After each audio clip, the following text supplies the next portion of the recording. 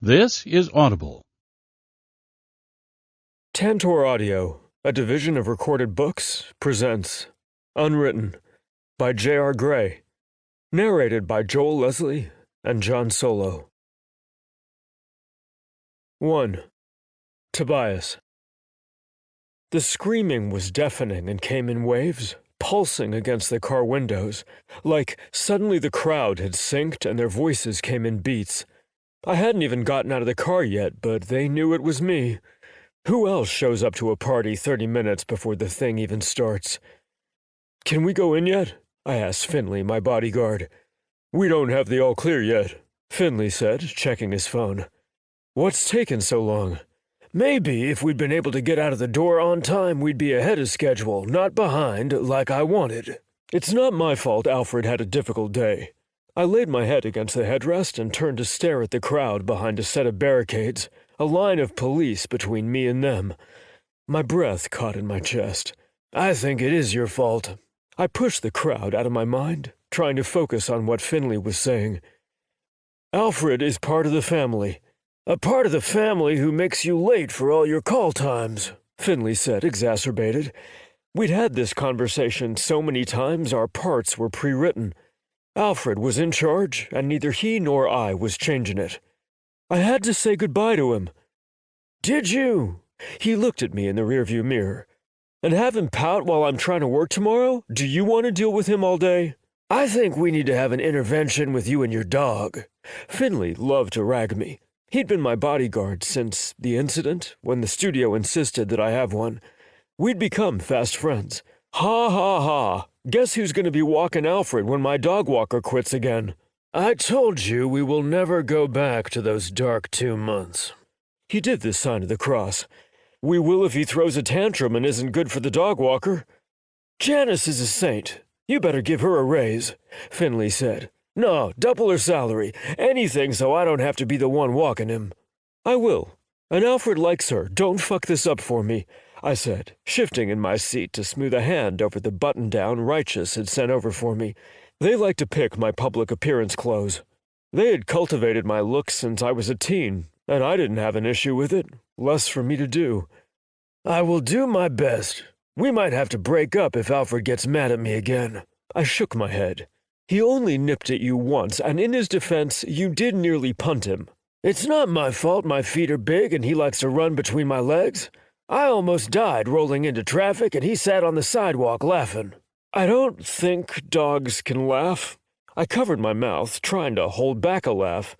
I wasn't sure what was better, the look on Finley's face now, or that there was a video of Alfred running between Finley's legs, tangling him up, and Finley nearly punting him before he fell in the most spectacular way possible. The whole thing was floating around on the net. I watched it when I was in a bad mood sometimes. It always cheered me up. "Oh, they laugh." Finley wore a haunted look. The paparazzi loved Alfred's antics, so they'd started following Finley any time he took Alfred on a run outside the Righteous compound. "You are so mean to me." "It's not my fault the press loves you," I said. Finley hated the press. "We are good to go." He turned around to look at me. "They checked every inch of the place, even the bathrooms. I made sure of it, no surprises." We'd gone from zero to serious in seconds. I gave him a nod. Finley climbed out of the car, his shoulders nearly too wide for the door frame of my Mercedes.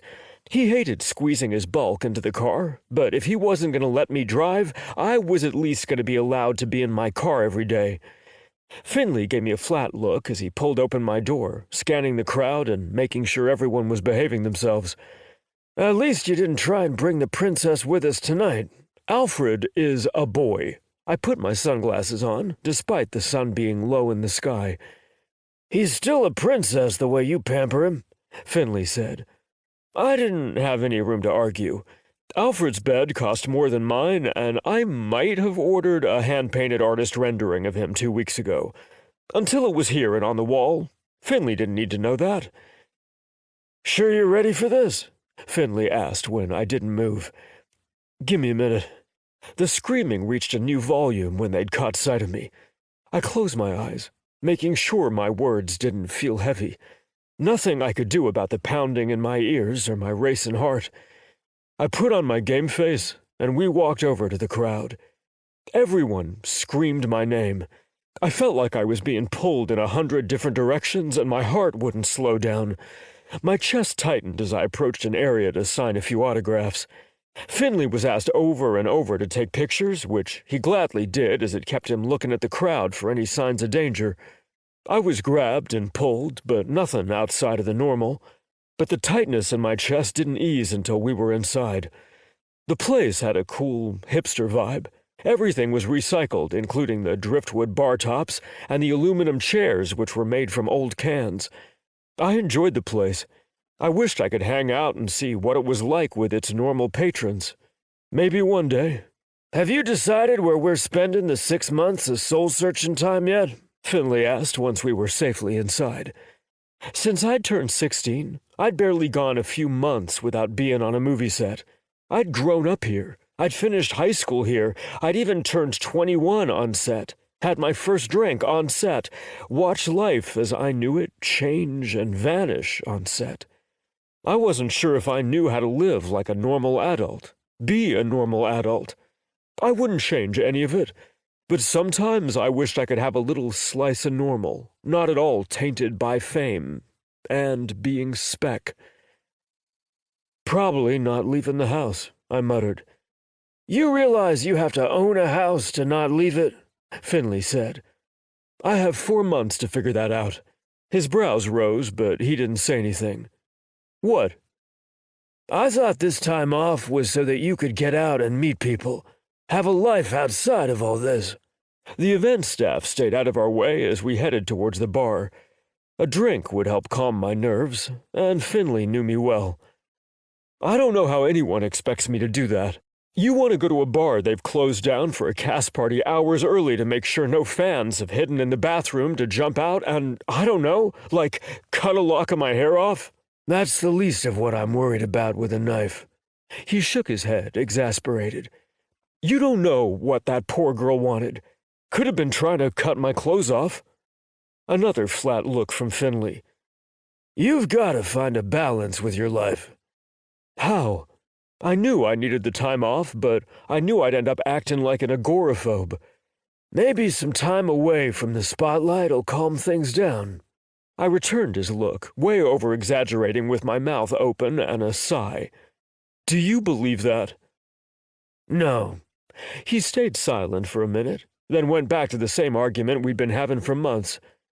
"Or hire more people. Use a team. It'd be easier to protect you." I don't want to be that guy who needs 4 fucking people to go anywhere. I'm not a goddamn Kardashian. "No, I think you're more akin to those Some Direction boys or like Edward Cullen." I sighed and sank lower in my seat. Poor Robert.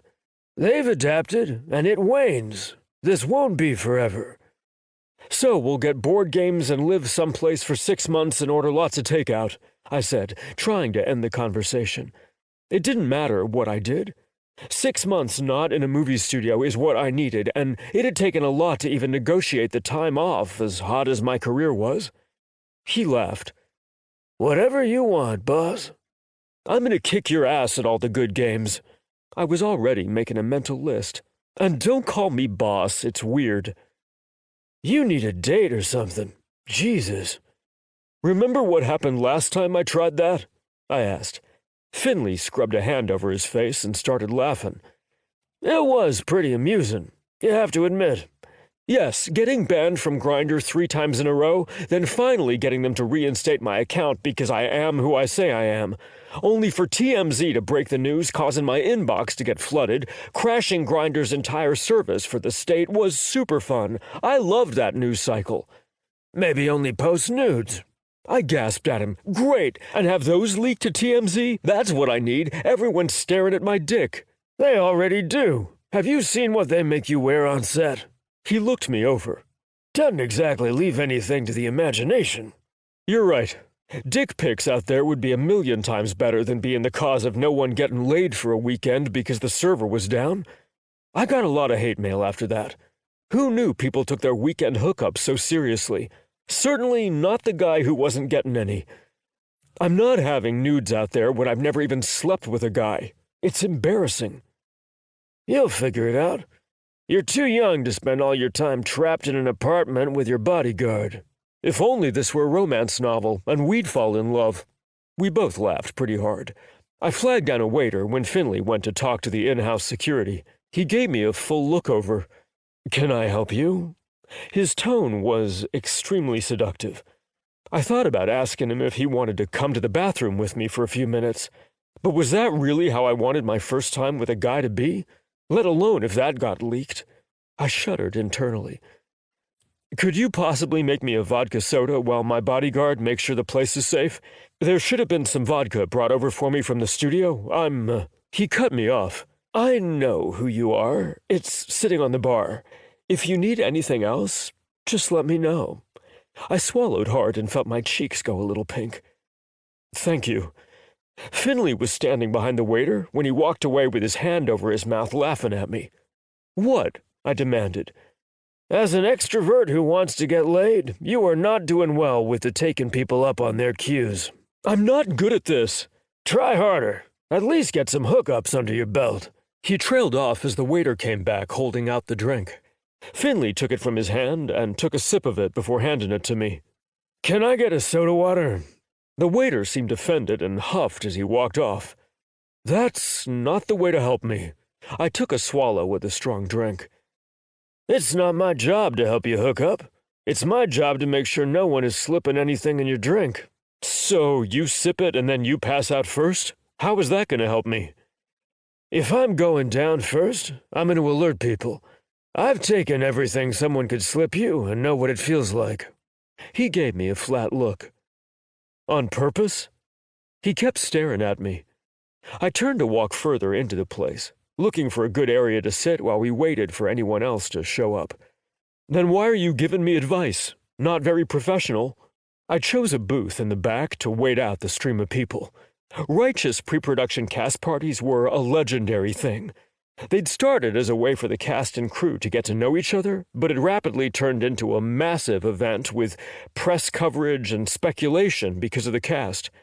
Okay, fine. It would be weird if we kept things professional anyway. You know too much about me. And he did. He spent most of his life following me around when I wasn't on set or tucked away in my apartment on the compound. It'd be boring, too. "No shit, considering neither of us has a personal life." Finley lifted his drink. I clinked mine to it. "To the day both of us have boyfriends." We both drank and people started to come in. The entire cast and crew attended these things. They were a massive tradition. They made me sentimental for when a superhero movie was shot in the dark and the studio only hoped to make back 20% over their investment. A lot of the crew I knew well. Righteous liked to keep the same people on staff movie after movie. They were like a big family. I chatted and let people come to me, staying seated for the time being. "Who is that?" I said under my breath, nudging Finley with my foot. "I can't exactly make a scene and turn around now that you've whisper-yelled." "I don't whisper-yell." Wait, I heard it that time. It was a little bit yelling, I said, trying to be quieter. He gave me an "I told you so" look. I flipped him the bird. I can't help that I'm an exuberant person. I glared at Finley, trying not to look at the guy who'd walked in. He was clearly part of the crew as he'd made it past security. He was older than I was, late 30s maybe, dark hair with flecks of gray that made me feel something. I didn't want to be a cliché as an actor attracted to much older people, but older dudes were hot. Much more my type than anyone my age. "Can you look yet?" I asked, trying to keep my tone even so he wouldn't accuse me of whisper yelling again. "Where is he at?" "Behind you," I said, trying not to look or gesture. "Give me a number." "A number?" I asked him. He looked at the ceiling. "Like my 6 o'clock, 7? "What are you talking about?" I asked, giving him a blank stare. "Like a clock? Where is he at? Give me a direction." "I'm gay. I don't know directions." "I'm gay too, and I know how to give directions." Finley scoffed and got out of the booth, glancing in the direction I'd been looking. He stepped closer and leaned in. "He's your new director, so you're not allowed to look, honey." I deflated. "You're bullshitting me." "Not even a bit. I saw his file in the security office. That's Mel, your director. FML. The hottest guy in the room had to be off limits to me. And this is why I'll never date. I'm gonna do a few laps, Finley said. Find someone to talk to. Someone you can actually sleep with without pissing off the studio. Yeah. I'll just sit here and talk to myself. If you FaceTime Alfred, so help me God, I will take your phone away. That happened one time, I said as he walked off. I needed to go find Hale, so at least I'd have someone to drink with. I searched the bar only to find him heading directly toward me with the hot director in tow. The universe thought my virginity was a joke. Fuck. 2. Mel. The bar was packed by the time I made it to the cast party. I got into town only a few days before and was swamped. I hadn't expected to do this project, but Righteous thought a gay director would be the best person for the most anticipated blockbuster in 10 years that also featured a gay lead. So, I'd agreed, but felt behind. I like a lot of lead time with a project, and I'd only had a few months. I was excited to sink my teeth into this world. I'd grown up reading Righteous comics, every nerd had. Being here had me feeling like I was on top of the world. Righteous opening cast parties were legendary, and I didn't want to miss this, even if I felt overwhelmed. Now, if my dating life would get out of the fucking gutter, it could be better, but I guess a good career and a good dating life was expecting too much. Not all of us could be Kel Christ King and Hale Evans. I rolled my eyes as I approached my friends. They were having a drink at the bar, sickly in love. They were couple goals, and it was hard to be too jealous when Kel was my best friend. The bar was low-lit in green hues, earthy and industrial, a niche place Hale loved. A little hipster for my taste, but at least they rented out the place so we could hang. Mel! Kel jumped up and hugged me. How's it going? You're looking good? I feel good. He grinned. Hale held out his hand. He was the actor who played Titanium, as well as one of the stars in my television show, Pirate Night. We had a great working relationship, and I was excited to work on the movie with him. I shook his hand while we traded pleasantries. Have you met Tobias? Hale asked, gesturing towards another man across the bar. Tobias played Spec, who was the Righteous franchise's basis of the popularity. A bit like Iron Man, if Iron Man was melded with Deadpool's personality and he looked like a young Chris Hemsworth, only a whole lot hotter 20-something guy. He was a god among men. I haven't. Then you have to. Hale took my arm and turned to lead me away from Kel. You don't have to. I'm sure we'll meet tomorrow, I tried to say, but Hale was already dragging me over. I spotted Tobias immediately, and my breath caught. He was even more beautiful in real life than he was on screen, which shouldn't be possible. He sized me up as we approached. It was almost like getting a stern eye-fucking, but it couldn't be. He was in his 20s and the hottest man in the world. There was no way he would be into me.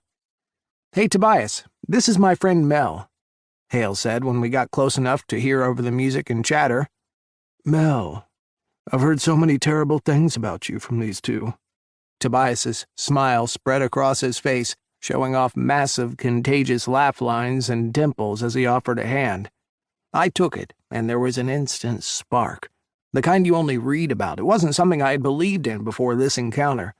He didn't let go of my hand and held my eyes with his lovely blue ones. Wow. No wonder he was as famous as he was.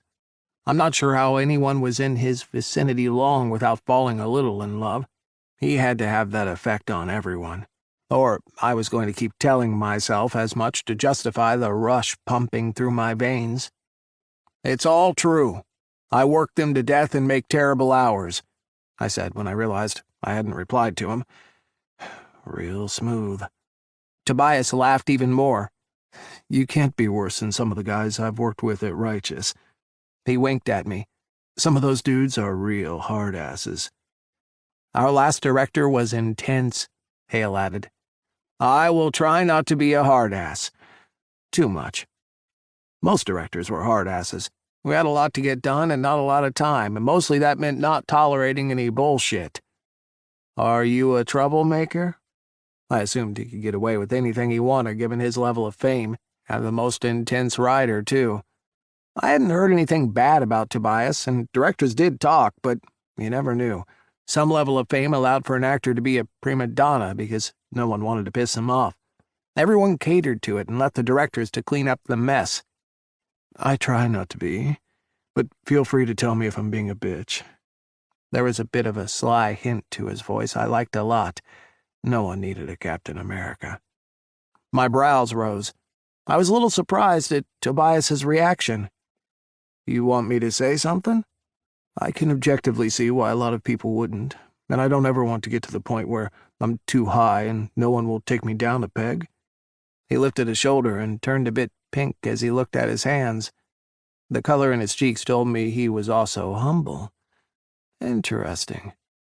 I don't think a lead actor has ever given me liberty to tell him when he's being a bitch. I liked him more for it, and respected him a ton. I've spent a good part of my teenage years and all of my adult life on sets. I know my view on reality is going to be skewed, at least a little. I want to be able to see it myself, but I know even my self-reflection at this point won't be totally normal. Wow. I have to say, you've blown me away with all that, I replied. He was even more attractive than the pretty face he was advertised to be. So often I'd found a pretty face had less personality. Pretty people got away with so much more in life. I developed all my personality in my ugly stage. To even get a dude to talk to me, I had to learn humor. Tobias had surprised me, which wasn't easy to do after 2 decades in Hollywood. Tobias smiled, letting one of his dimples show. I'm being honest. It's not just a speech. I believe you. And I did. How could I not? I think your face gives away too much to not. He got even more red, which made him that much more attractive. Holy shit. I wish I had an excuse to get it on film. He was art. He could do so much more than action movies. If he was as good as he looked in the clips I'd studied of him, he could use his range for emotional things. Shit. It does. My mother always told me I'm a terrible liar. He scrunched up his face like he didn't like that fact about himself. How's that for a movie star? The extrovert who can't lie and can't go out in public. It's not a bad thing. I bet your artistic range is phenomenal. I resisted the urge to give his arm a reassuring squeeze. Kel smirked at me from not too far away, and I was trying to ignore it hard. Mistakenly, I looked at Hale, who was also smirking. Were they in some sort of mind meld? I expected my best friend to be able to see I liked Tobias, but if Hale could see it, I was being way too obvious. Maybe the compliment was too much. His brows pulled together. What do you mean? I think if you wanted to, you could do some artistic movies. Some heavy stuff with massive emotional diversity, Oscar stuff. You have the looks, and I bet the ability to pull it off. You think? He appeared genuinely surprised and smiled, looking at his drink again. I really do. Maybe one day when the superhero fans get sick of me. He glanced up to gauge my reaction. That's never going to happen, but you should start looking at other projects and build in time for them. Don't let anyone keep you typecast. I hated seeing extremely talented actors fall into that trap. It would be such a waste of talent. I'm going to talk to my agent about it. Selfishly, I wanted to direct the project, see what someone could get out of him with those red cheeks. At least he was doing it. I could rest happy knowing he'd do other things. I loved to see talented people get seen and rewarded for it. I loved superhero movies, but the truth was, the Actors Guild still scoffed at them. No matter how much money they made or the stars they produced, they were rarely recognized as an art, which was a shame. Good. I smiled at Tobias, and then, when he looked at his hands, I shot daggers out of my eyes at Kel and Hale. Kel put a hand over his mouth, trying not to laugh. I was sure if he did, Tobias would ask why. He was being the worst wingman right now. We are going to go mingle. We'll be around, Hale said in the pause in the conversation. I was glad they were taking the break to get out of here. I wasn't going to be able to focus with Kel looking at me the way he was. Have you done anything else? I asked Tobias when they were gone, not fully remembering the fact sheet I'd read on him with the movie file. He was so well known for playing Spec it was hard to remember anything smaller. He shook his head. I had been trying to break into acting and had just started going on auditions and trying to get work. I'd been doing musicals and such, but it was all much lower scale, local things. Well done, but millions of kids all over the country do those things. So my parents didn't take it seriously. They indulged me, but it was one of those— He made a patting gesture. Sure, son. We'll drive you all around to auditions, type things. Then how did you get the part? I was in this cool theater group, and they did a production of Dear Evan Hansen, and I was one of the leads. My director sent a video of me opening night to an agent he knew. He smiled, and it reached into his eyes. They were like an ocean swirling with colors, so many emotions there. The agent had just seen the call for Spec, and then my video, and she decided I would be perfect. Turns out, the studio agreed with him. Shit. I hope you sent that director a thank you card. I send him one every year on the anniversary of getting the role. Tobias had this quality to him, one I had never seen before. It was infectious. He was the kind of person you wanted to be happy all the time because getting a smile out of him brightened the entire world. I wanted to keep him smiling, and I don't know what that said about me. Maybe this was the way everyone felt about him and the reason he was as famous as he was. And so, did you audition for Spec? I asked. It was super fast. The agent took me as a client and said he had this long shot, but he wanted to try it. I didn't do anything else. Not a commercial, not a dead body on NCIS. He lifted both shoulders and returned to the shy smile. I can't imagine what the audition was like. I've seen a few first auditions, and usually they are a mess. It's a learned skill. Or maybe he was exceptional. I could see that about him. It was fine. I'm pretty extroverted. His brows creased. Had I hit a sore spot? Don't tell me these things. I'll dread more of them now. I didn't mean to offend you. I wasn't assuming you were bad. The opposite, in fact. He had to have been phenomenal to get this role. His frown deepened and he broke eye contact. Shit. I'd pissed off one of my stars before we even started shooting. Listen, I didn't mean to— I was rambling. I had no idea what I'd done. How could I even apologize if I didn't even know how I'd fucked up? I don't know what I said, but I didn't mean to offend you. I'm sorry. He was shaking his head before I finished speaking, and there was something else in his expression I couldn't read. It's not anything you said. I was hanging on his words, waiting for him to give me something more. Then I encouraged when he didn't speak. He played with his glass again, a clear avoidance strategy. But I waited. He had no obligation to tell me anything. I guess what I want to say, which I don't tell many people— He gave me an appraising stare, judging me there. I held steady in my gaze. I had a pretty bad stutter when I was a kid. It was one of the big reasons my parents thought I'd never succeed at this. I didn't know that then. They never told me. I just came to realize. I had years of therapy, but it didn't completely eliminate it. So sometimes in high-stress situations, or when I don't sleep enough, it comes back out. He forced a smile, and it was different than his happy one. I've been debating telling you before we started filming, but that's never a conversation I know how to have. He didn't make eye contact. It wasn't you. You didn't need to apologize. I was in my head trying to decide if this was the best venue. The other directors edited out. When I work a lot of days and get mentally worn out, it comes out bad. I reached out this time and put my hand on his arm when he still didn't look at me. You have nothing to be ashamed of. I can tell you, as directors, we see it all. Tongue-tied, actors who are unable to say words, ones who can't remember their lines, all kinds of things. Don't be ashamed of who you are. I didn't know how much else to say, or what would be the wrong thing to say to him with his disability. I was going to have to educate myself more on the subject. This was a first for me. I'm glad you told me. I'd never heard a whisper about this, not in the press, not anywhere. I was a little frustrated with Righteous that they hadn't said something. I guess it wasn't their job to inform me, and it was probably a privacy violation, but it would have been nice as his director to have a better grasp of what was going to best support him. Can you tell me something? I asked. And you 1,000,000% don't have to, but is there anything I can do to help, or something you want from me on set as support? You don't have to tell me now, but I want to do anything I can. He looked up. Thank you. I don't think there is anything. You'll probably be as frustrated as I will be on bad days. It happens. There will be days I'll tell you it's better if we just cut it short and try again the next day, because I know it's not going to get better sometimes.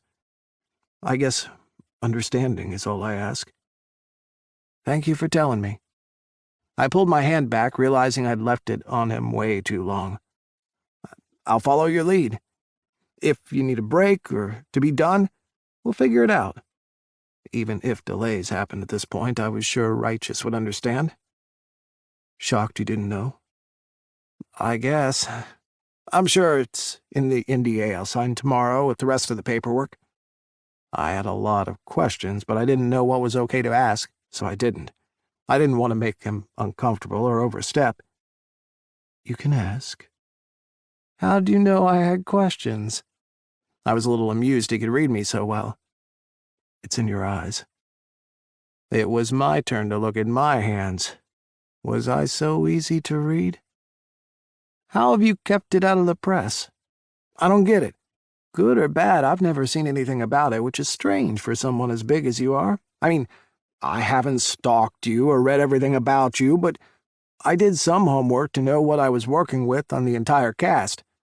I watch a lot of stuff to gauge the cast's strengths and weaknesses. Not even a fucking whisper.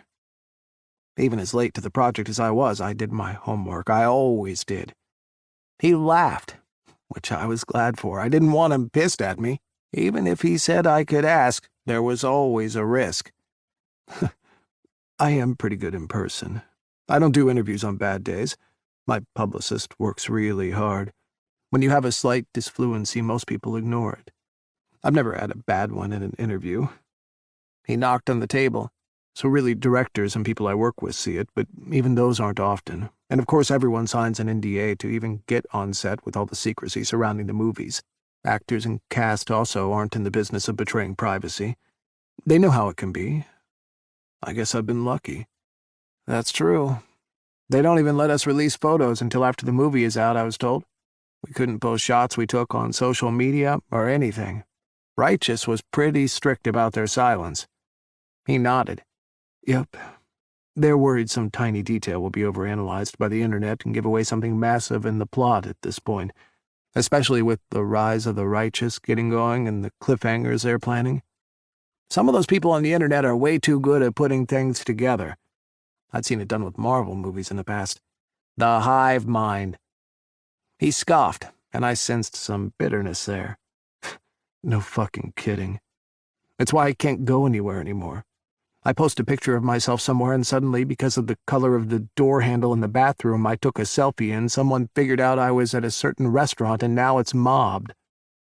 I'd heard something about this, to the extent Righteous made him have a bodyguard with him if he wasn't at home or on set because of a fan incident. I've been told you've had it bad. He was all over the tabloids all the time, but so was my best friend Kelchrist, and we still managed to go out. I couldn't imagine the level he was at. It's pretty bad. I think pretty bad was downplaying it.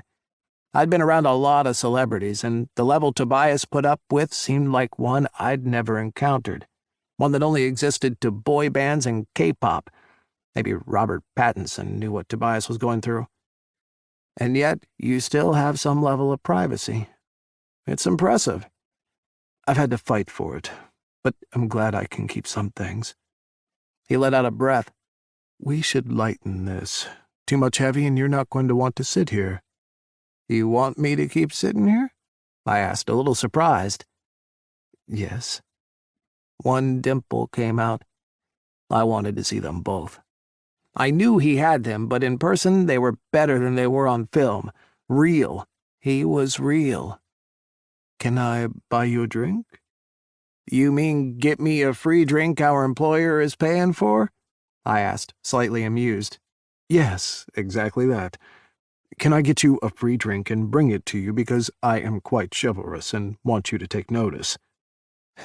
He was funny, too. What wasn't this guy?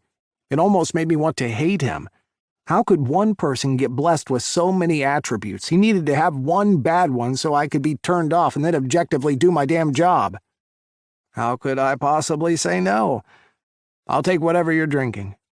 He winced. "You do not want to do that." Well, that reaction had my attention. "Why not?" "Because..." He sighed and shook his head like he was both over-telling people the story and thought it was a little ridiculous himself. "As my director, I'm sure you want me to keep looking like poster board spec." He rolled his eyes. "And to maintain that in my old age, mind you, I have to drink Skinny Girl vodka."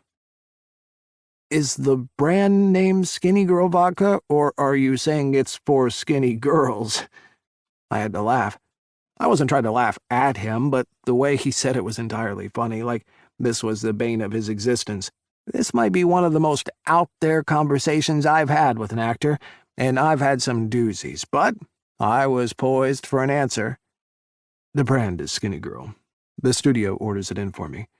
My trainer insisted it be the only thing I drink since I refused to give up alcohol." "They tried to make you give up alcohol?" "Turns out hiring a teenager who's skinny as shit doesn't last into the 20s for most people. You know, normal body type catches up and six-packs are hard to maintain. Since that doesn't work for anyone on screen, I'm kept to a very strict diet." He didn't seem unhappy about it, more resigned. "So this was the compromise?" I asked, more than a little amused.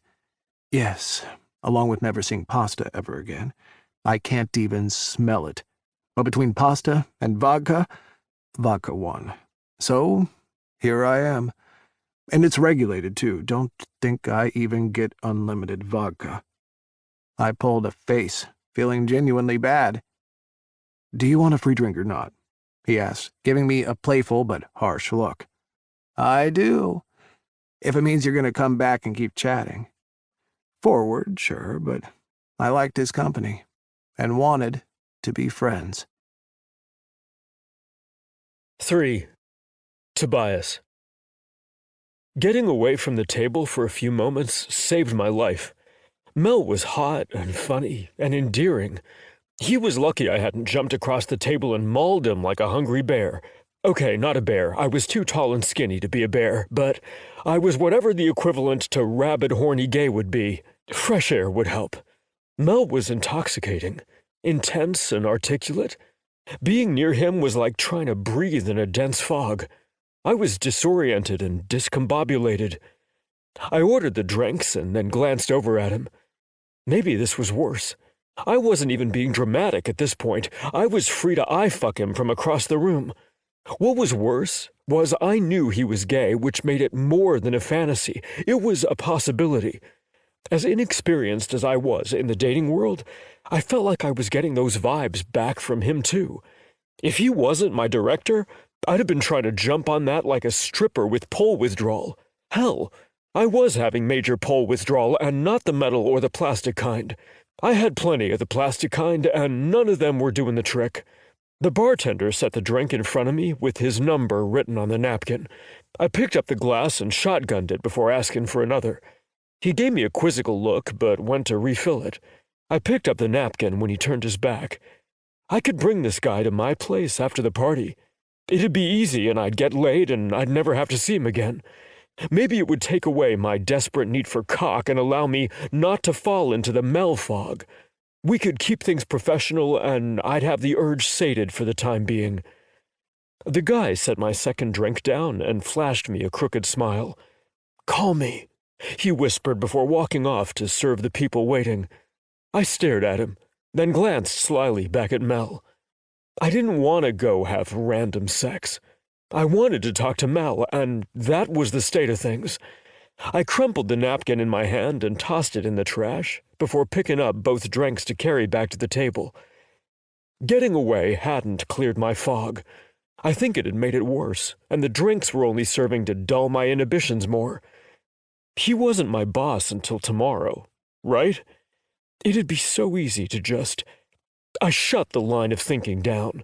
If this was some random guy, fine. I could use him, but this was someone I respected.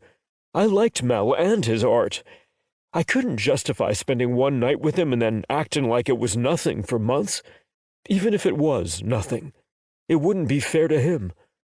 I didn't think I could ever be that guy. As much as I wanted to try a one-night stand, there was no way I could go through with it. I set the drink in front of Mel a little too forcefully, splashing some out. Mel glanced down and brushed the droplets of clear liquid off his shirt. "Sorry," I muttered. "Something bothering you?" he asked. "No." I kept my lips in a tight smile to not give away I was thinking about asking him to bang. "Did that guy give you his number?" he asked, his lips curling, looking far too amused. "Well, FML. Yes, I wasn't about to lie to him, but this wasn't going well. I could feel it. "Nice." He held out his knuckles for me to bump. Not what I expected, but I went for it. I tossed his number. "Why? We were really doing this? Kill me." "Not what I'm looking for. Hooking up is complicated with NDAs, and we start filming tomorrow. I'd have to get him out of my place at a decent hour, and I don't know. I had enough drama with tabloids and hookup apps. I'm kinda over it. I want a date and shit, but it's a lot of work. Or more like I've never had one and I want to be here with you. Maybe that would be good enough." He pulled a face and gave me a sympathetic smile. "I did read about all the trouble you had with Grindr." "Great." I had to laugh. But who probably hasn't read it at this point? "You might find someone on an island with no internet who hasn't read it. Ha ha ha. Yes, lucky me." "The people judging you for using it aren't your type anyway." Mel took a swig of his drink. "I'm either judged for using it or judged for crashing it. At this point, laughing at it was all I could really do. Ignore it. Grindr is the only way I meet people. I travel too much to find people any other way." He offered, and it didn't come off like he was trying to compare. More commiserate. "I guess you keep a similar schedule to actors. Can't be easy. Such is life. We made sacrifices to do what we love." "I'll drink to that," I said, holding up my glass. He clinked his with mine. "So, you should take it where you can get it." Except I didn't want it where I could get it. Like a dumbass, I wanted the guy sitting in front of me, who was extremely off-limits. "Maybe I will," I replied, hoping it would leave him wondering so he'd drop it. We drank and talked and laughed. We talked about our love for comic books and how Righteous and their queer characters had changed our lives. I never felt so connected to another human in my life. Mel understood parts of me I never hoped to have someone understand. I hadn't expected to stay long, but ended up sitting there until last call and then beyond. I didn't want to leave. We sat in the back corner as the crew cleaned up around the stragglers. Finley approached the table and knocked on it. "They're kicking everyone out." "Well, they aren't kicking you out. I don't think the owner would ever do that considering who you are, but they're making everyone else leave and we should too. It's nearly 2:30. At least we don't have an early morning." I finished the rest of my glass. "Want to ride back with us?" I asked Mel. "Sure. Saves me waiting for one of the studio cars, but aren't you going to, He half lifted his drink in the direction of the bar. I followed his gaze to see the bartender who had flirted with me, standing there making eyes at me. "No," I said quietly. "I was kinda hoping you'd have a nightcap with me. We were in the middle of our discussion." "Yeah, riveting stuff. Our favorite childhood superhero." He pushed to his feet, and my gaze drifted to his bulge. Fuck. I stared way too long before my drunk brain caught up with my conscience. I forced myself to my feet and wobbled. Fuck, I'm drunker than I thought. Finley caught me by the elbow. Whoa there, cowboy. Cowboy? Mel asked, not at all trying to hide his amusement. Shut up, you. I jabbed a finger at Mel, and only stayed upright because Finley was holding on to me. He caught my finger and looked me over. Are you sure you want me to come back for a drink? Yes, I swear I'm sober enough to manage. I pulled my elbow out of Finley's grasp. Not sober enough to drive, but we have Finley here. He surveyed me again, and I was sure he was going to turn me down. Okay, one drink, but only because I know I can walk home. Aren't you only down a floor? He nodded, eyes shining. But I have an early call, unlike you, so I can't be up until all hours of the night. Was that code for we can fuck, but he's not wasting a lot of time on a drink? Or was it one drink to indulge you? Fuck, I really couldn't tell. We laughed on the short drive back. The streets were empty and the red lights seemed to never stop us. We were there within minutes and Finley was helping me out of the car. I'm good, man. You can head home. He looked between me and Mel. Sure about that? He's my director. A word? He asked. I'll grab the elevator, Mel said, stepping around us to go inside the building. What do you think is going to happen? You don't need to check my place. The building has its own security. They were constantly worried about someone sneaking past everything, but there was a guard at the gate and someone who worked at the desk 24 hours a day. Not only that, you needed to get my key to get to my floor, all of which he knew. I didn't mean that. I paused. What? Do you need me to have him sign an NDA? He asked. I coughed. He's my director. And? He signs NDAs for righteous. Did he think a high-profile director was going to be talking to tabloids? He was best friends with Kelchrist and Hale. Those NDAs don't cover your personal life. And I know Righteous hires me, but this is also your personal life. I shook my head.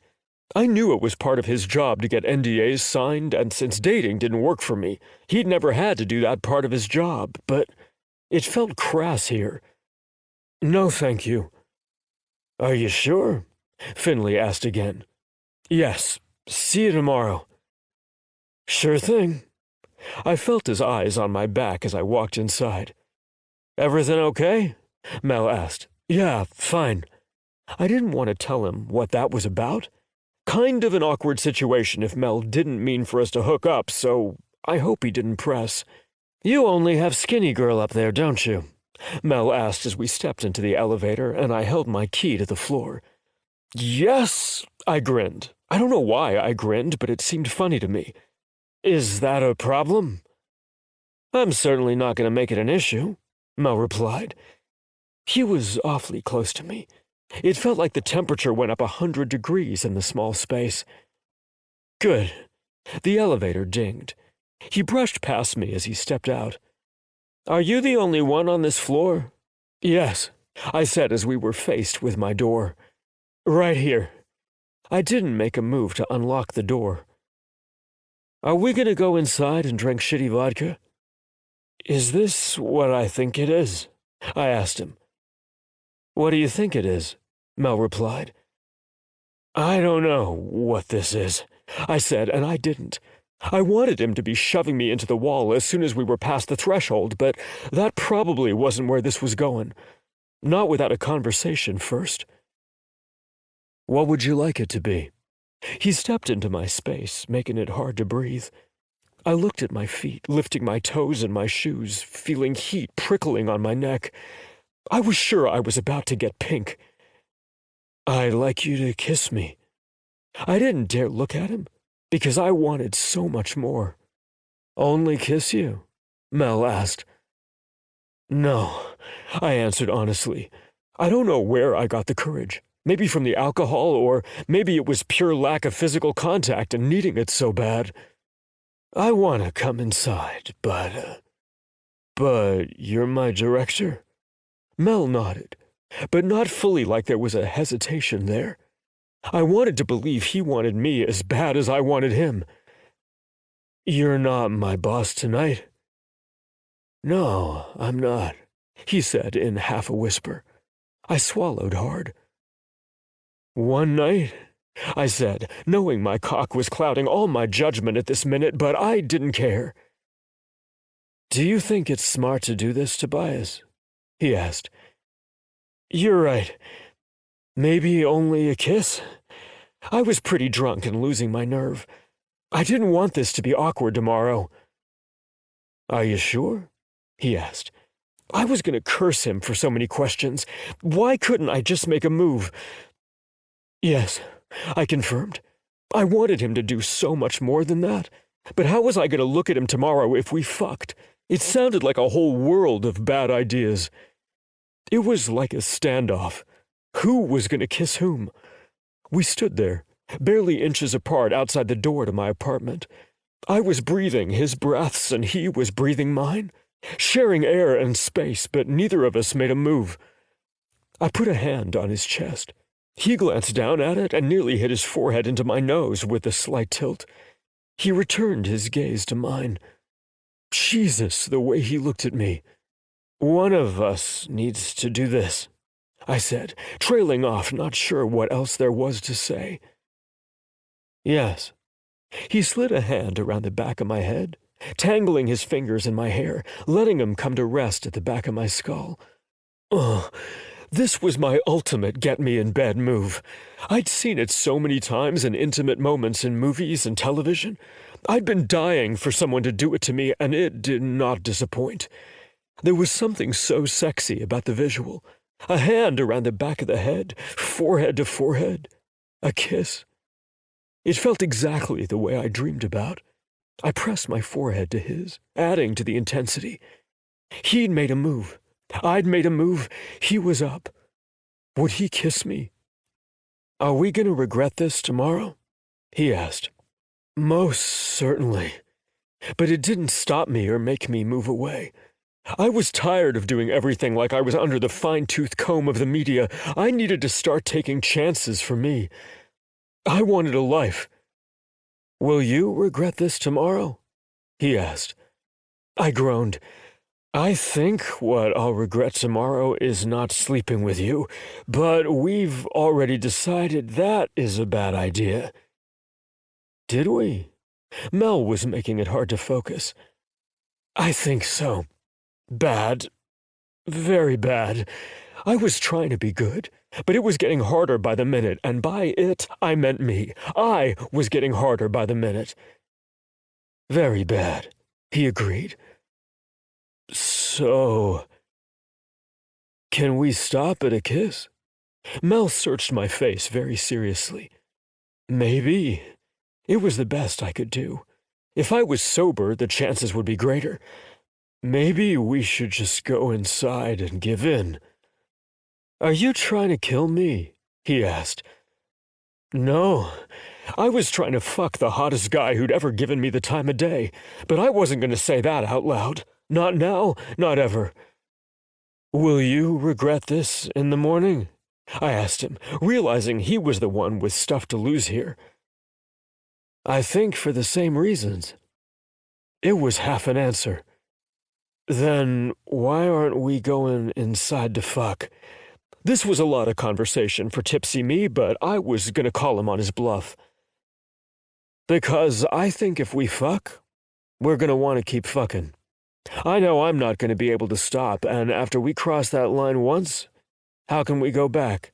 We'll just keep justifying it, and then I'm going to get myself fired. I closed my eyes, because I felt his words. I knew they were true. How would I be able to keep saying no after the fact? Where was the line? Would we be able to have lines? Look at me. What are you thinking? His grip tightened on the back of my head, and I forced my eyes open. I gripped his shirt, squeezing the fabric of his button-down in my fist for just a second before letting it go and dropping my hand. I pulled out of his grasp. Then maybe we should leave it like this. I surprised myself with a resolve. Don't want to anymore? He asked, the hurt coming through his tone. No, I want to. But I know I care more about your job than I do my dick. So, I'm gonna say goodnight here, and tomorrow we can pretend none of this ever happened. I was proud of myself, and at the end of the day, being able to live with my choices was the most important thing to me. Wow, you're the one being the more responsible person, and you're younger and technically my subordinate. Goddamn, that makes me look horrid. I'm sorry. He rubbed a hand over the back of his head. I don't think either of us could argue the other as the subordinate. I've been with a company longer, and one could argue I'm the one they'd never fire because I'm the face of their billion-dollar franchise, so maybe it is my job to stop it. I tried to give him a smile. I knew if it came to it and Righteous was unhappy about a relationship, he'd be the one fired, not me. So I had to be the bigger person here. Thank you for looking out for me. There was a genuine smile that reached to his emerald eyes. They shone in the low light. I leaned forward and kissed his cheek. Thank you for showing me I can be who I am and still go out and have fun. His brow pulled together. What? I'll explain another time. He touched the space on his cheek my lips had been.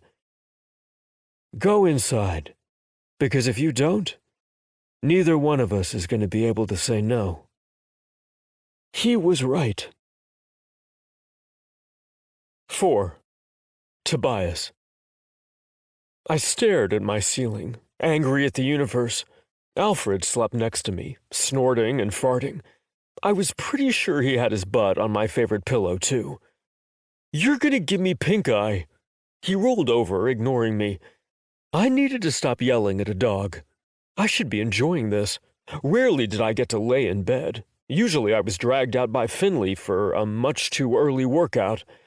This morning I had so much time for reflection, and I was not happy. This would be my life. I was arguably the most eligible gay bachelor in the world, more famous than I cared for, money and a great dog, and I was attracted to the only unobtainable person to me. I'd had 2 fucking guys show me interest last night, and I still woke up alone and not at all dick down like I'd hoped. I think I needed to get back on the just sleep with someone bandwagon.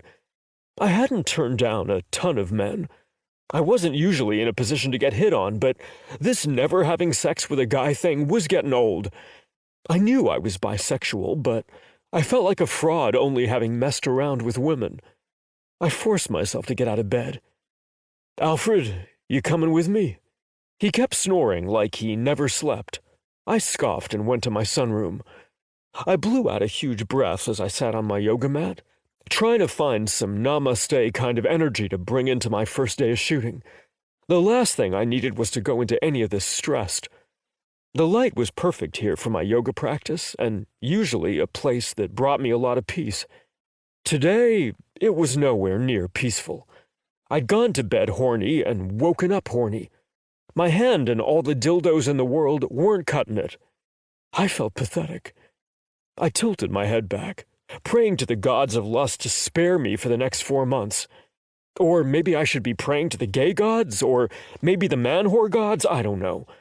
I had to pray to something because after getting to know Mel for one night, I wanted to be stupid and bang my boss. Oof. Someone needed to shoot me with a tranq so I could get through this day. I rested my wrists on my knees and connected my thumb and middle finger, closing my eyes again to try to ground myself. A giant sandpaper-textured tongue found my face and slobbered all over it. I opened my eyes to find Alfred in front of my face. Thanks, buddy. I rubbed his ears, something he loved. He sat in my lap and nuzzled in. This is yoga time. I thought you were busy stinking up my pillows. I sighed, because as much as I wanted him to, Alfred was never going to understand personal boundaries. Not that I'd expect him to follow them. I liked that he still sat in my lap like he did as a puppy, and I liked that he climbed into bed with me every night. Probably another reason I was single, come to think of it. Intrusive dog. Check. But it would be nice to not get sat on every time I tried to meditate or do yoga. It was a work in progress, but weren't we all? I have to go to work, Alfred. Are you coming or are you going to doggy daycare? He stared at me with a look like, do you expect me to answer you? It'd be nice, I replied. Another reason I'm single. Who talks to their dog? He barked at that, and I got up to feed him, deciding I'd bring him with me today. I had agreements with most of my directors in the past he could come with me to the set as long as he was well behaved. He always was, and my personal assistant was used to walking him and bringing him to my trailer when he got too hot. This would be the perfect way to turn my brain off of Mel.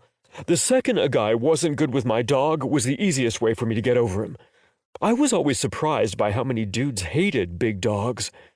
I filled Alfred's bowl and went to put some clothes on, a tee and track pants. I would be putting on the spandex uniform as soon as I got to set, so it didn't matter what I wore. I used to give a shit, because I knew the photogs would be outside the building waiting for me to come and go, but I stopped caring 3 movies ago. A backward ball cap, and I was ready. I clipped Alfred's leash to his chest harness and took the elevator down, walking around the back of the building to give Alfred a chance to pee, as well as to see if Hale was in the same garden apartment as he was for the last movie. Kel was sitting there, and I waved. "Where's your boyfriend?" I asked. "He had an early call. He's been gone for hours." "They are going to be working him this movie," I said, venturing closer. I didn't know Kel at all, but from the stories Hale had told me, he seemed like a cool guy. "Did they not last movie?" Kel raised his brows as he put his paper aside and picked up his coffee. "Okay, true." I wasn't sure what to say to Kel. I wanted to be friendly, but I never knew what to say to other famous people. I always felt like they were cooler than I was, or more talented, and they were going to figure out I was a fucking hack. I didn't want to sound like an idiot. I should add that to the reasons I didn't have a boyfriend. "Are you in as much of the movie as Hale is?" "Quite a bit. I was surprised when I saw the draft, since I wasn't in much of the first one." I lifted my hands. "I guess they like the dating aspect. On top of the other Righteous movie they had me on, I'll be busy as fuck." "They doing a lot with you two in this one?" he asked. Had he not read the script? I gritted my teeth. What did I say? I mean, I know he'd been in Hollywood a long-ass time and was married and they both acted, but, like, what do you say to someone when you were going to end up making out with their boyfriend? "Yeah, quite a lot because of the whole..." I could feel my disfluency coming to me. God damn it. I'd been so good recently. I swallowed trying to find my words so I didn't turn into a stuttering mess. He tilted his head, waiting for me to speak, but didn't press me, which I was grateful for. The moment someone pressed me, I was doomed. I tried all the exercises I'd been taught about relaxing my tongue and thinking about my words and forming them before I tried to speak. Because of the whole FML. I did not need to get into my head before going into a day of filming, before the first day of filming. This was not what I wanted Mel's first impression of working with me to be. Kel narrowed his eyes and looked me over again. Here came the judgment. "Are you worried I'll have an issue with the relationship aspect?" he asked, sounding almost like he was going to laugh. I closed one eye and pulled a face, calming down some. At least he hadn't pointed out the disfluency. You never know. I don't know how much I'd like my boyfriend making out with another guy. I'm not worried about you two. Now, had you been making out with him in the first Titanium movie, I probably would have lost it, but we are in a much better place. I am in a much better place. Kel did look better than last time I'd seen him on television.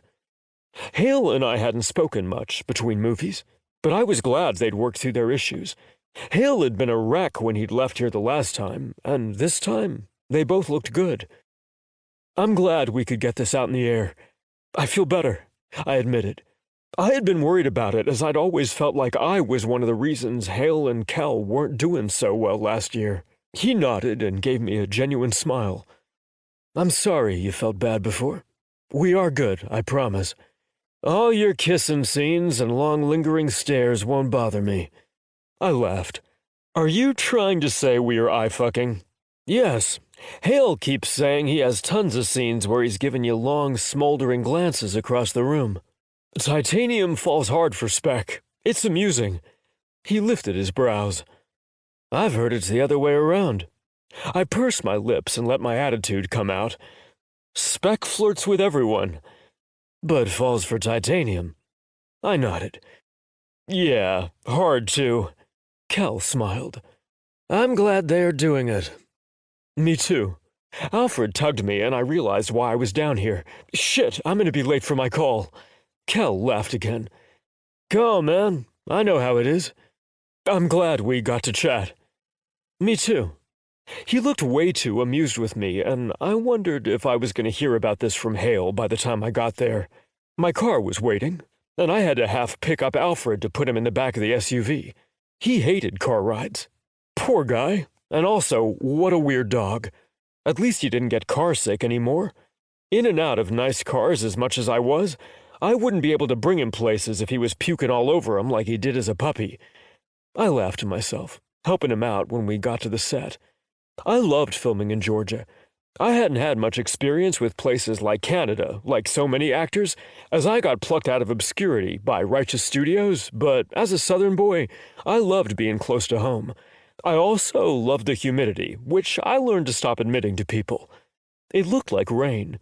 I stared up at the thick clouds, hoping we wouldn't get cut short today. Day one was not the time to get behind. I walked toward my trailer, not seeing anyone around. They must be on the soundstage. I unlocked the door and walked inside, letting Alfred off his leash.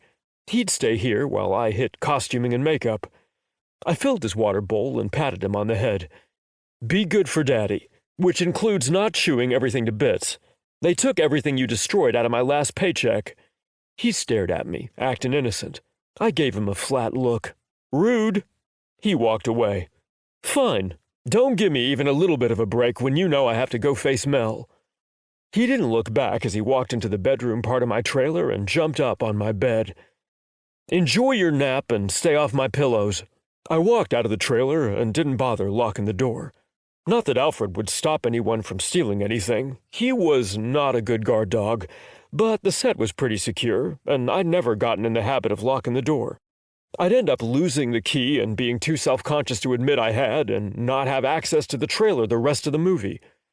I walked toward the main building, planning to see what was up in the soundstage before I went to makeup. I was late, but I was always late. I'd never worked with Mel, but most directors didn't do anything on time, so I had a feeling my call would be pushed. I poked my head in the soundstage to find Hale hanging from some wires, talking to Mel, and I was still something. Attracted? It wasn't just drunk goggles. He was one of the most beautiful men I'd ever seen. I didn't even know what I was, truly. I didn't believe in love at first sight, but this guy was beautiful. Almost a daddy, but not quite. Young enough to keep up and work the long days his job demanded. I was already imagining the gray that would appear in his scruff after long days. I needed to stop. This guy was my director. Even if he was attracted to me, it still couldn't be a thing. Righteous had a big no-go with power dynamics, and considering the kind of shit that went down in this industry, I didn't blame him. I was sober now. I knew we'd made the right decision last night. But that didn't make it suck any less. I had to put a big red flag on him in my mind, but that only made him hotter. Stop being a gay stereotype, Toby. I wanted to smack myself. Maybe Hale would smack me if I asked him nicely. Or maybe Mel would work it into the script. Alfred needed to hate him. Then this would make it so much easier. That was it. I'd had the thought this morning. I'll introduce him to my dog and get it all out of my system. Tobias! Mel had noticed me and waved. I smiled at him as he walked over. I figured I'd come over and see what was up before I went to makeup. Everything running smoothly? Mel quite obviously checked his watch. Yes, I'm late, I said before he could say it. You look pretty rested for someone who had as much to drink last night as we did. I cringed a little, but he was still smiling, so I figured it was lighthearted. I took aspirin and drank a ton of water before I went to bed in a full mask and cucumbers over my eyes. He blinked a few times. And you didn't have to be up at the ass crack of dawn. 8 hours is good for my skin, and you wouldn't want me looking like shit for my close-ups, would you? I gave him my prettiest movie star smile. He gave me a flat look. "No one is looking at your face." I gasped and put a hand over my chest. "What are you saying? That they had me take my shirt off in every single movie because they don't like my face?" "I think you answered your own question. And here I thought you'd be different. But you only want me for my glistening tanned abs. It's not me, but it is about half the world who is only interested in your—" He waved a hand at all of me. "You know, everything below the shoulders. I have a face, too." He laughed and looked at the ceiling. "Shouldn't you be concerned about them liking you for your mind?" I wiggled my brows. "Gay guys don't date for that." "Too true. If I get asked for a body pic one more time on Grindr—" I nodded. "I wish I even got that far. My profiles just get reported as fake. Everyone on there thinks I'm catfishing them. Or you crash servers." He was still laughing, but this time it was full body. His eyes crinkled, and I was so glad it wasn't awkward after our moment last night. Shit. I have never thought enough of the ramifications of being as famous as you guys. It sounds like a good idea until you can't get laid. I probably shouldn't be saying this to a director, but, well, I had a big fucking mouth. "Not at all," he gasped as he said it. "Let's just say it's been a long-ass time. I didn't really want to tell him I'd never been with a guy. It was embarrassing." He gave a low whistle, looking me over. "That's hard to believe. Damn. Was he checking me out? I liked it. It's the truth. You can't, date another movie star." It was my turn to scoff. "You think there are a lot of those out of the closet who want to be seen with a flamin' gay guy? Okay, I see your point. You'd think there would be guys falling all over themselves for you. Nope. I can't go out anywhere and meet anyone or I get mobbed and turn into a security risk, and like I said, Grindr is a no-go." Mel clenched his teeth and appeared sympathetic. Not that I was looking for it. "That's rough." He was looking at me again with his intense green eyes, and I shifted. "I should get to makeup. Before I'm stupid enough to ask you to get a drink with me," I finished in my head. "And I should figure out this stunt with Hale so we can move the fuck on." I turned and was out of there. I ended up back in my trailer for 20 minutes, petting Alfred, who growled at me. He knew I was being stupid. I was not stupid. I left I'm being good. Alfred just stared at me. I don't think he believed me, but I didn't blame him. I didn't believe me either. "I have to go to makeup." I kissed his head and pushed to my feet. "You got this, Tobias. I didn't have this. At all." 5. Mel. "I'm ready," Tobias said as he walked in, shirtless, of course, and pants slung low around his Adonis belt, spandex, because God was laughing at me and wanted to tease me relentlessly. Not like we could have a single day between our near hookup and his hotness getting rubbed in my face. Why couldn't we have had a clothes scene today?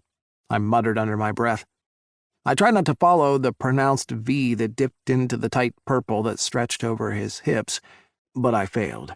I was staring and probably drooling. They'd painted his abs. He had great ones to begin with, but makeup had made sure to add a glisten as well as some highlighting so they'd show up better on camera. Makeup was witchcraft, and it made me a thirsty fuck. I needed to be appropriate, no matter how many signals he was throwing out, no matter how much my cock tried to argue with my brain. This would have been so much easier if he was an asshole like so many celebrities were. A director was never hoping for a pretentious dick on set, but this time it would have helped. Why did Tobias have to be that impossibly hot as well as a great guy? I'd known life wasn't fair since I was a little kid. There were just things others got and you didn't. Opportunities, adventures, luck of the draw. I considered myself a decent-looking guy, but Tobias was a god among men. It just wasn't fair for someone to be that good-looking, and I had to stare at him half-naked for the next 4 months.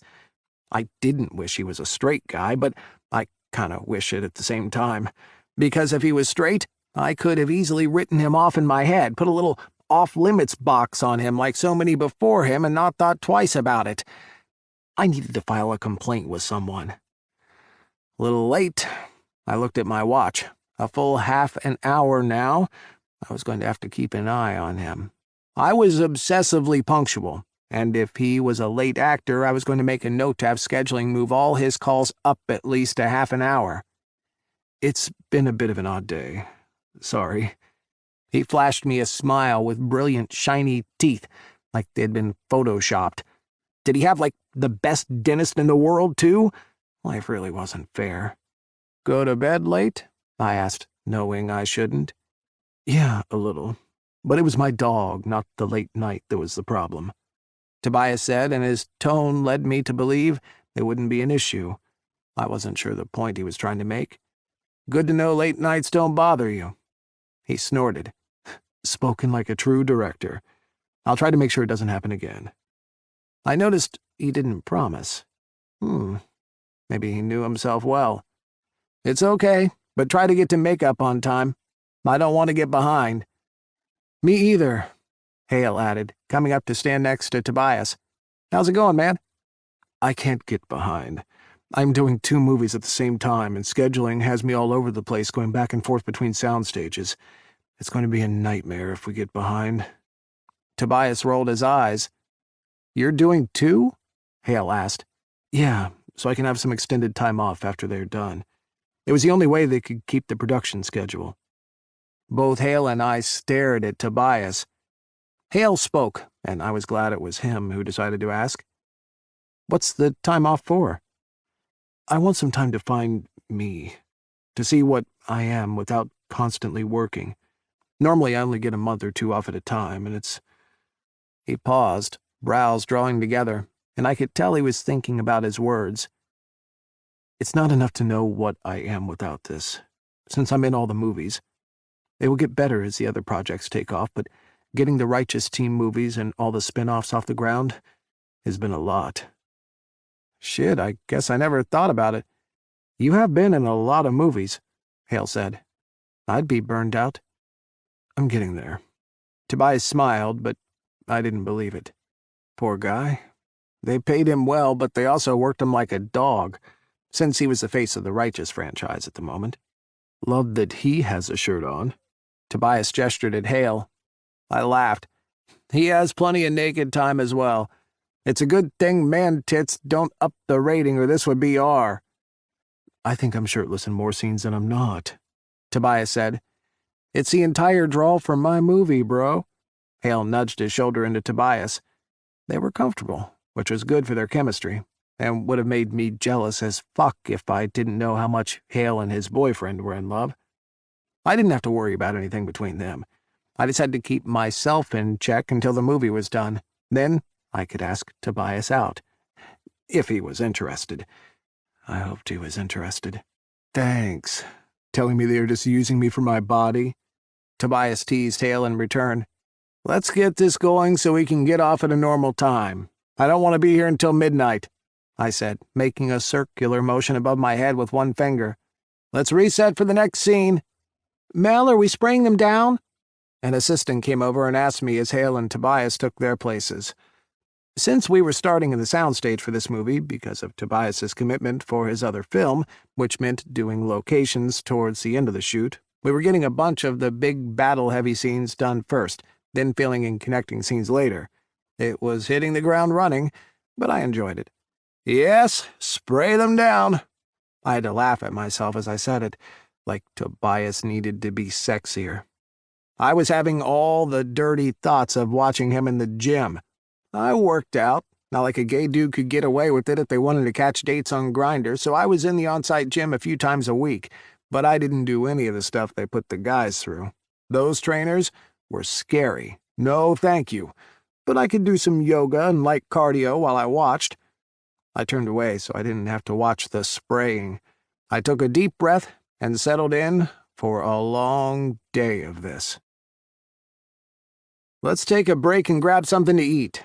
It had been hours, and coordinating this massive fight scene had been a bigger challenge than I'd expected.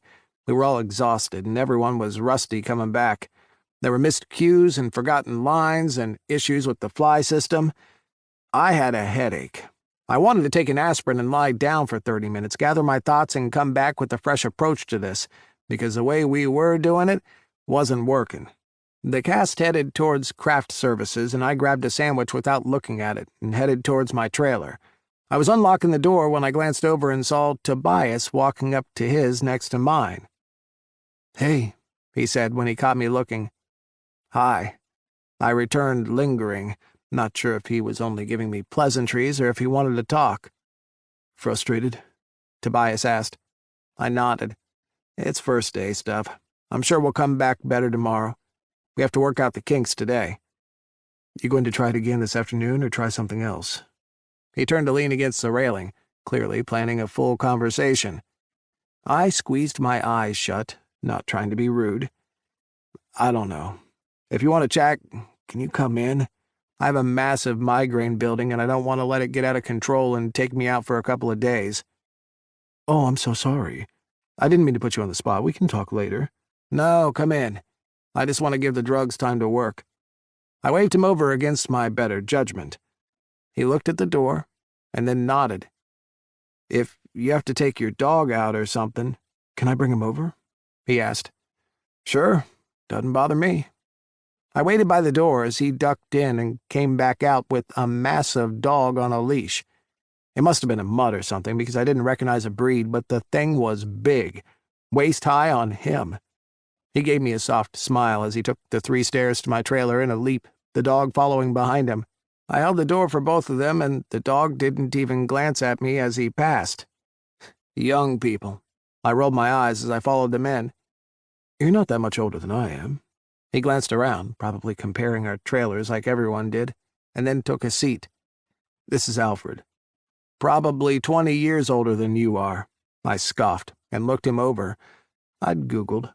I knew he was 20 years younger. "Hello, Alfred." I held out my hand to him. "He doesn't really like people." Tobias trailed off as Alfred came right over. "Traitor." I found this comical. "Do you not want your dog to like me?" "He just usually doesn't like people. Wait, are you saying you're in your 40s? He looked shocked. "I am?"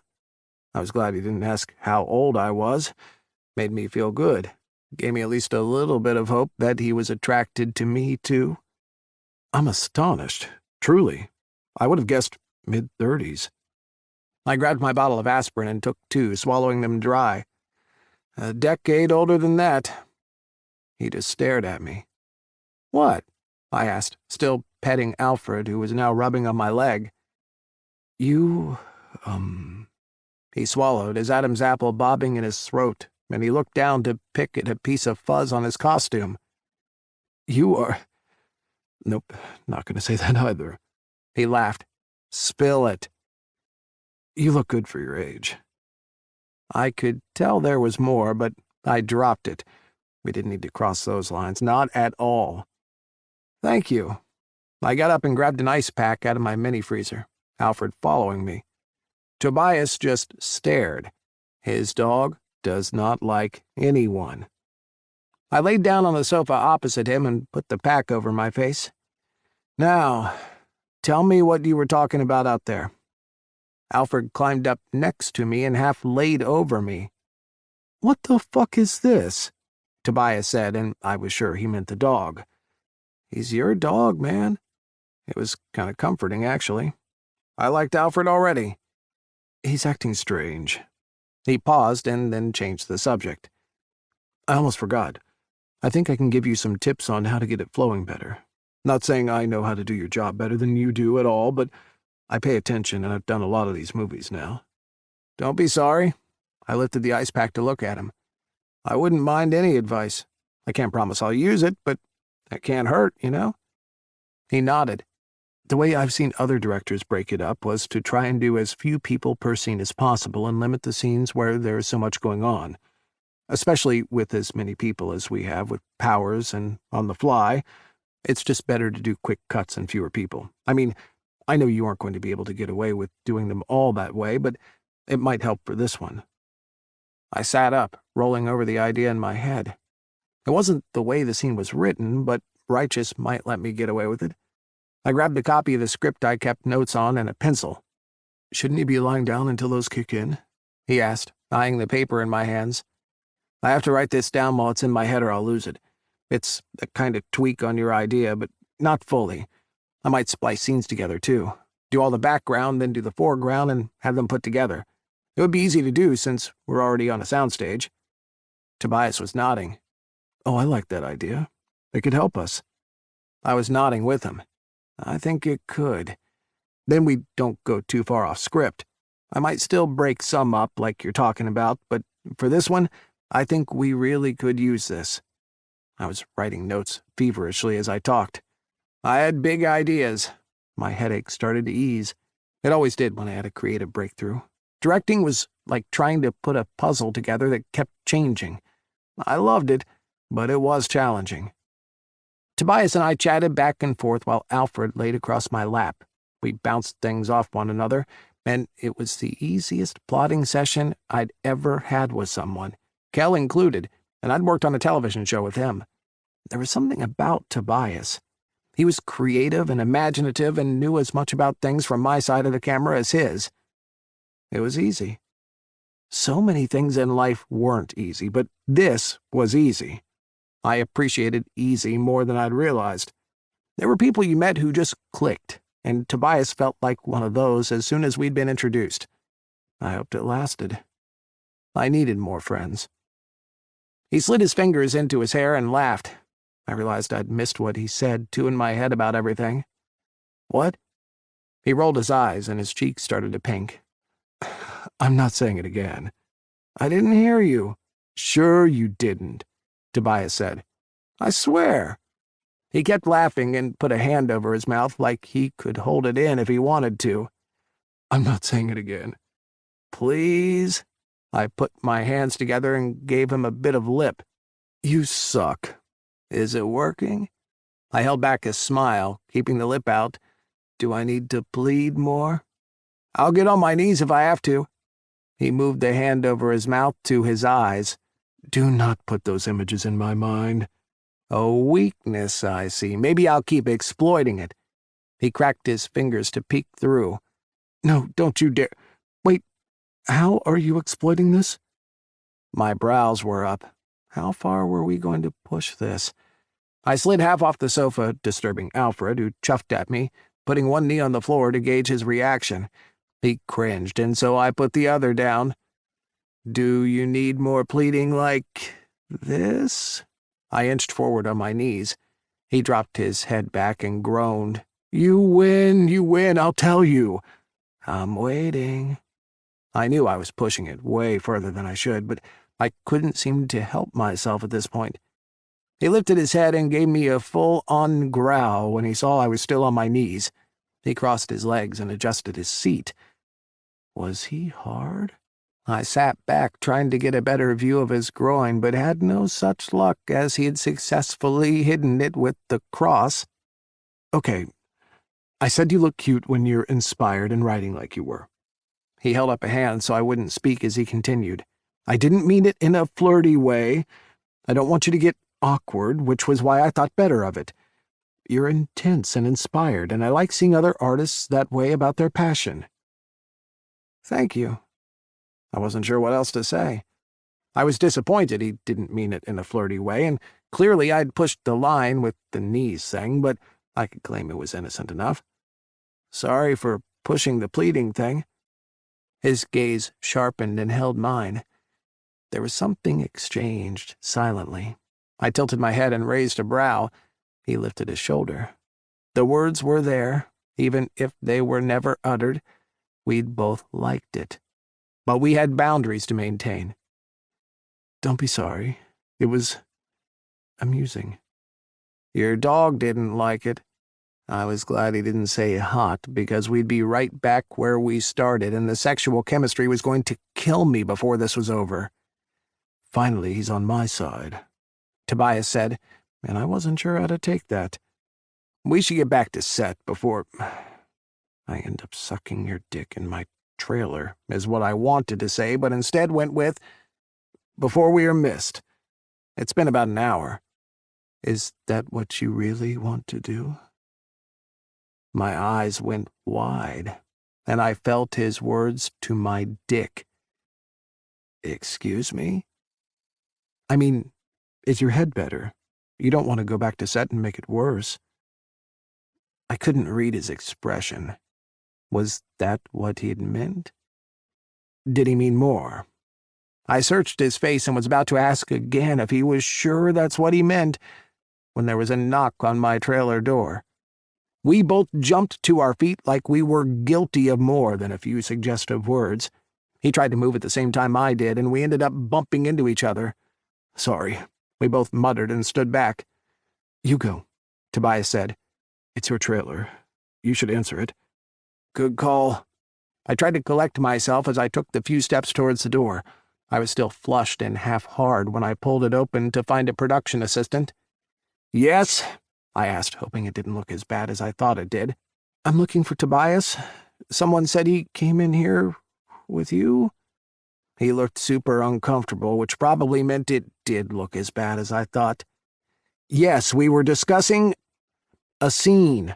Do you need him for something? Great, I was going to have to be so much more careful with how I acted around Tobias at work. Yes, they need him for a fitting? I stood aside so the assistant could see Tobias and said to him, They need you in costume. He barely looked at me as he darted out the door to follow the guy. 6. Tobias. I think that's a wrap. Mel sounded ecstatic. We'd barely looked at each other all day. 4 days in, and sometimes we were hanging out, and other times he treated me like I had the plague. Worse even. We'd had such a great time over lunch the first day, and so many good chats. I hated it, but I knew it was best. We both needed some room to breathe. If only that would give me some perspective. You're kidding, right? Hale looked around like someone had to be pranking him. We can't be finished early. I think we are, Mel said to us both. I held up my hand to fist bump Hale. What are you going to do with all the time? Probably go fuck my boyfriend. I was too tired after the last 4 days being up on the suspension stuff. He returned my fist bump and then leaned back, rolling and cracking his back. That shit takes so much core strength. I forgot how sore I was last year. Blocked it out was more like. No shit, Hale agreed. What are your plans? Mel walked away as someone else started talking to him. I wished I had a reason to hang out with him. Spending all day with him on set was fine. It was nice to work with him, but he was so busy it didn't leave much time to get to know him. I wanted more than our mini chats. I was going to have to start making attempts to run into him. Want to get dinner or something later? I asked Hale, bringing myself back to the moment as the team took all the support and safety equipment off us both. His lips pulled back in a guilty half-smile. Rain check? Right. He'd said he was busy.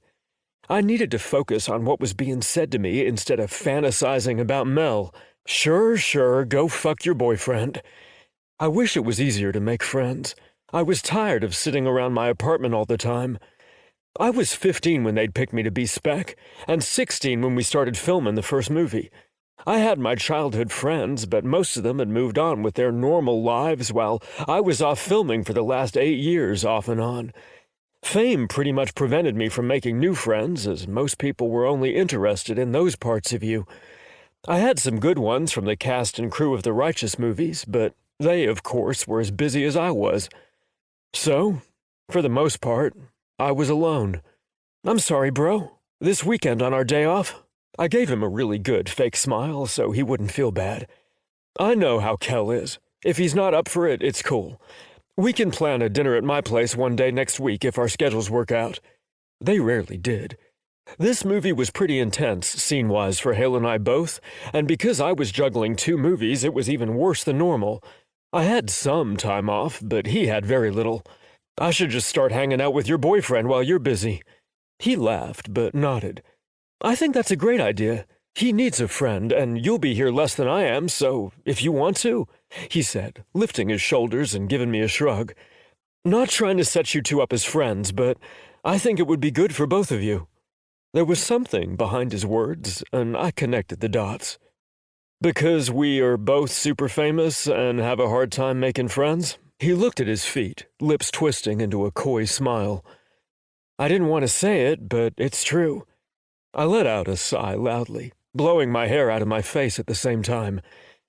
You're not wrong, but did you have to say it? He punched my shoulder playfully. This weekend for sure. Come to my place, Kel'll cook something. Deal. Did I hear you two making plans for this weekend without me? Mel came over and had his hand on his chest, acting all offended. Hale rolled his eyes. You know Kel would invite you either way. Good. You guys are like the only people I know here, Mel said. I'm out of here. I'm gonna go soak up all the extra time with Kel, Hale said, giving us a half wave as he walked off. Mel watched him go. No chance Kel will go get a drink with me tonight, then. I chewed the inside of my cheek. I knew I'd get a chance to see him this weekend with the loose plans, but was there a way I could manufacture something for sooner? Did you want to talk about the next fight scene? I threw out as Mel turned like he was looking for someone. We could have a drink, purely as friends, of course. It was a good idea. We could settle into a friendship role, make things less awkward so we wouldn't have to avoid each other. His eyes narrowed and he turned back towards me. I wouldn't mind the help mapping it out. We could get a drink to talk about it later. I gave him a soft smile. Well, we could have a drink. Going to get one is immensely complicated in my life. Right. Mel did this cute thing, squinting his eyes and twisting his mouth. You're worse than Cal and Hale. My shoulders crept toward my ears in an awkward shrug. Little bit. I didn't like how limiting stardom was. I liked it less when people pointed it out to me, like I didn't see it every day. If I had known... What? Nothing. If I had known, I still would have taken the role at that age. I know myself. I loved playing Spec. I loved what it let me do for my family. I was willing to make the sacrifices for the life I was allowed to live. Everything we did on Earth had sacrifices. Would you do it again? Most everyone had left the soundstage and Mel stepped closer, dropping his voice to make this a private conversation. I think I would. I know 16-year-old me would. I think I would now, too. I don't think that's a bad thing. He stepped closer still. My skin prickled and heated. No, just changes things. Again, not bad.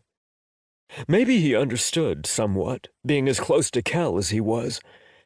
I have a pretty good life, other than the lack of friends and dating. I put on a smile. We could have a drink at my place, Mel offered after thinking it through. I could see him connecting the dots. Or mine. Let's do that, if you'd rather. His smile was easy. Wherever you'll be more comfortable. You gonna be jealous they gave me the nicer place? He scoffed. Hardly. You have the penthouse. It's clearly nicer. I'm glad to be here. I know who they value more. What? I couldn't believe what he was saying. You are so talented and you have the #1 streaming show in the world. This is the dream. Massive budget with a proven track record. All I have to do is not fuck it up. I rolled my eyes. And why do you think they hired you? They are lucky to have you. The fans want Spec and Titanium's relationship done right. They trust you. He pushed his fingers into his short salt and pepper hair. I hope I do it right. I think you will. Thank you. Mel tucked his hands into his pockets. What time do you want me? I glanced from the easy gesture to his face. Like an hour? Give me time to not look like I was oiled and misted every 30 minutes for the last 8 hours? His gaze dropped down my shirtless form, and his tongue poked between his lips. Are you judging my artistic vision? My lips twisted into a half smirk as I gestured at my glistening abs. Are you making me a thirst trap, sir? He laughed. Don't blame me. Righteous did that to you long before. I'm merely using what was put in front of me to the best of my abilities. Touché. I rubbed over my abs. Pretty sure they hired me for my abs. I was a gymnast once upon a time. Not amazing. I hadn't been an Olympic contender, but it had kept me in better shape than most people at that age. A mixture between a lean swimmer's build and a bodybuilder. all the calisthenics giving me a nice size for my body type. I paced my apartment and could have screamed. I changed my clothes 5 times. First, I'd started in a button-down and jeans, like I was going to a damn club. That had to come off. I felt stupid. Then I'd gone for relaxed with some sweats and felt too underdressed. After much deliberation, I went with a tank top that showed off my shoulders and a pair of worn jeans. They were my favorite. I'd earned every hole in them. I'd ordered some vodka and rosemary so I could make cocktails, and also some beer in case he wasn't in the mood for hard liquor. What had he been drinking at the cast party besides my vodka? I couldn't for the life of me remember. What I had would have to do. Alfred was laying on his dog bed watching me. I could feel the judgment from across the room. If a dog could shake their head at someone, he would be doing just that. On my 5th outfit change, I flipped him the bird. He trotted over and laid on the pile of clothes on my bed. "If you weren't so cute, I'd be dropping you off at the pound." He woofed. "You're right, I would never. But I'd find a nice farm to take you." He laid his head on his paws and kept staring at me. "I can't believe I share my bed with someone who licks their asshole." He let his tongue hang out. Gross. Fine. I guess I'd share a bed with someone who licked my asshole, so maybe that wasn't the kind of insult I was going for. Alfred kept looking at me, dripping in judgment. "I don't have time for you right now." I pointed at him and walked out of the room, closing the door behind me. Maybe right now wasn't the best time to show Mel how much I talked to my dog. I strolled over to the balcony door and slid it open. The setting sun ushered in cool, fresh air into the apartment. I pulled the screen closed, wanting the scent of blooming cherry trees filling the space. The knock on my door startled me more than I'd expected. I rarely had people here. I wasn't used to anyone in my space. Why was I nervous? I took a breath and walked to the door, pulling it open. Mel was standing there in a tee and jeans, holding a bottle of Skinny Girl vodka. He pushed it into my hands. Damn, he looked good enough to eat. "This stuff better be good. I can't remember. I think I was too gone at the bar to taste it." "You remembered," I laughed, because I guess we'd both thought of alcohol.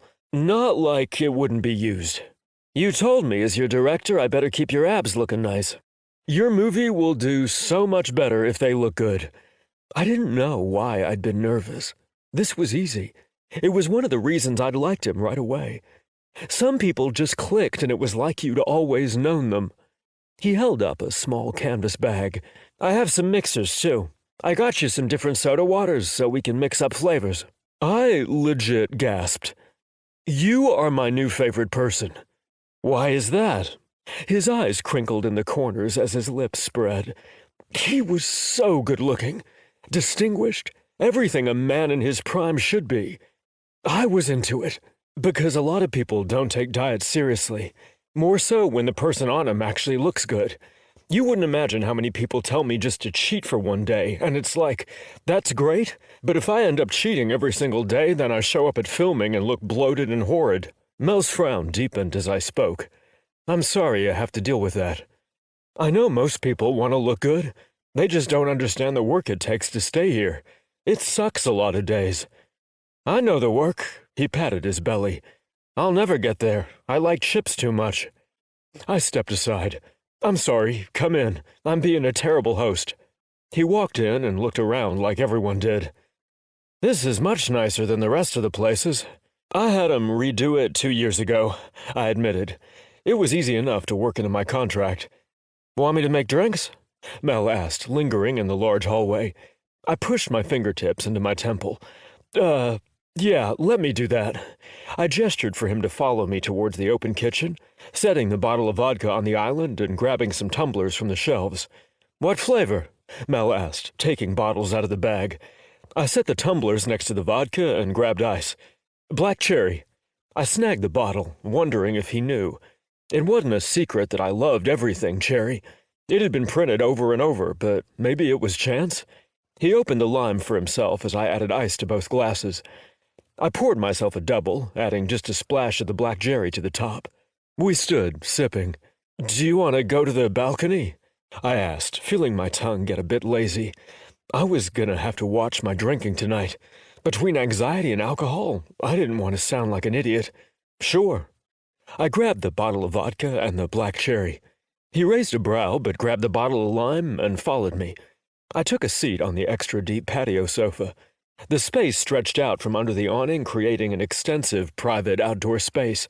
There was even a tiny pool to cool off in, more like a hot tub size, but the water wasn't heated. God damn! He looked at the area, then back at me. At least if you can't leave, Righteous made it nice enough you never want to. Being me has its perks. He sipped his drink and returned to the seating area. I'm going to be a little forward and rude right now, but I'm telling Hale and Cal this is our new hangout spot. His place is nice, but this is way better. I smiled and we laughed together. I wouldn't mind. I'm an extrovert without an ability to extrovert.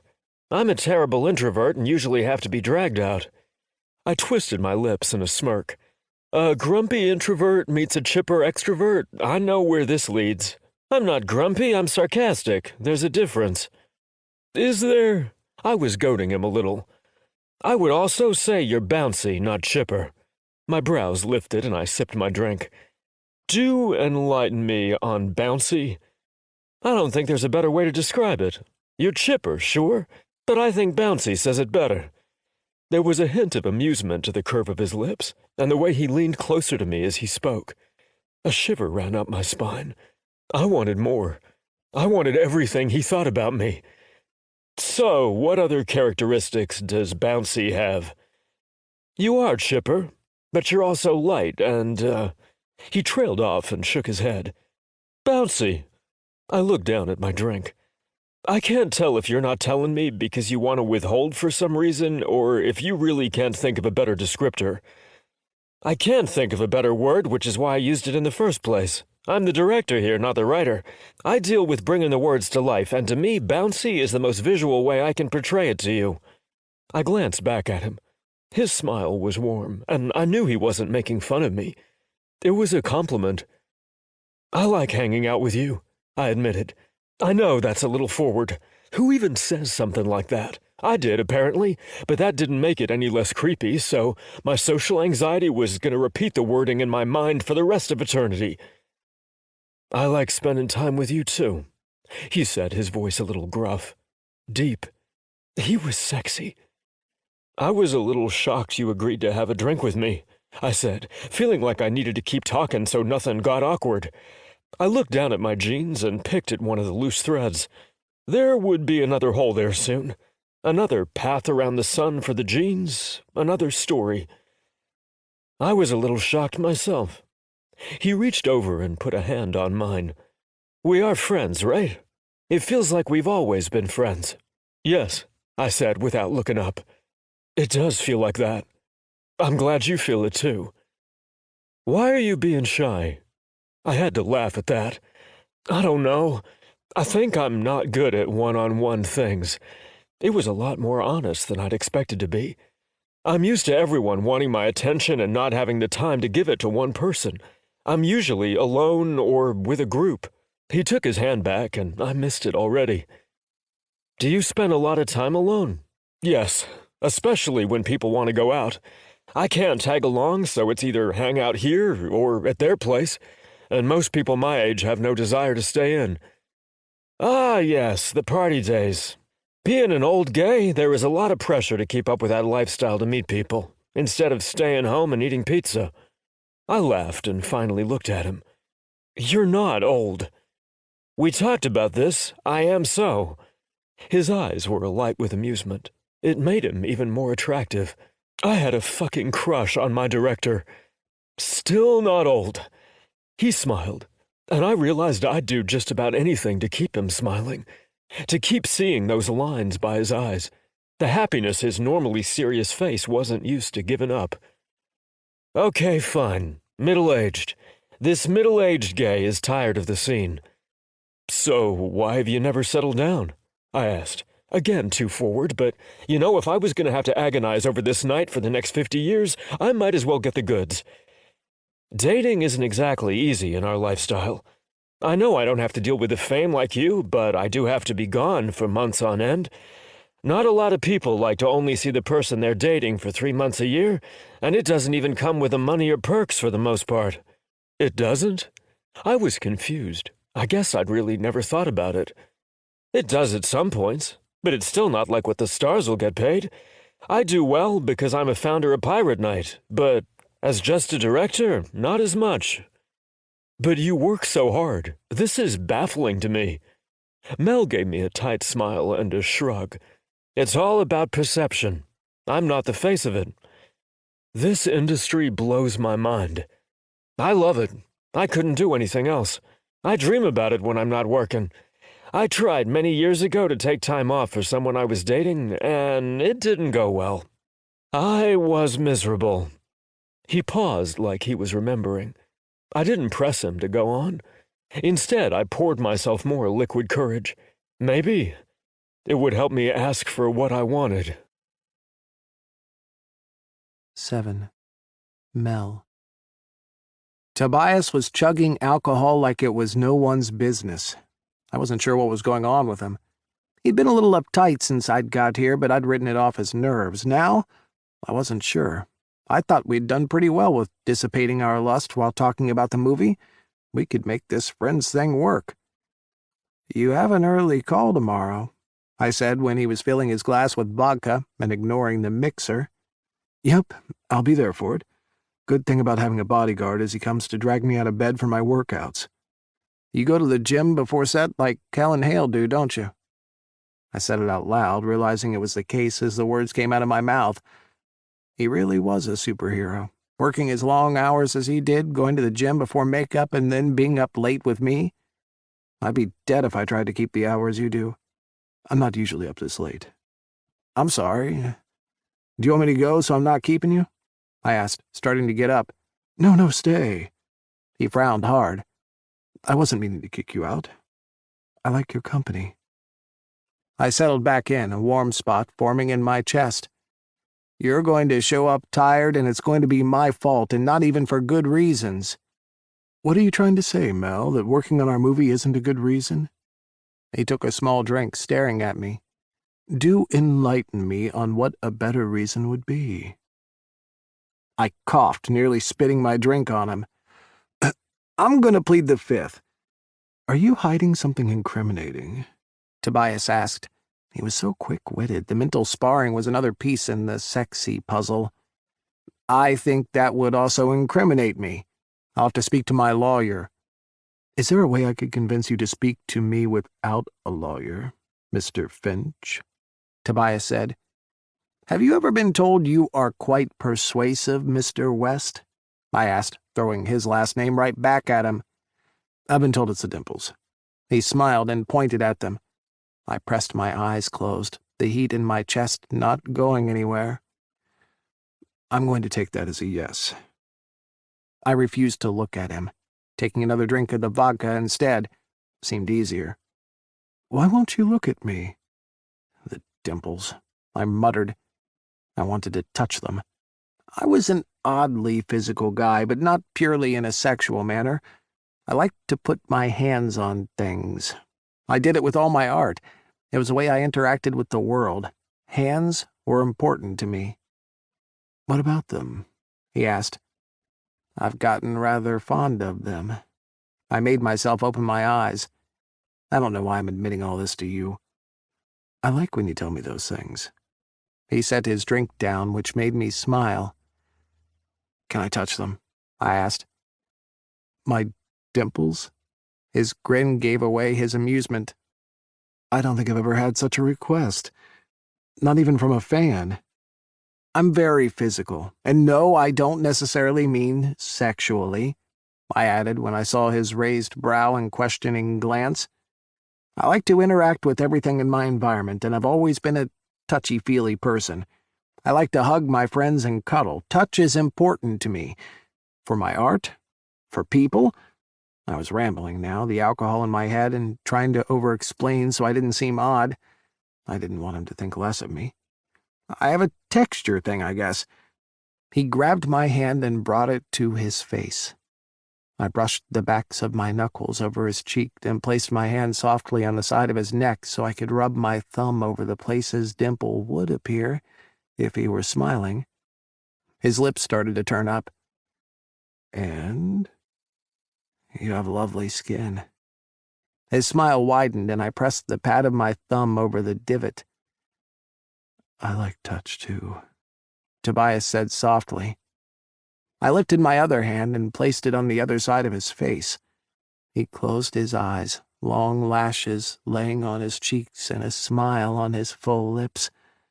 A god among men, and in my grasp, but out of my reach. Forbidden fruit.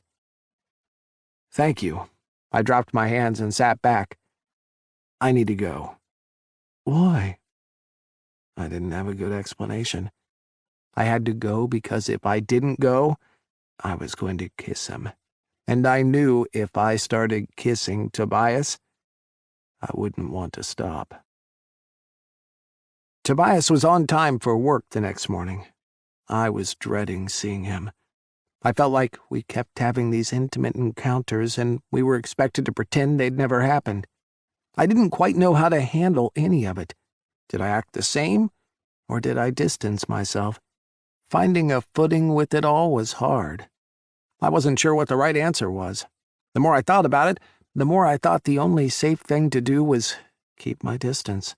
Not giving him a cold shoulder, but not treating him any differently than anyone else I worked with. I couldn't tell if he'd noticed. A few days passed this way, lingering interactions, but all of them awkward. He would act like he wanted to say something, but nothing would pass his lips. I didn't want to press and wasn't sure what to say. It made me sad. Maybe it was for the best. I wanted to be friends with him, but if we kept getting too familiar with each other and butting up against boundaries, how was it going to be good for either of us? I hadn't invited him over either. I walked up the stairs to my trailer and paused at the door, glancing over at his. He was probably in there taking a nap before our afternoon of filming. He already appeared a little worse for the wear, ragged from filming 2 movies. I thought about asking him to come hang out, to come look at the scene mock-ups. I stood, staring at my phone, considering texting him, when I heard barking behind the trailers. There wasn't much back there. I debated walking back there to see if Tobias was walking Alfred. Fuck it. I shoved my phone back into my pocket and walked between his and my trailer and then through the wide-open gate to the little spot of grass they used as a makeshift dog park for the actors' pets. Alfred sat barking at nothing, from what I could tell. There wasn't another human in sight. Alfred ran up to me and rubbed against my legs, nearly knocking me over. "Where's Tobias?" Alfred flopped half onto my foot and barked. I reached down and snagged the leash attached to his harness. "Did you pull out of his grasp? Or maybe your walkers?"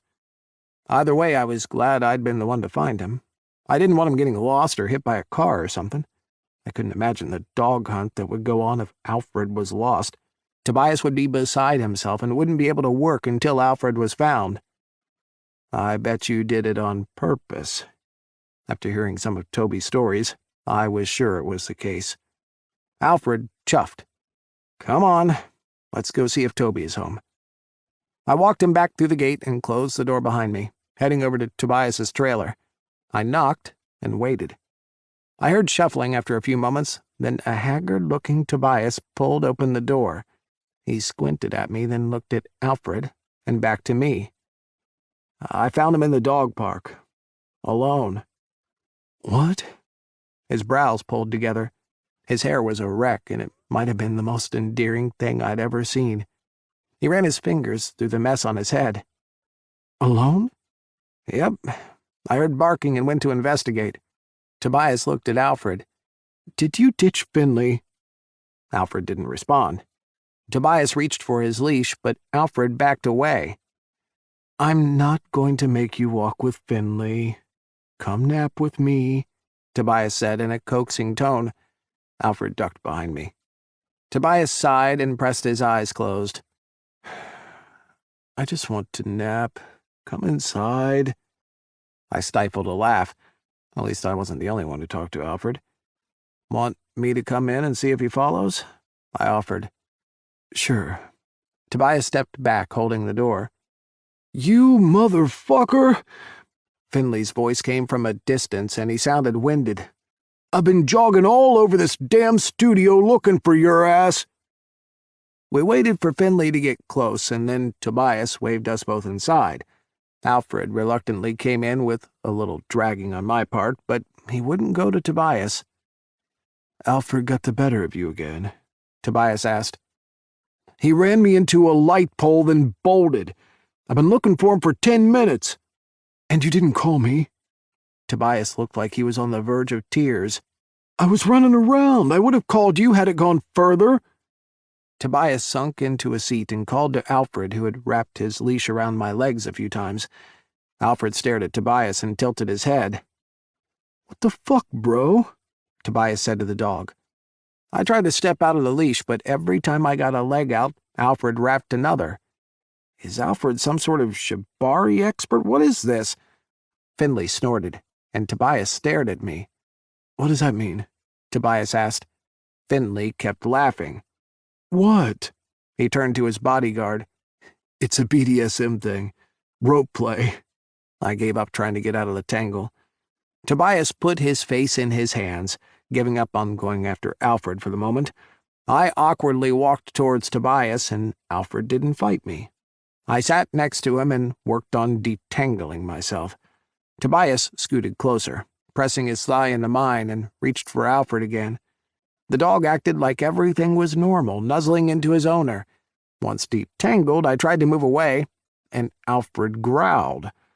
I froze. Finley was openly laughing now. "What is he doing?" I asked, realizing Alfred was in the process of wrapping the leash around Tobias and I.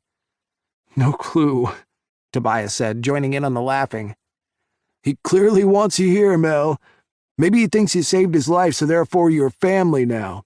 Finley was cracking up because Alfred was making it impossible for either one of us to move away. Tobias leaned back, draping an arm over his face dramatically. "So much for a nap." "You feeling okay?" I asked. "Burned out a bit. I'll get used to it." He let out a long sigh. "I can't believe my dog is a traitor." "You're gonna have to share custody with Mel now," Finley said, not even trying to hide the glee in his tone. "I blame you for this. The child support I end up having to pay Mel is coming out of your paycheck," Tobias said. "Gladly, if he takes up walking duties," Finley replied. "I'm going to go grab lunch since Alfred is handled. Either of you want anything?" "No, I'm good," I said. "I have a meal from my trainer," Tobias said. It was suddenly a lot warmer in the trailer when the door closed behind Finley. Tobias and I were pressed hip to hip, and now Alfred was sleeping on both our feet. Tobias adjusted and tried to shift, but that only made his ass cheek rub against mine. I turned to look at him the same time he turned to look at me, bringing his face closer to mine.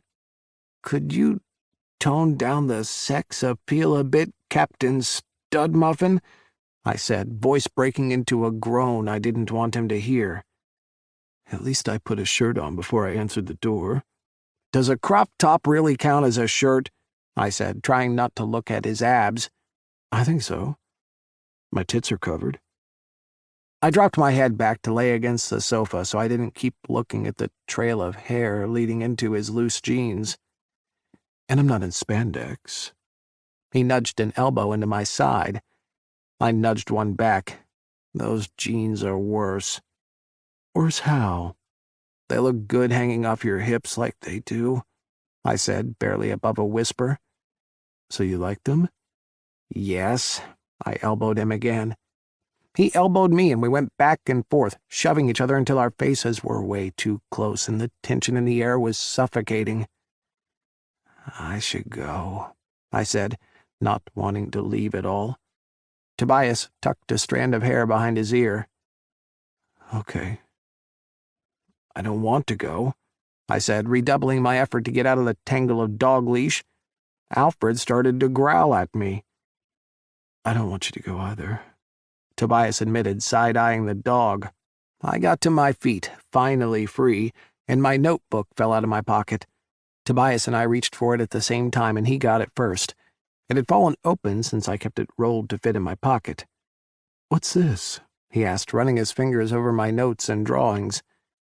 "It's nothing." "It doesn't look like nothing." His fingers continued over my crudely sketched characters. It's lovely.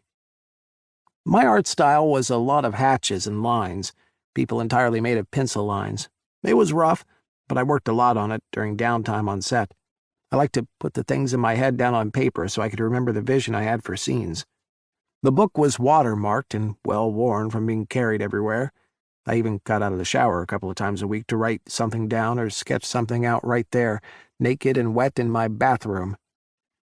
It's what I use for ideas while I'm shooting. This doesn't look like righteous stuff.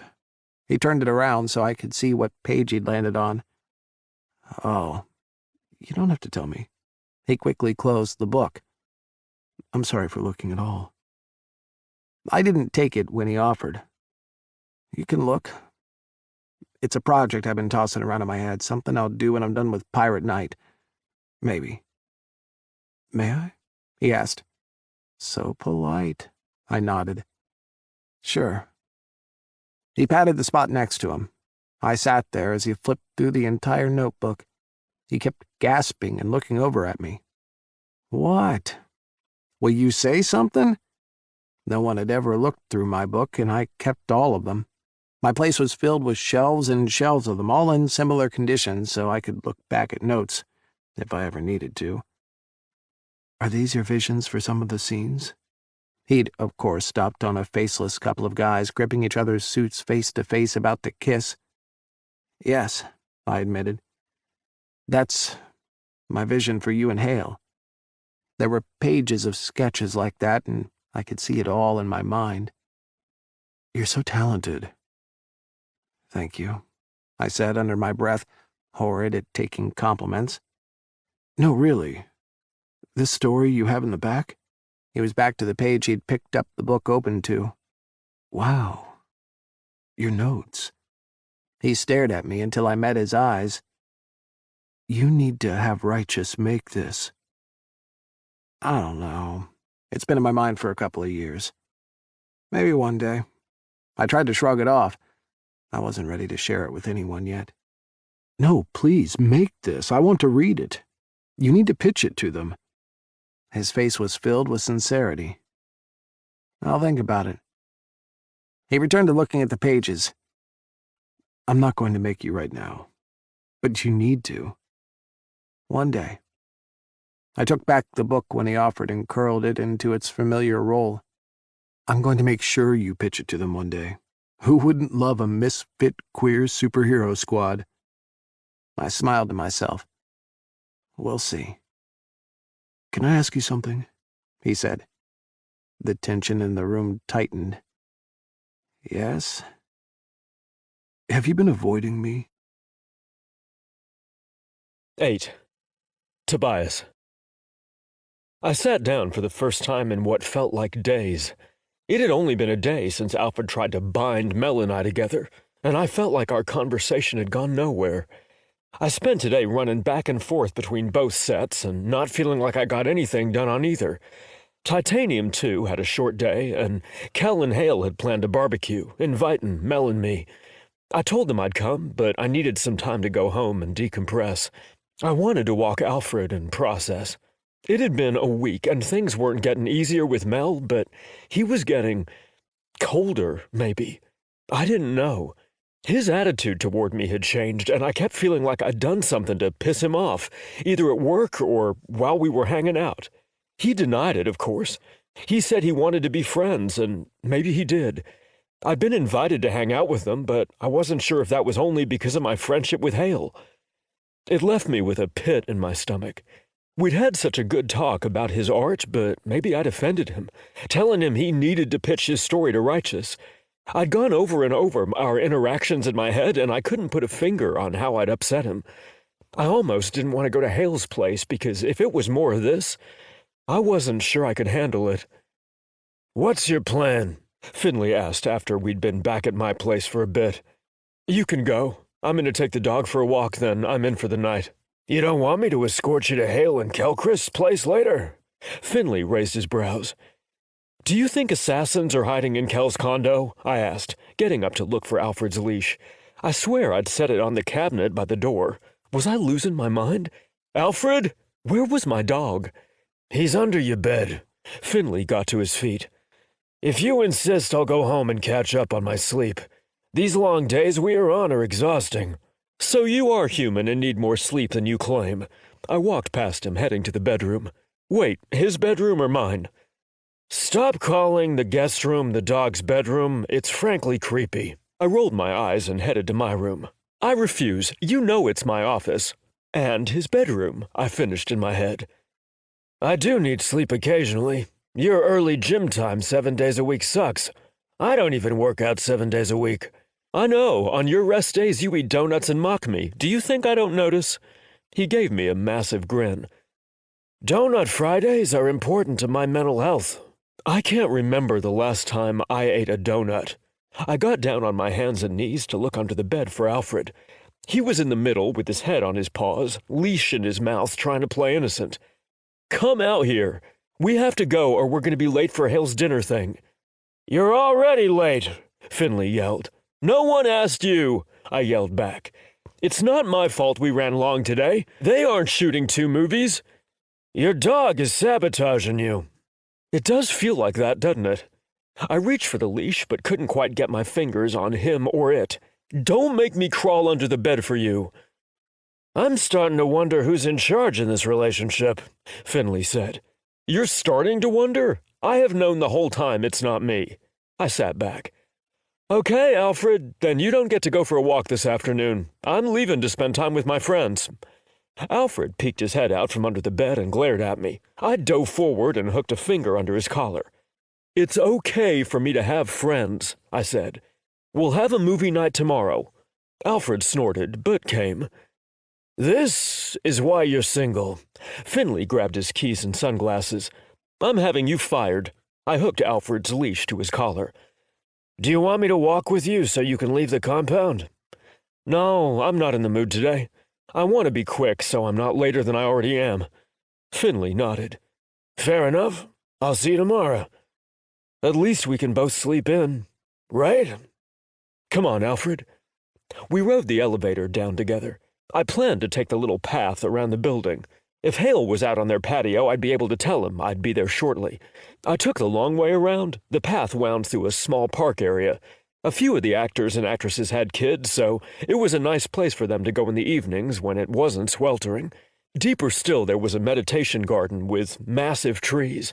There was a place I'd found with a gate to walk further into the wilderness area. I didn't even know why there was a gate to it. I'd gotten Righteous to give me the code on false pretenses that I'd only use it when Finley was with me, but often walked in there by myself. I never ran into anyone.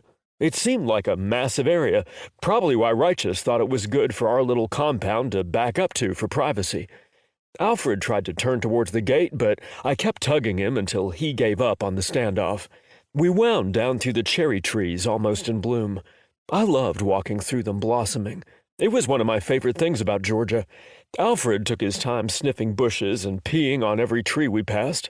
I tried not to hold it against him. We were approaching Hale's place when he took off after a squirrel. I tried to fight it, but stumbled and got tugged into a bush. You need training, I grumbled, trying to untangle my feet from the vines wrapping all around the massive bush. Alfred sat down and I paused in my untangling, hearing voices. I must be closer to Hale's place than I thought. Voices drifted lazily to my ears. They had to be on the patio. How's the time off? Mel asked as I heard a sliding door open. You know, I didn't think I'd enjoy it, but I am. It's nice to see my boyfriend for more than a few hours while I'm not on set.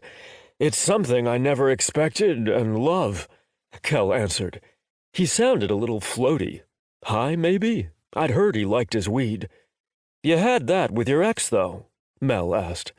I worked harder to untangle myself from the vines, finding Alfred rolling in them, FML. I did, but it's different with Hale. We are quite content to be in one another's company. No need to go out, Kel said. Should I call out and tell him I'm here? I felt like even a minute listening in looked bad. Must be nice, Mel replied. Still hitting Grinder hard? Kel asked. Fuck. My cheeks were flaming and I needed out of there. I felt my pocket for my keys. Maybe I could cut through these damn things. What do you know? Mel asked. Because you never ask me about hookups. I wanted to vomit thinking of Mel on Grindr. I knew I had no claim over him whatsoever, and I couldn't, but I was so fucking jealous of anyone else who got to have those nights with him. I needed to pull back or I was going to get hurt. Maybe I should just cancel tonight. Hale said you've been spending time with Tobias, including an evening in his penthouse? Cal asked, and I thought I could hear the amusement in his tone. How does he know that? Mel asked. So, you're not denying it? Cal asked, and I wished I could read his face. No, why would I? He paused like he was choosing his words carefully. It was purely work and forming a friendship. Maybe it wasn't as bad as I thought. I tried to walk myself back off the cliff. Do I need to pull out all the advice you gave me? Cal asked, laughing. Mel scoffed. The advice you ignored as you are dating the guy I told you not to? The guy I told you could burn down your career and nearly did? That guy? I covered my mouth not to laugh. I loved Kel and Hale's love story. There was a ton of hardship which he'd shared with me, but they'd gotten someplace special. I was envious. If I give you advice, will you ignore it? Kel asked. I thought hard about army crawling through the bush to peek out like a creeper to see Mel's expression. I wanted to know how he was reacting to all of this. Bastard, this is different. You and Hale might have been a bad idea, but I can't date him. I work over him. His seat creaked, and I was nervous he was getting up to get nearer to where I was. What was he talking to Hale about? I don't know the details. Hale wasn't going to tell me things. I'm sure Tobias told him in confidence. Kel moved as well. What makes you think it was more than us just hanging out? Mel asked. I couldn't breathe even if I wanted to. I can read you after all this time. You don't hide it well. Kel was laughing again. Fuck you. I'm not an actor like the rest of you, Mel returned, finding this funny as well, his tone lighthearted. Do we need to have a serious conversation about this? I clenched my teeth. I needed to get out of here. I started on the vines with renewed vigor. None of this was my business. I was making so much noise they were going to catch me any second. No. He was curt about it. It made me want to know why. You know who's going to win in this situation. They aren't going to ever fire Tobias. I don't care what he does. Not only that, it's a PR nightmare. He's half your age and you're over him, Kel said despite Mel's objection, which surprised me. Stop. Mel's tone was sharp. Nothing happened. We talked about filming. I'm allowed to have friends and hang out with my coworkers. I've already started trying to be less flirty, I don't know, but I think I pissed him off. He can tell I changed. What did he say? Kel asked. He asked me what was wrong and I lied to him. I feel like an asshole. I'm hoping we can hang out here and keep it somewhat above board. He sounded pretty torn up about it. Okay, Kel said, then went on. I want to, high-five you. What? Weren't you just scolding me? Mel asked. That arguably the hottest guy on the planet is interested in you?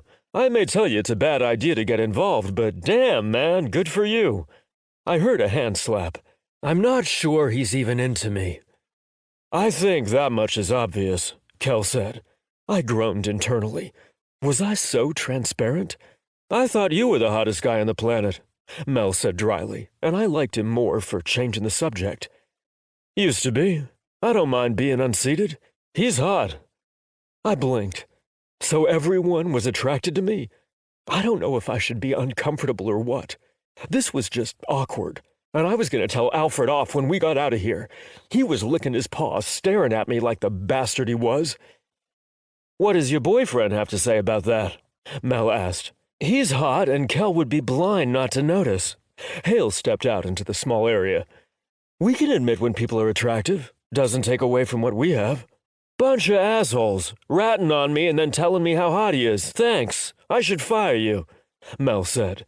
You can't fire me from my movie, Hale laughed. Nice try. My friends are dicks, Mel said in the most adorable grumpy grumble. Pretty sure this is payback for all the shit you gave me about Hale, Kel said. Ditto, Hale added. I hate both of you, Mel muttered. What else did he say? Not too much. That you two ended up hanging out after I went home that night, and then another night, and he liked your company? There was a question in Hale's tone. We were drinking and talking, lost track of time. Didn't you lose track of time the night of the cast party, too? Hale asked, and I was imagining him making air quotes. Yes, but we've kept it platonic. If heavy flirting and insane chemistry was platonic. But we hadn't crossed a line. Nearly, but we kept it clean. This is us all over again, Kel said. Seems to be, Hale agreed. It can't be. Whereas yours was complicated and nearly ruined our third season, this could get me fired. I don't care how attractive or amazing and funny and... Mel trailed off with a sigh. It doesn't matter. We can't be anything but friends, which we both know. And we'd never push that again. It was better to be hanging out with Hale and Kel. They'd make sure we weren't stupid. Maybe I needed to keep all my interaction with Mel with people around. As long as you both stick to it. We will. It's a non-issue. I've worked with plenty of hot actors, Mel said like it was nothing. Maybe I was just hot to him. Nothing more. When is he getting here? I don't want to be talking about our friendship when he could walk in, or really at all when he's not here. Makes me feel gross. He should have been here 10 minutes ago, which means he'll be here in 20 to 30, Hale said with a laugh. Hale wasn't wrong. He's probably walking Alfred, Kel added. That dog runs his life, but that means he might be near us. More reason not to say anything, Hale said, and he wasn't wrong. Shit, I muttered. That meant they'd be looking for me. I needed to get the fuck out of here. Mel liked me. He told other people he liked me. I tried to drag Alfred forward out of the bushes he'd run into, but he wouldn't budge. He wanted me to get caught. I wanted to scream or cry or run away. Social anxiety was a bitch. I should go out there and admit I'd hurt him. Just get it out in the open. How was I going to face them? I finally got out of the bush and tiptoed away like a coward. I sat in my penthouse, staring at my phone. It had been 20 more minutes, but I couldn't bring myself to face him. I turned my phone in my hand and finally opened it. Tobias, I decided I'm not up for company tonight. I'm gonna stay in. It was the most unlike me thing I'd ever said, but I couldn't imagine looking any of them in the eyes right now. There was no way I could do it. I needed tonight and tomorrow to cool down before I had to face the Monday. Hale, are you feeling okay? I hated that Hale knew me as well as he did. I was used to my friends not calling me on my shit. I stared at the message, trying to figure out what to reply. Tobias, long day on set. I'm drained and won't be good company. Hale was typing for a long time, but nothing came through. I thought about turning my phone off, but that would encourage him to come up here to check on me, which I couldn't blame him for, so I kept holding it. Kept staring at the little bubbles, telling me he was typing. Hale, I'm coming up. Well, fuck me. I put my face in my hands and got up to make sure I didn't have any leaves from the bush still in my hair. There was a knock not a minute later. He must have already been on his way up. I thought about not answering the door, but decided that would look worse. So I pulled it open and was glad to find it was just Hale, not Mel and Kel in tow. He looked me over with an arched brow. What's up? I stood aside so he could walk in. This wasn't something I wanted to talk about in the doorway. Have a seat. He watched me as he walked past and went to my sofa to take a seat. I followed him and sat opposite. I'm just tired, mate. The extrovert who complains he's always cooped up in this apartment with nothing to do is tired and doesn't want to see people? Ouch. I pulled a face, gritting my teeth. Yeah, I guess. He sat back and crossed his arms over his chest.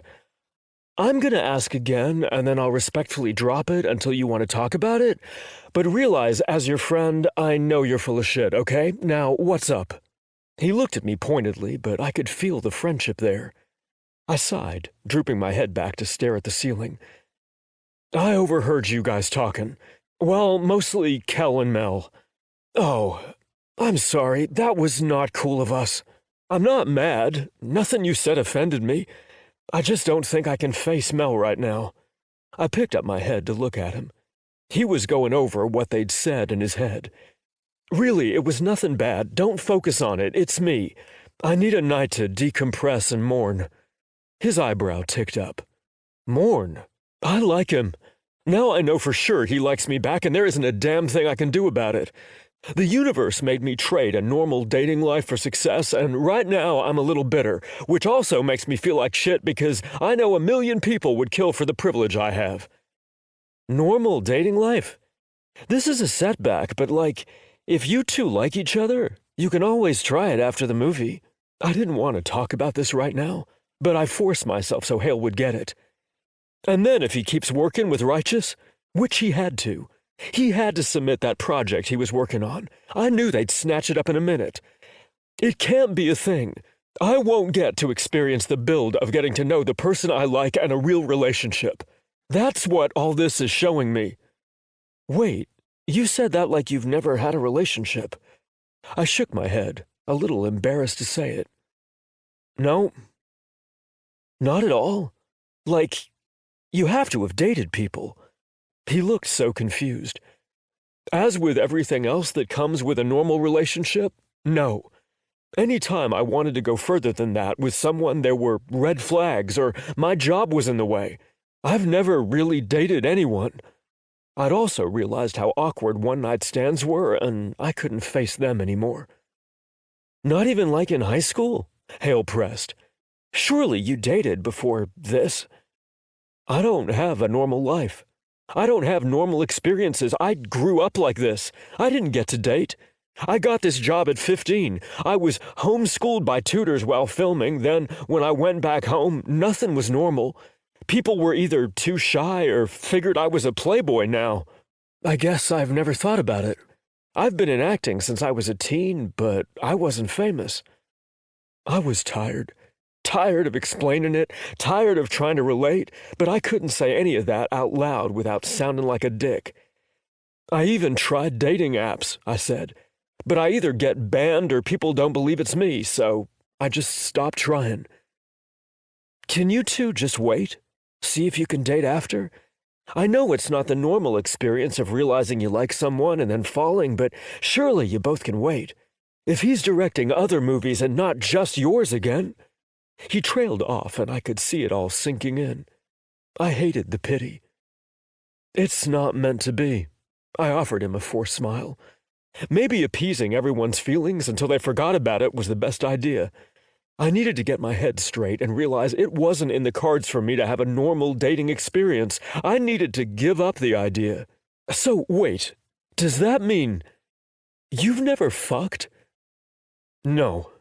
I've done stuff with girls, but I've never been with a guy, I admitted. But I think I lean toward guys, and it's killing me not to have any of these things. It's why I'm taking time off after this. I just want to live someplace quietly and feel less like a doll in a glass house. He frowned, and I hated myself for exposing so much. I'm sorry. No, I am, I said. I shouldn't have said any of that. I don't need to put it on anyone. These are the choices I made, and I'm going to make the best of them. I just need a night to recoup and deal with it, if that makes any sense. I probably needed longer, but I didn't exactly have the time or space to do it. He shot me a doubtful look, but remained silent. Go, enjoy your evening. I'm fine. I promise. He stood and started to walk towards the door before turning around. Come have a drink. I'll tell him what happened. Try to see if it makes you feel better. If not, you still have all day tomorrow to cool off. Or say you don't feel well if it's not going well. 9. Mel. I had a pit in my stomach as soon as Hale told us Tobias wasn't coming. I couldn't shake the feeling he had heard us talking about him. I had no proof of that whatsoever, but it was too close. What if he'd heard? I felt like an asshole for not telling him the truth about putting space between us. I didn't like the idea that I'd made the safe space he had with friends a place he didn't want to be. Hale and he were good friends. He didn't have that many people. "What's the matter with you?" Kel asked when he came out with fresh drinks. I think Tobias heard us. I glanced around like a moron, making sure no one else was standing. The path isn't close enough. We would have heard him or seen him. It's a feeling I have. I stood up to survey the area. Maybe he has really good hearing. The front door opened and Kel stood up to see who it was. "They're here." I exhaled. Maybe I was wrong, I whispered. Kel shrugged and sat back down. Tobias decided to come after all. I'm going to preface this with he heard everything we said, so there it is. There's the elephant in the room. Hale stepped out onto the patio. Tobias made a face behind Hale. I don't really want to talk about it, so it's staying the elephant in the room. Hale stepped aside and looked at him. Drink? Tobias held up his signature vodka. Yep, I'm cheating today. I'm drinking all the vodka I want. No one tells my trainer. Kel raised his glass in the air. If you don't tell mine, I won't tell yours. Deal. Tobias walked over to sit in the solo chair, and it felt like he was avoiding the extra deep sofa I was sitting on. Why the hell do you still have a trainer anyway? Because the premise is I will go back to work at some point. He took a long drink. I do have contracts for more movies they've pushed to support my journey to better mental health. We'll see how long they go without recasting me. Doesn't much sound like you care, Tobias said. He doesn't, I replied. I can't bring myself to. It's been nice. I felt like I'd been chasing what I thought was happiness for so long I missed the point. I know I come from an incredibly privileged place to be able to say that, having enough money to not have to work anymore. Cal said, leaning forward to roll a joint. Tobias's eyes went wide as he watched Kel. You don't mind smoking out in the open? Nah, we're on private property. I don't think Righteous or their lawyers would stand for anyone coming in here. Okay, true, Tobias said. Would you have done things differently, knowing what you knew now? I sat forward myself, curious about Kel's reply and how Tobias would feel about it. Tobias had reached Kel's level of fame much younger than Kel had, and the differences would be interesting. I was hungry to get to know Tobias better. I don't think I would. I think money is important, but I do think I spent a long time burying myself in work to fix things I'd neglected along the way. I do wish I'd realized that earlier, but at the same time, I don't, because all the choices I made brought me to Hale, and I wouldn't want to fuck that up for myself. Kel laughed, and Hale leaned over to kiss him before sitting down. It's taken me a lot of time to accept that all of my choices brought me here, and I am liking here more and more every day. I'm liking it too. Hale leaned into him, and I loved seeing things working out for them. That's a really good way to look at it, Tobias said. I don't know what point I'm at. I do think I'd make the same choices, but I never thought when I made those choices this was what my life would look like. His words were raw, and they made me a little sad for him. I don't think most people know what fame looks like from the outside. They see money and parties, but that's because we've perpetuated a cycle of only showing the good on social media. And I can't really blame anyone in the public eye for hiding the ugly parts. I wake up to my depression and mental health being talked about on morning shows. I feel like a failure when it's mentioned. I have all the tools for happiness, but I can't figure it out. But at the same time, I know we need to talk about these things more because they affect everyone, and I don't want everyone to think there isn't a downside to this job, too. Cal seemed to have really grown into his diagnoses the last few months. I smiled at my drink.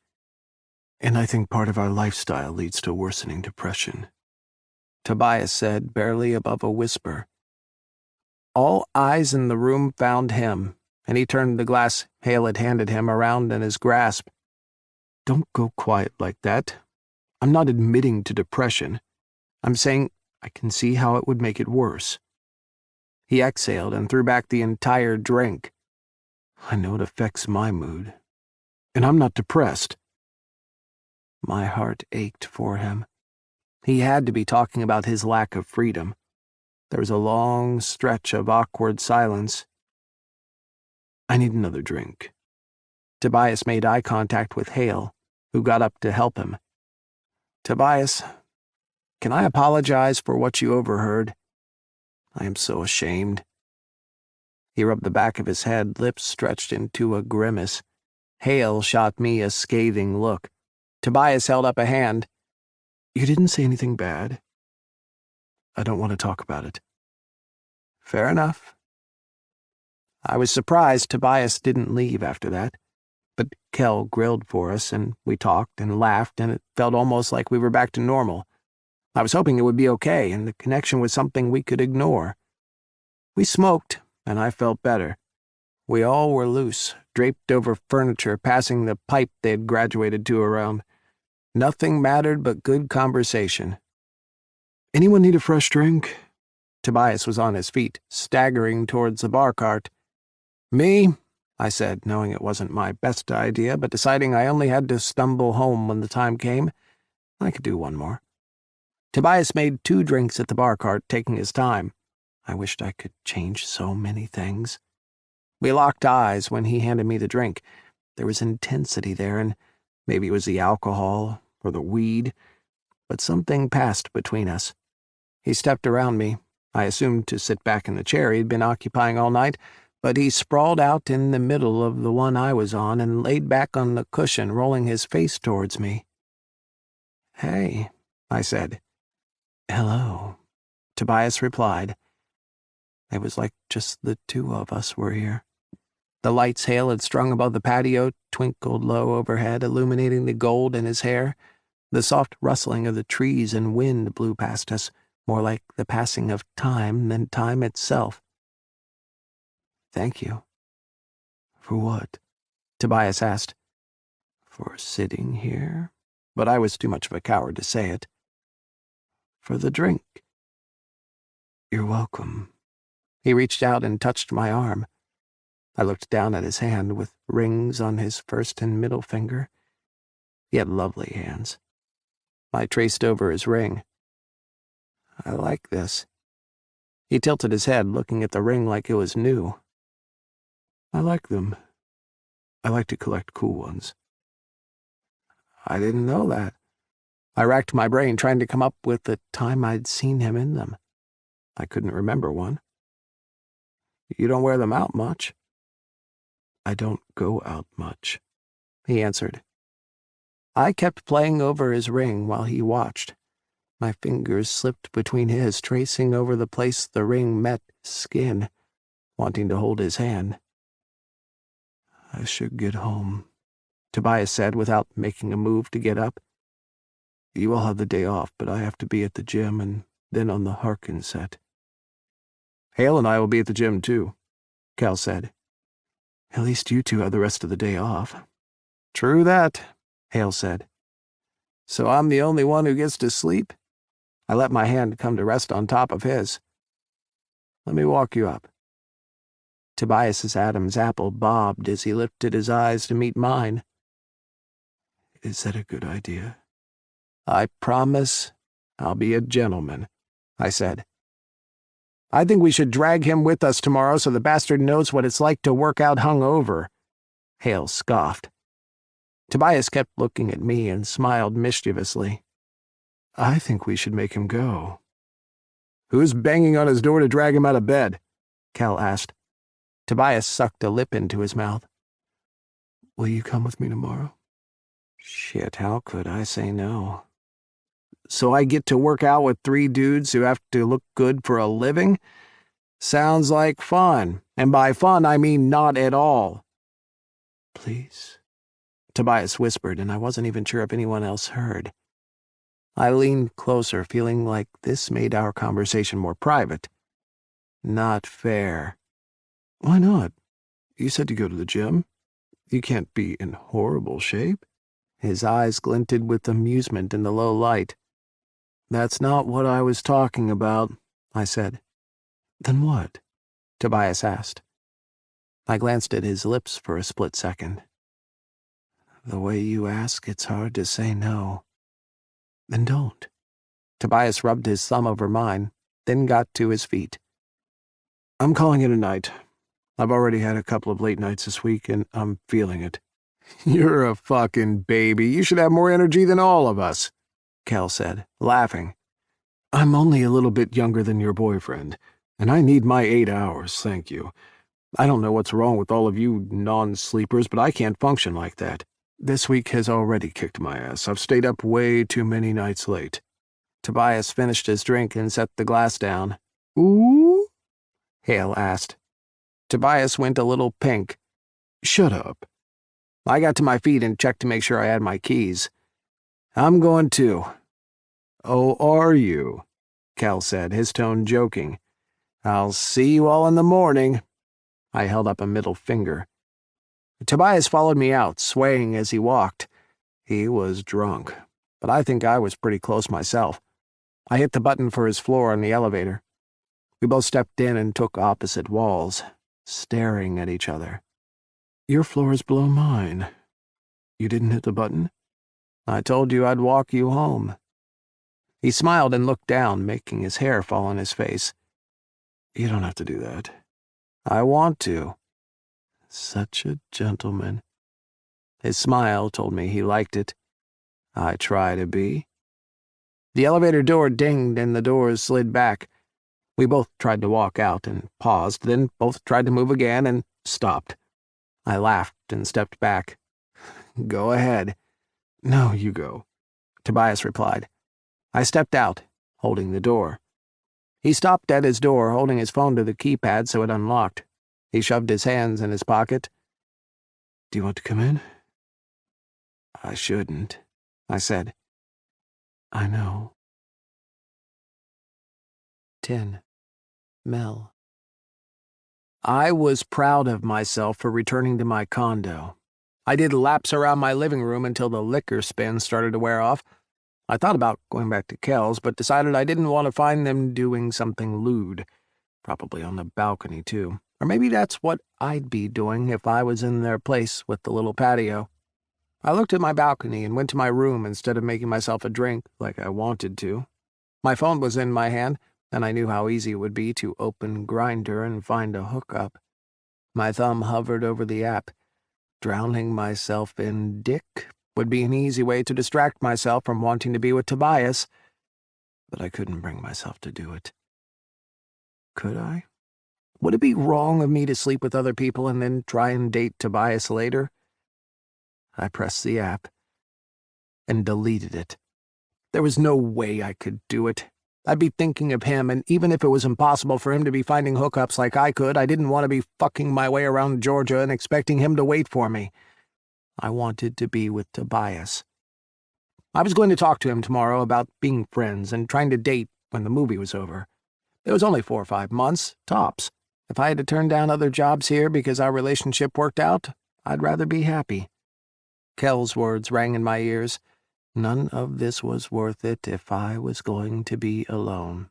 I had money and a hit show. I wanted Tobias. I hoped he'd want to wait that long. My alarm pulled me from sleep long before I'd normally get up on a day off. I reached out from under the covers and slapped at the nightstand until I found my phone. I groaned and climbed out of bed. The longer I stayed after my alarm went off, the worse I'd feel. I'd learned this about myself and stopped allowing it to happen. I thought about canceling the gym, but I'd slept 8 hours, which was longer than I normally got while working, so it was enough. I yawned and stretched in front of the full-length mirror. Kel would be here soon. I had to get at least 1 cup of coffee down and wash my face before I let him see me. I wasn't a movie star with unbelievable skin like the rest of them. I had to wake up like a normal human.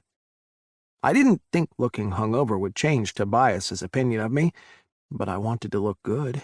I was in the middle of my first cup of coffee and cleaning myself up when the knock came. "Come in." I left it unlocked. I finished brushing my teeth and ran my fingers through my hair.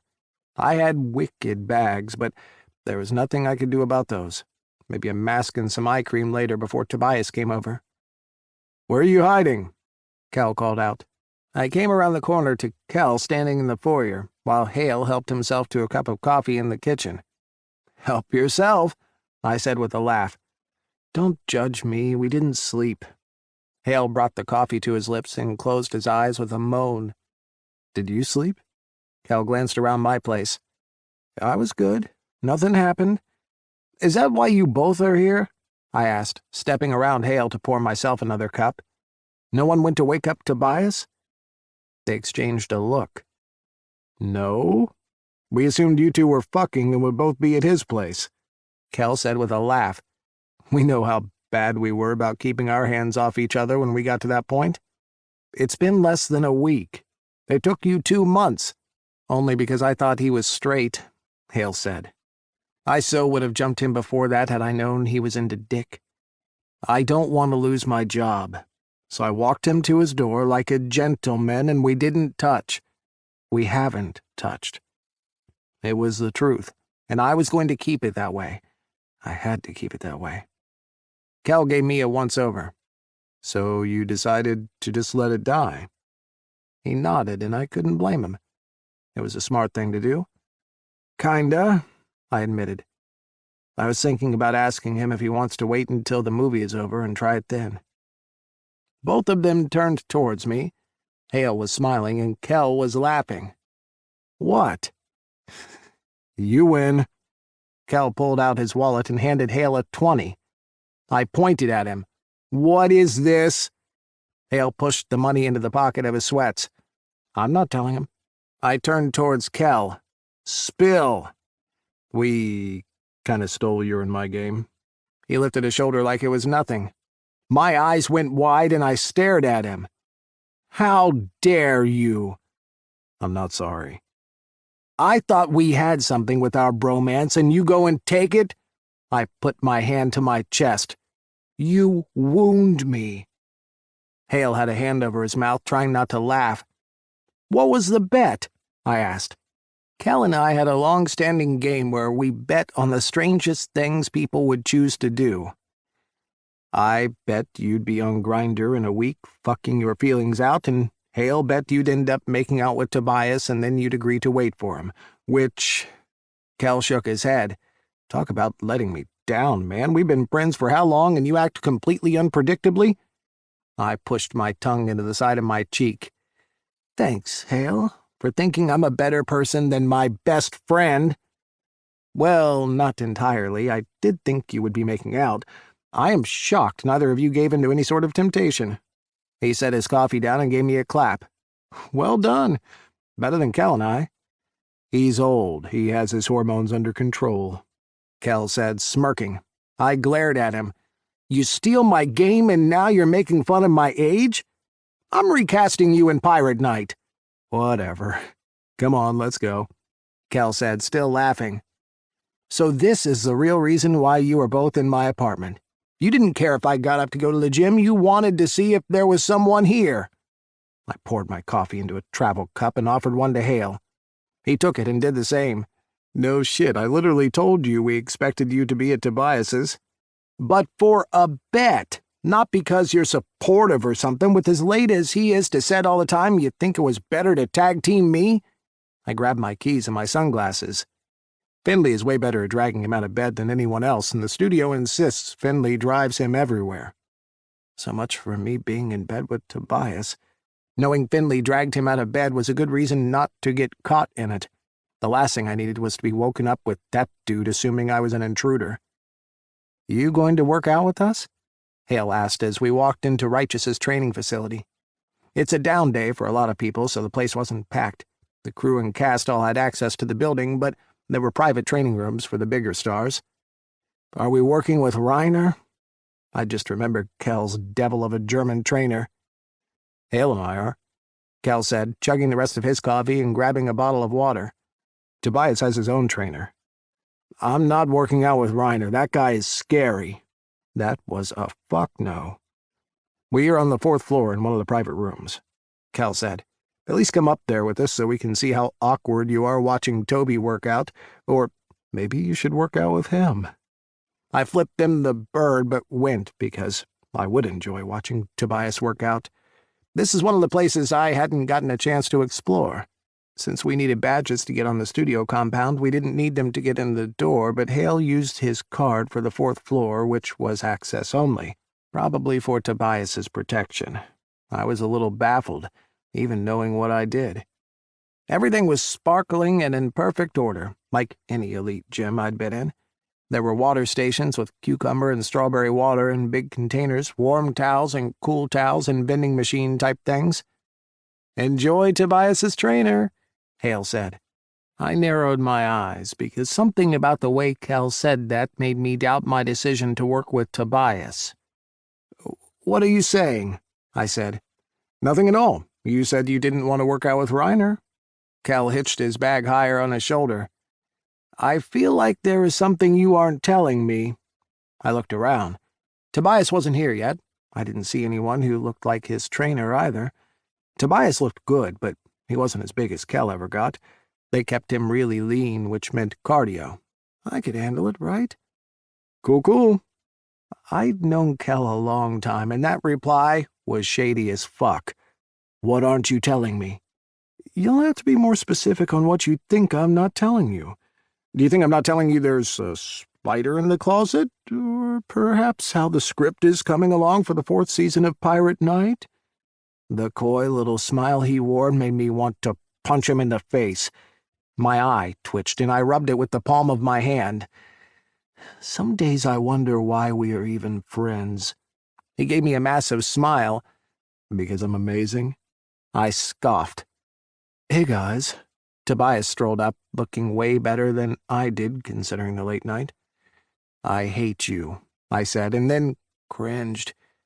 He gave me a look. "Hmm?" "You look amazing, and I look like warm 2-week-old leftovers." He burst out laughing and touched my shoulder. "You look good." "I've been told it's a mistake to work out with you," I said, absent-mindedly putting my hand over the place he touched. "I said nothing of the sort." Kel held up his hands, feigning innocence. Tobias glanced at Kel. "What did you say to him?" "He wouldn't tell me anything, but he keeps wearing this little smirk, and I'm sure it means something." Tobias nodded towards the elevators we'd come up, and out walked probably the most intense-looking man I'd ever seen in my life. His biceps were so big he couldn't put them against his sides. He walked like he owned the universe. He had dark skin and a shaved head and was intimidating as fuck. If his skin had been purple, he'd have been Thanos, but instead, he was probably one of the most attractive humans I'd ever seen. My mouth dropped. Kel leaned over to push it closed. "That's Brian. He won the Strongest Man competition 3 years in a row before retiring to take a job with Righteous as their head trainer." I turned to Kel. "You son of a bitch." I swear the floor shook under the bulk of Brian as he got close. "This is going to be hell, isn't it?" Hale put his hand in his mouth and bit it to hold back his laughter. "Come on, Kel. Reiner is waiting." They walked off together, leaving me and Tobias with the human wall. "I'm gonna die, aren't I said, mostly to Tobias, but since Brian was standing there, it wasn't exactly not to him. "There's a good chance," Brian said. Tobias smacked him playfully. "Don't do that." He shot me a sympathetic look. I laid on the floor, pretty sure my legs would never work again when Brian finished with me. Tobias was still going, and I was so glad Brian had only made me work out for an hour. I wasn't sure how Tobias was still going after being out so late. Honestly, I don't know how he drank at all and did this. Fucking 20-year-olds. Kel poked me with his toe. "You okay?" "I have old bones," I said, knowing the mocking was coming. "I'm not that much younger than you," Kel replied. "You are, too, and—" I gestured in Tobias's direction, too sore already to turn my head. "And he is in his 20s. "You're too sore to enjoy the show?" Kel lifted an eyebrow. I turned my head to the direction Tobias had been working out in. He was breathing hard, and he'd pulled his shirt up to wipe his face. His abs were glistening. He'd been without a shirt all week on set, but this was nothing like that. This was real work, bringing out the natural lines of his muscle. "You're drooling." Kel laughed. "You gonna figure this out?" He said softer. "I want to. I'm gonna talk to him. Or try to." "Good. We both think you should," Hale added. "At least talk to him. You both deserve to know where the other stands. Do it better than what we did." I had to laugh at that. That's fair. We'll see. I wasn't sure how any of it would turn out. Hale and Kel sipped water and chuckled. "You going to ride back with us or him?" "I think he's got to go film, but I'll get my own ride. That will give me some time to find an ice bath." "Good luck," Kel said, as they headed towards the exit. I laid there for another 10 minutes, pretending to stretch, but mostly trying to convince my body I couldn't live on the floor. "Hey," Tobias said, coming up from behind me. "Hey." I forced myself to sit up, my abs almost giving up midway, but I kept acting cool. "How was the rest of your workout?" He laughed and sat next to me. "Exhausting. I was up too late." "Regrets?" I asked. "None. I got through it." He dropped his head back and took a deep breath. "I should work out with you more often. Your trainer kicked my ass. Or maybe I just wanted to watch him work out more." "You should." He bit down on his lip. "Would you want to be here before filming, though?" "I'll be fine. I have a lot more respect for you three now." I lifted a shoulder like it was nothing. Right now, it didn't matter. I was sure it would matter when my alarm went off an hour earlier than normal, but I was screwing future Mel right now. He'd thank me eventually. "I was going to head to the sauna before I head back to my place. Want to join me? I don't know if you have time." He looked at his watch. "Let me text the dog walker to pick up Alfred. I was going to go get him, but if I do that and shower here, then go right to makeup, I shouldn't be any later than I normally am." He smiled, showing off his dimples. I was so fucked. I pushed to my feet and offered him a hand. "I don't know how you do this every day, then go do stunts and film. You should see the bruises I end up with." He wiggled his brows as he took my hand. Was he flirting? Even more screwed. I pulled him to his feet and we headed towards a private locker room on this floor. There was a big sauna and a shared space. I pulled off my shirt and tossed it in a locker and glanced over my shoulder to see what Tobias was wearing in there. He'd stripped down to nothing. Bare ass on display. Well, fuck. I pushed off my shorts, not risking another look before I had a towel around my waist. When I turned around again, he was facing me with the towel tightly stretched over his hips. How long had he been like that? Had he seen me strip like I'd seen him? Did I care? "Ready?" he asked. "Yeah," I said, wondering if the towel was going to go in the sauna. I pushed my fingers into my hair, imagining Tobias pushing my towel aside and straddling my thighs. This was the worst place to sleep with Tobias. We were on company property. Could I say no if he got naked in a sauna looking like he did? He sat down and sprawled out. I took the bench opposite him, keeping my eyes above his waist and not looking at the slit in the towel that barely covered his muscular thigh where I hoped to catch a glance of his cock. His gaze sharpened. "Thanks for coming with me." You're welcome?" I hadn't expected that. I'd expected something flirty or seductive. Maybe I'd misread things entirely. "Can we talk?" he asked. Shit. "Yes." "Want to come have dinner at my place tonight?" No, I didn't want to fucking wait for him to tell me what he wanted to talk to me about. "You want to talk tonight?" I was really hoping he'd rip the Band-Aid off. Who wanted to wait for hours being tortured with what-ifs? "I have to leave in 5 minutes for set, and I want time to actually talk to you. Is that okay?" "Sure. What time?" I felt like kicking myself for saying sure. "Can I call you when we're done?" "I don't think we'll be late, but I don't want you waiting at my place if I'm stuck. I can grab food on the way home." I nodded because I felt like I didn't have any other options. "Can I bring anything?" "No, I have plenty of stuff to drink." He stood up and came over, putting his hand on my arm. "See you tonight." He was gone, and I was left wondering what the fuck we needed to talk about. I sure as fuck wasn't going to bring up wanting to wait for each other until I heard him out. 11. Tobias. My anxiety was maxed out today. I should have been excited about the prospect of dinner with Mel and talking about something in the future, but I was terrified. Terrified of the rejection, terrified it would overcomplicate our relationship, terrified I was crossing a line we shouldn't even think about until after the movie was finished. Probably the worst thing I could be stressing about, considering Righteous didn't want these kinds of things affecting our jobs. So I struggled through most of the day. I missed cues, and when I was getting my lines right, they were filled with disfluency. "Let's try that again," Nick said after a particularly bad stream of jumbled words. He was the director of Harkin, the spin-off franchise movie I was shooting at the same time as Titanium 2. Neither was a lead part for me, but I felt like I was going to be the reason both were delayed because, between exhaustion and personal stress, my tongue kept getting away from me. I wanted to throw things or pull my hair out, but I knew neither was going to help. "I don't think it's even worth continuing today," I told him, glad I sounded like I had more agency over my tongue than I felt. "I think you're right."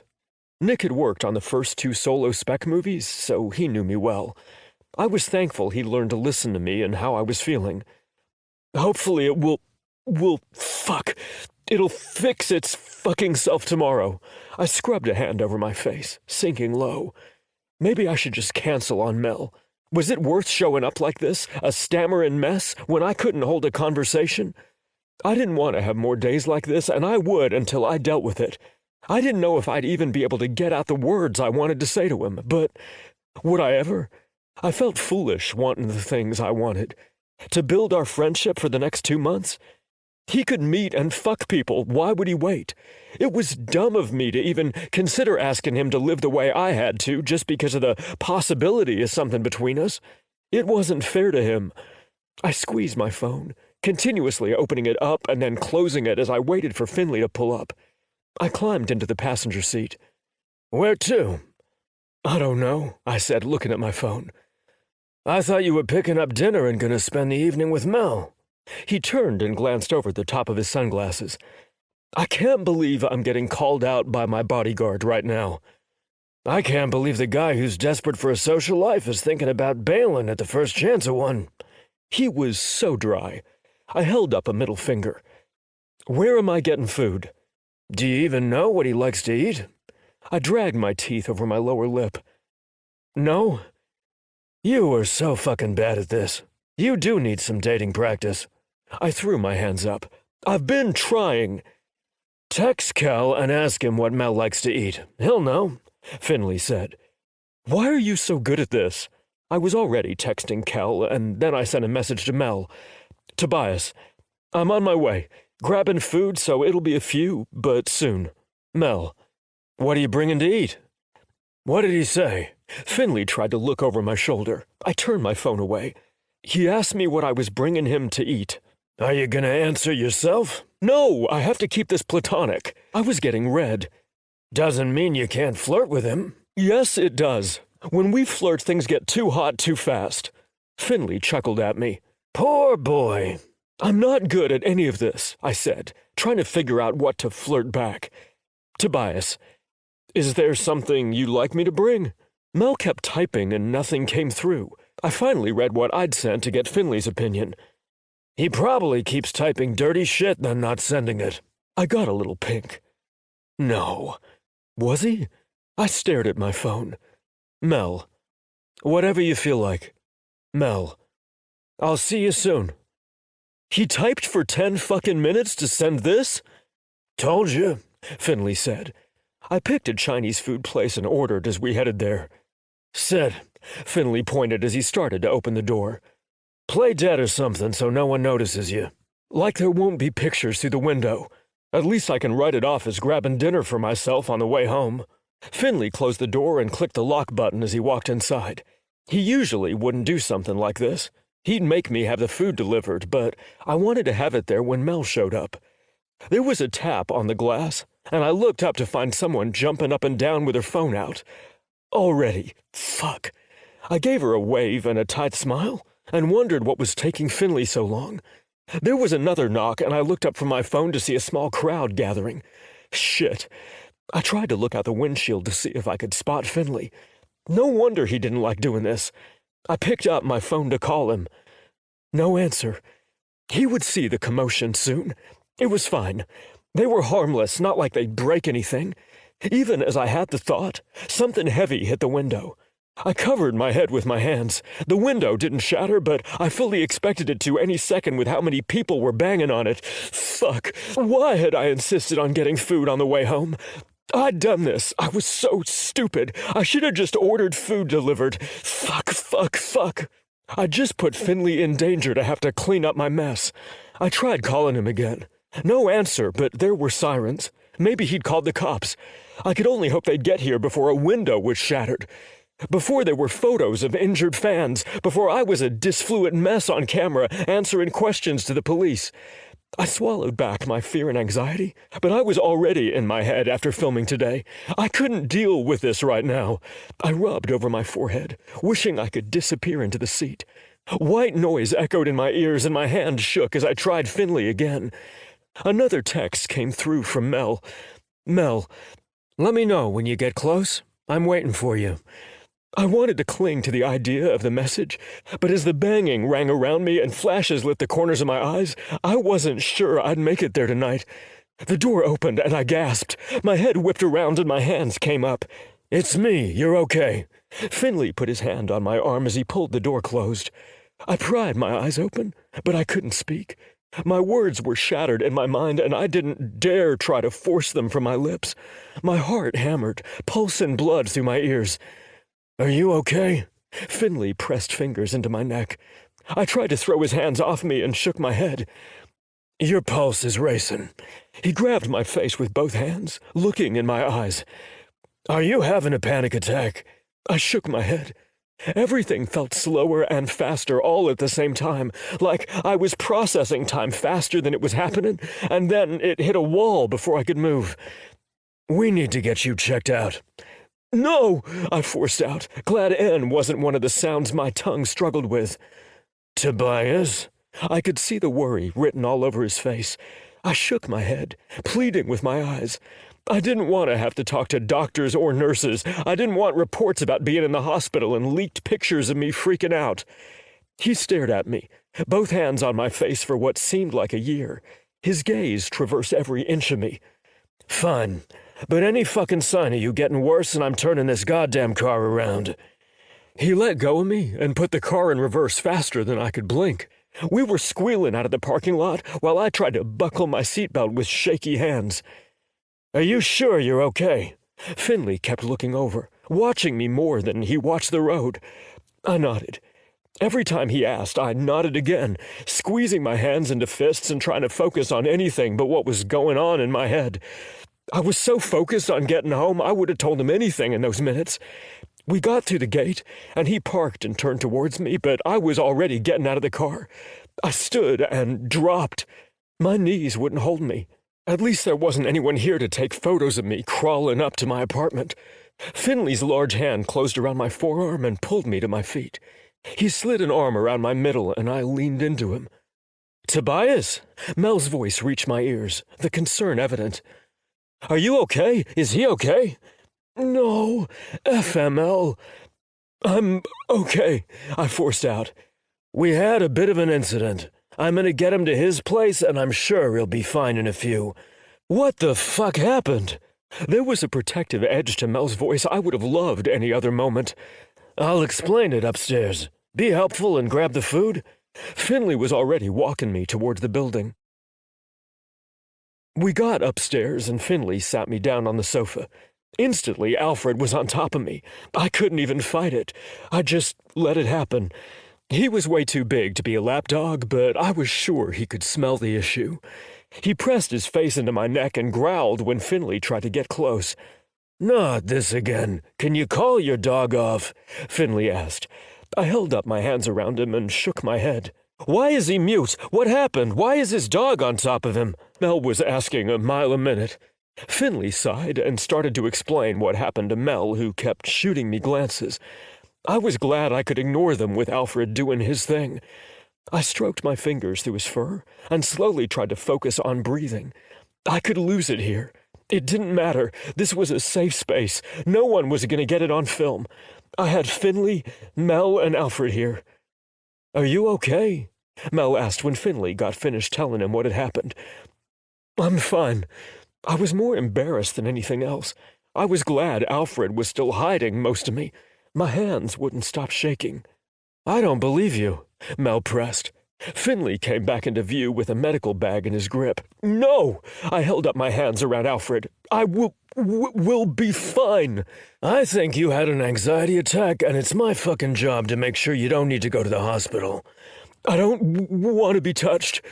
Why was speaking without fucking W words impossible right now? It's either you let me evaluate you or I call the paramedics. I pressed my eyes closed, not wanting to deal with the news cycle of speculation. I should let Alfred fight you all off. I felt the spite in my tone.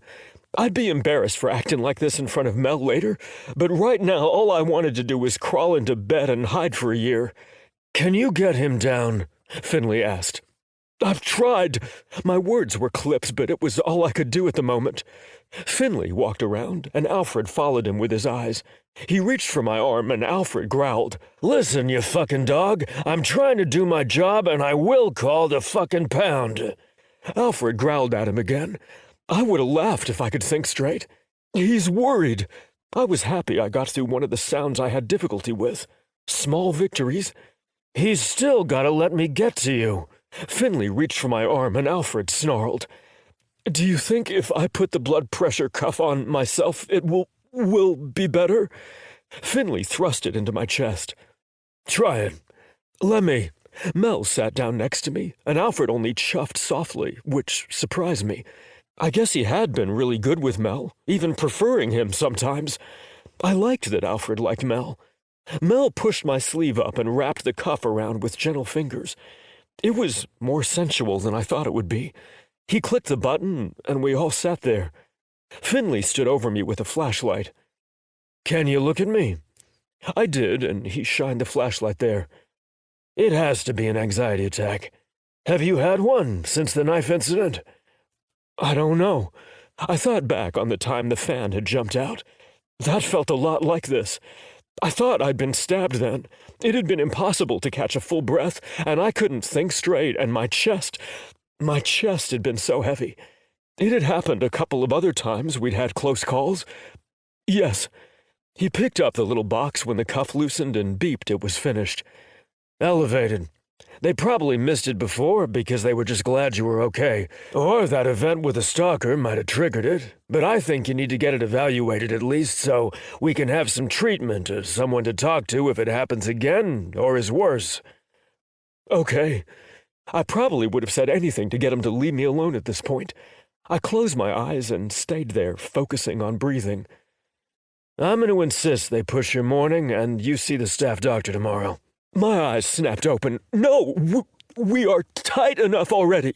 And here I was, worked up again. I'm not kidding.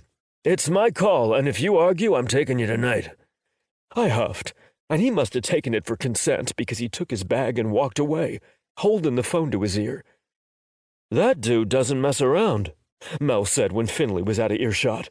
No, I said in a sigh. He's a former paramedic turned bodyguard. He's good at his job, but it's his way or the highway on anything he takes seriously. Probably not bad. Mel scooted closer, pressing his bicep to mine as he settled into the seat with me. I turned my head as he laid his back so we were face to face around the dog snout. More annoying. I don't want this to be a big thing. I don't want to have to deal with it more than I already have to. What do you mean? Mel asked. I already have to physically deal with it. I don't want to deal with it publicly and in the press. Oh. His brows knit, and I almost hated his sympathy as much as I hated the inability for anyone to understand what this was like. I laid my head back and rubbed my hand over Alfred. Are you hungry? I can make you a plate. Mel still appeared extremely concerned. Sure. I started to shift, but Alfred wouldn't budge. If we can get Alfred off of me. The dog didn't move. Want me to help? Mel said, reaching for Alfred. Alfred growled, and Mel pulled his hand back. I've never seen him growl like that. Not even at Finley, and he doesn't like Finley. He seems like he's protecting you, Mel said after a few moments. I shoved at him and Alfred growled and gummed me. A clear warning. I don't need protection. I need food and to not speak. I'll make you a plate. He can stay there. Mel was already grabbing the bag off the counter and heading into the kitchen. I tried again to get the unmoving dog off me to no avail. I gave up and closed my eyes. Alfred nuzzled into my neck, and I wrapped my arms around him, pressing my eyes closed tighter against the burn there. It felt like the more I chased normalcy, the more I was fucked. I thought Mel and I were going to talk tonight, but I was sure he'd changed his mind. It was probably for the best. What were we expecting to do, wait for each other? It was silly. I was being stupid and potentially ruining a friendship. I didn't want to do that. I should enjoy this for what it was. Alfred, can Tobias get up and eat? Finley asked. I opened my eyes to find them both standing over me. Alfred didn't move. It's fine. I think he's in protective mode. The dog turned and moved and settled into my lap. Well, that's an improvement. At least I can see you now. Mel wasn't holding plates. My brow pulled together. What? The doctor wants to come tonight, Finley said. The studio wants to make sure you're okay and not put you back into a high-stress environment before you're fully checked out. Fuck my life. I draped an arm over my face. Why is this fucking necessary? Do you want my honest answer? Finley asked. I moved my arm to look right between him and Mel. Yes? Righteousness doesn't want the liability of you coming to work at all tomorrow without getting checked out now and then seeing how you are in the morning. They're making sure their asset is fully functioning. I don't blame them. Finley was pretty blunt with things, and I was thankful for it, even if it was hard to hear sometimes. And what do you think? I asked Mel. I want you to get checked out because I care. Fuck the filming schedule. His tone carried a lot of emotion, and I secretly loved it. Okay, I said. I didn't have to agree, but I didn't want to delay production more than we already were. I'm going to meet him at the door, Finley said. I was grateful for the time alone with Mel. Sorry our night got ruined. He came over and sat on the arm of the sofa. I was expecting Alfred to growl, but he didn't. It's not ruined. I'm here. Our morning has been pushed. We have time. As he talked, Alfred scooted over, laying his head on Mel's lap while keeping his butt in mine. I think this means he likes you, I said, gesturing at the dog. I hope so. He put his hand over mine, on top of Alfred's back. Are you really okay? I'm really fine. Finley doesn't seem to think so. I wish I could ease the worry lines on Mel's face. It's Finley's job to be extra careful with me. I know what this is about anyway. It all clicked when Finley had walked out of the room. What? He asked. If this turns into some sort of panic attack disorder, it's going to fuck up production schedules. They already have to deal with my disfluency, so I'm sure they don't want to deal with more issues from me. I was disappointed in myself. I hated that I was such a fucking disappointment. I should be better than this. No way. You are their star. They love you. They don't love all the days I can't finish, and this would only mean more. I was spiraling into self-hatred. It would be better to just shut my mouth so Mel didn't get massively turned off. Everyone has bad days, and every person has something they deal with. I've seen all kinds of stuff from actors, and we've been delayed for all types of reasons. For the right actor, they're always worth it. You're worth it. Thank you, I said, and left it at that because I didn't want to drag him into the spiral of self-doubt I was taking a swim in. The doctor is here, Finley said, walking in with a stranger. Are we crating Alfred, or will he behave? Fuck. 12. Mel. The doctor thought Tobias had some sort of panic attack disorder due to the high-stress environment and the previous attack. He recommended Tobias started seeing a psychiatrist. It wasn't the worst idea. Tobias agreed, but didn't seem thrilled. We were finally seated on the sofa, eating the cold takeout, half watching a movie we'd found. I was the worst person in the world at comforting. A literal rendering of the gif with the broom patting someone on the back and saying, "There." I wanted to reach out and do something, help Tobias through this, but I hadn't the faintest idea what would help. I felt like a fucking failure of a friend. So, we ate and watched, neither of us speaking, a stark difference from our usual banter and joking while watching television. He probably wanted me gone. I set my plate aside. Maybe I should give him some peace, so he would have some time to process. I looked over at him to find him staring at me. What can I do? I don't know. He forced a smile, and that was worse. I scooted closer to him. Come on, there has got to be something. He lifted a shoulder and turned back to the movie. I rubbed over my forehead. I didn't want to come off as pushy, but I knew he needed more than this half-assed sitting here. I reached for the remote and flipped it off and grabbed the table, dragging it forward so I could sit in front of him, knees to knees. I'm here, and I know you're pissed about having more to deal with. I would be too, and you're allowed to feel those feelings, but I also want you to talk to me. Please don't close me out. I'm not trying to. He kept staring at his hands. I took them in mine and rubbed over them with my thumbs. What will help? Do you want to take a walk? Go someplace? Spoil your diet with ice cream? Come on, we are doing something. He looked between our joined hands and my face. I could tell he was thinking something. I waited patiently for him to spit it out. Can you hug me? Tobias asked. I didn't hesitate. I pulled him forward, sliding one of my knees between his as I took him in my arms. I wrapped tightly around the outside of his biceps. He tucked his hands around my middle and laid his head on my shoulder. We stayed that way for a long time, long enough for Tobias to start to relax. The tension in his body eased, and he was putty in my arms. His fingers traced over my sides, and I bit back a groan as he found the sensitive flesh. Sorry, he muttered over my neck, warm breath heating my skin. It's fine, I whispered against his ear. He didn't even try to fight the groan that left his lips. I stiffened head to foot. A little tense there. Tobias laughed. It's your fault. I pressed my face into his hair. I'll take the blame, but I feel better. Thank you for not giving up on me. I pressed my eyes closed. I can't give up on you. He was too special a person, a gem beyond what everyone thought about his looks. There was so much more to him. I was truly blessed to know him and to get these private parts of him. He started to detangle himself from me. Come to the roof with me? What's on the roof? I asked. Have you never been? He asked, shifting, giving me a momentary view of a hard-on. Was he?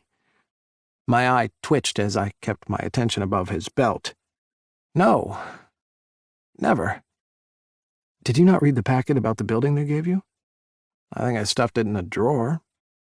I was a workaholic. Everyone should know this about me. He pushed to his feet and grabbed my hand. Come on. We took the stairs, and he pushed open the door to reveal a park. How had I never noticed this was here? There were decent-sized trees and massive pots and a stone walkway. He pulled me by the hand under the canopy. The trees were wrapped with fairy lights. Between the trees were micro-gardens with all types of flowers.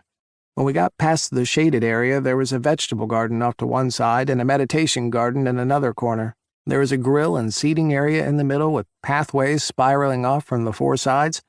As we got closer to the seating area, there was a series of ponds and waterfalls with massive koi fish swimming through them. Holy shit, this has been up here the whole time and I didn't know? You need to pay better attention. He kept pulling me, heading towards the little seating area. Why don't we come up here with Cal and Hale? I asked. It's usually not this empty. It's just the middle of the night, so no one is here. They do yoga and classes in the morning and evening, too. Hold meditation stuff in the garden. Tobias lifted a shoulder. There usually isn't privacy, so I only come up here late at night when I need to clear my head. I squeezed his hand. Even from the cast? I feel awkward here most of the time, like I'm preventing them from having their friends and stuff up here. For as much as you know everyone, you really spend a lot of time alone, I said, realizing it was a lot of those things. He was friends with everyone on the set, but in his downtime, he was alone in his apartment. I don't really choose it. He shrugged it off and walked towards the edge of the building.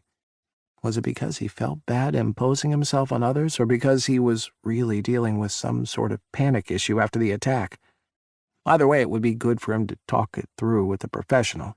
I never had a desire to be around a lot of people, but anyone who met Tobias could see it was the exact opposite with him. I'm sure people would leave you alone up here. We should spend some time or take a yoga class. You want my ass in the air? He asked, eyes lighting up. I didn't even think about that. But now that he's said it, yes, I did want his ass in the air and a spot behind him. I bet there would be a fight amongst people to get into a spot behind him. I was laughing at the idea.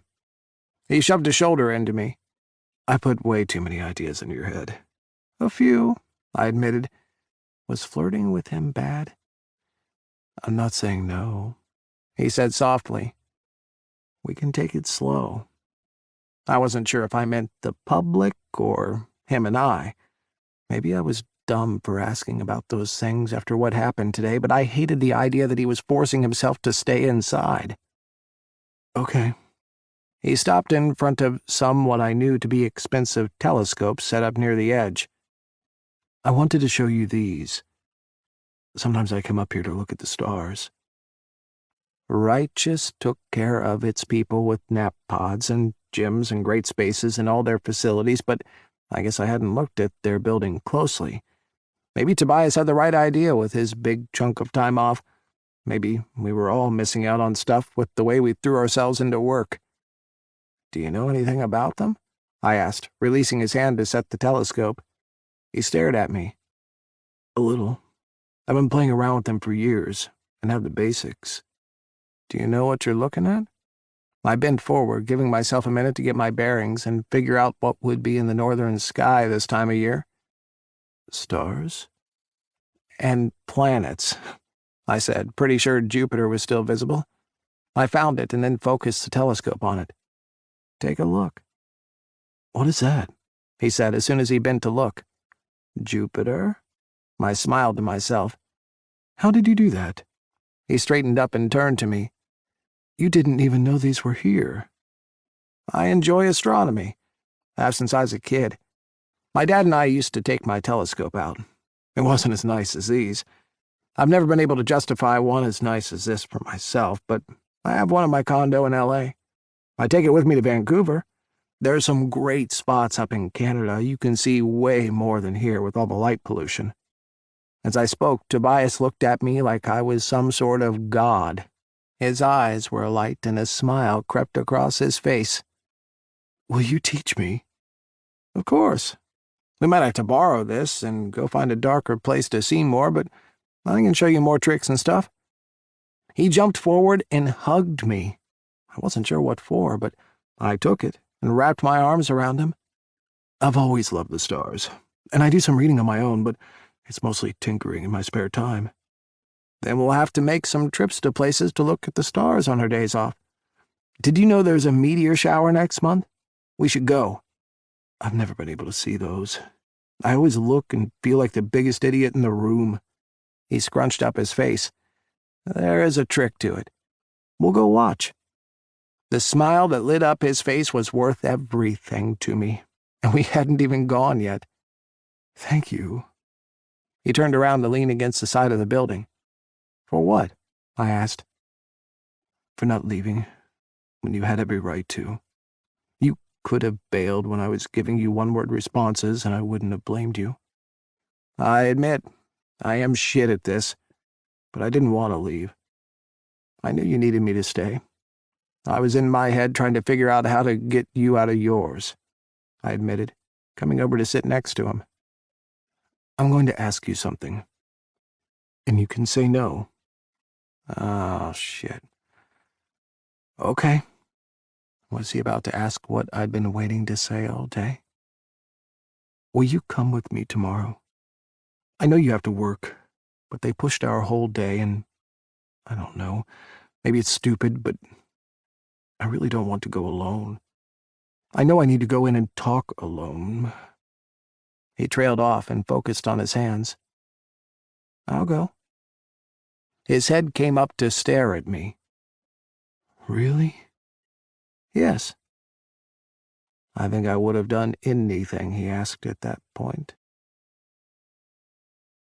13. Tobias. I wasn't feeling too great about myself when I walked out of the appointment. I'd been denying a lot of stuff to myself over the years. I didn't like feeling like I was broken.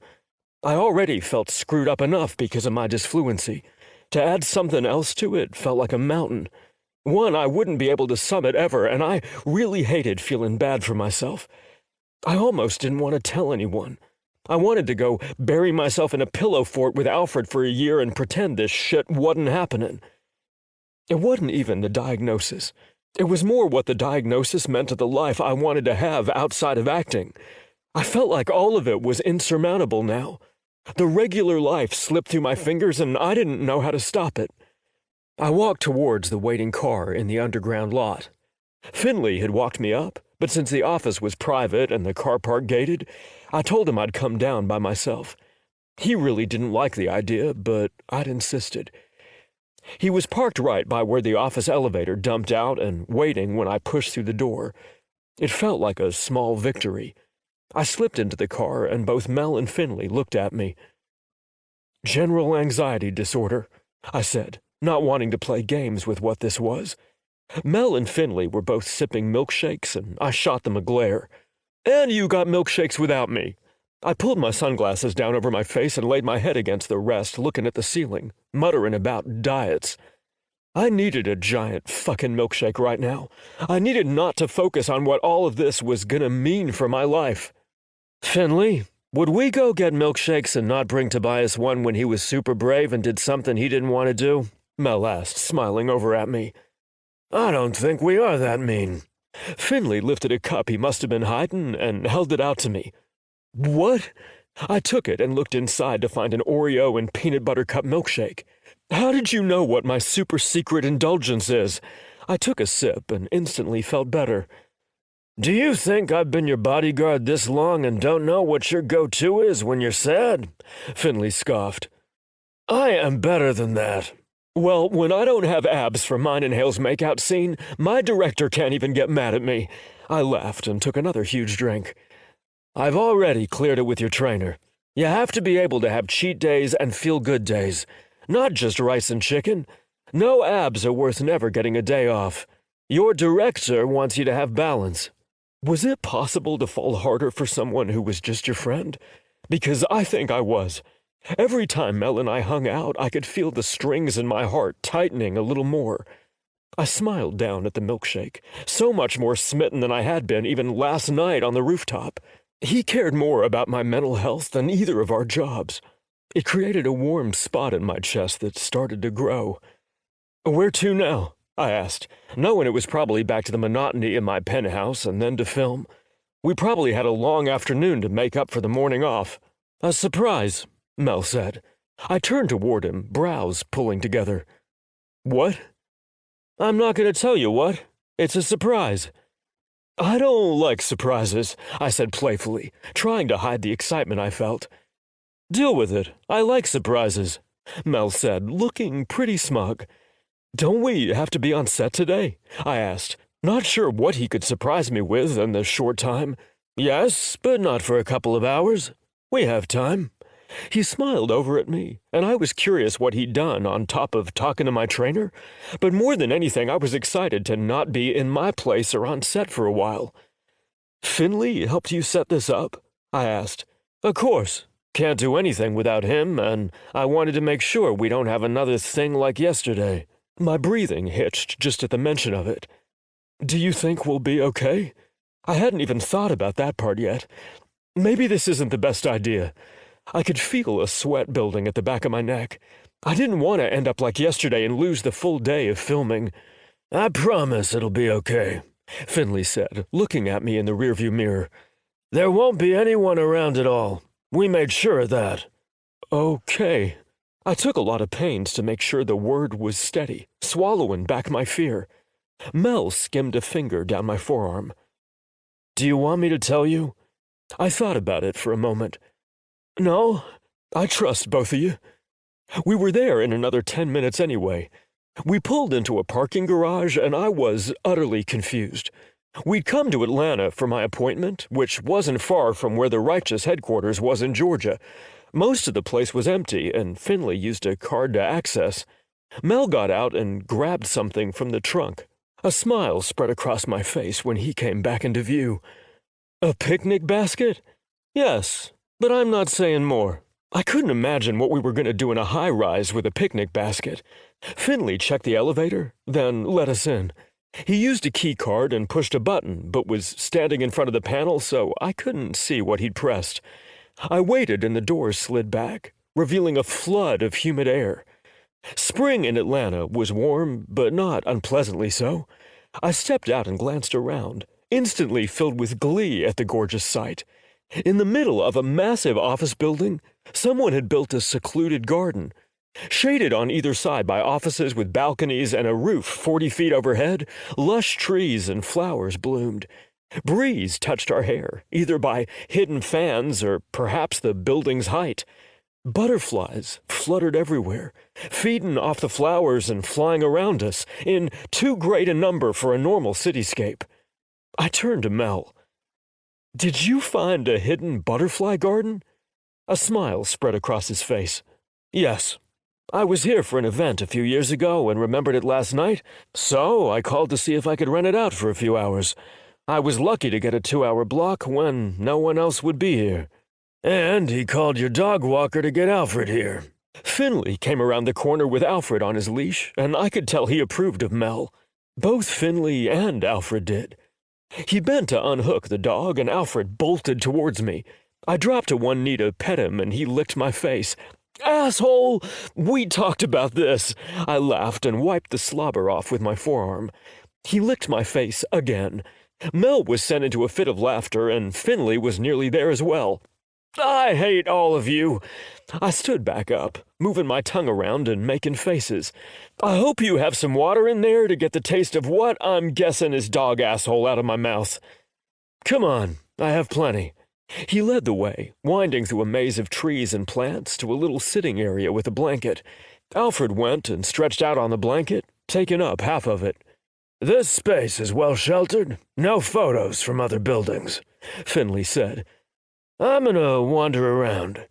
With that, he was gone, and I was standing with Mel. Thank you, I said, feeling my emotions building in my face. After the night and day I'd had, there was a lot of buildup. I needed to watch a sad movie alone and have a good cry, so I didn't let it all out in front of Mel and scare him off. You need to get out more. We need to get out more. I don't want to just spend all our time at your place. Not that it's bad, but it'll be good for both of us. It wasn't like he couldn't go out, but I like that he wasn't just making this about me.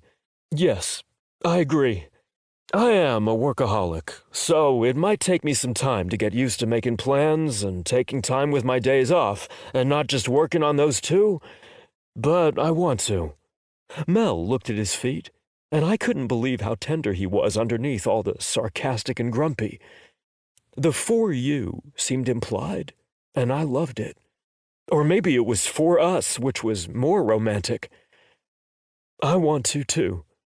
I didn't want to let my fame or my fear control my life. Maybe yesterday was the wake-up call I needed to stop being a recluse and get help. He sat down, and I followed suit. He started to pull things out of the basket, and I smiled with each and every one. First was a container I recognized, the pre-made meals I ate all the time. I wasn't upset about it, as I'd had a shake, and that was a treat. All of this was icing. Wow, you planned all this? And when had he had time? I texted Finley after you went to sleep. Called this place this morning. He and I picked up what we needed to while you were in your appointment. My chest felt like it was going to explode, and he had more in the basket. Some wine, low carb, real wine glasses, appetizers. He had thought this through. I did. I wanted you to have something good after doing all of that. I smiled and picked up my fork to start eating so I didn't get emotional. There is something about eating in a beautiful hidden butterfly garden that makes chicken and rice taste better. Mel got this huge smile, and for someone who was usually scowling and frowning, it was a big change. We'll have to see if there are any other places like this in the city for our days off. Or maybe like secluded preserves or something. My mind was running. I wanted to do things like this. Things where I felt safe. Mel made me feel safe. I'd never experienced that in a person before. Finley protected me, but I felt like a burden. Not that he ever made me feel that way. He was paid to do it, and he liked his work. But having him didn't make me feel any less trapped in my life. Mel was freedom. I smiled to myself with that knowledge. How did the appointment go? You don't have to give me details, but I do want to know if you think it's going to help. He dug into his food, keeping his attention there, which I was thankful for. Not having his full attention on me would help me focus. We talked a lot about what I went through and my anxiety. He helped point out some things that might be anxiety that I'd probably been ignoring for a while, and I think he's right. We also talked about what this can look like and how the treatment will be. That my disfluency is affected by all this, which is why I have some really bad days where nothing seems to work. It disconnects everything in my brain and would make any issue like this worse. I was still trying to make sense of it all in my head. I was to the point I accepted his opinion, and I'd keep seeing him or someone else. Anxiety, when bad, can affect everything. That sounds like it makes sense.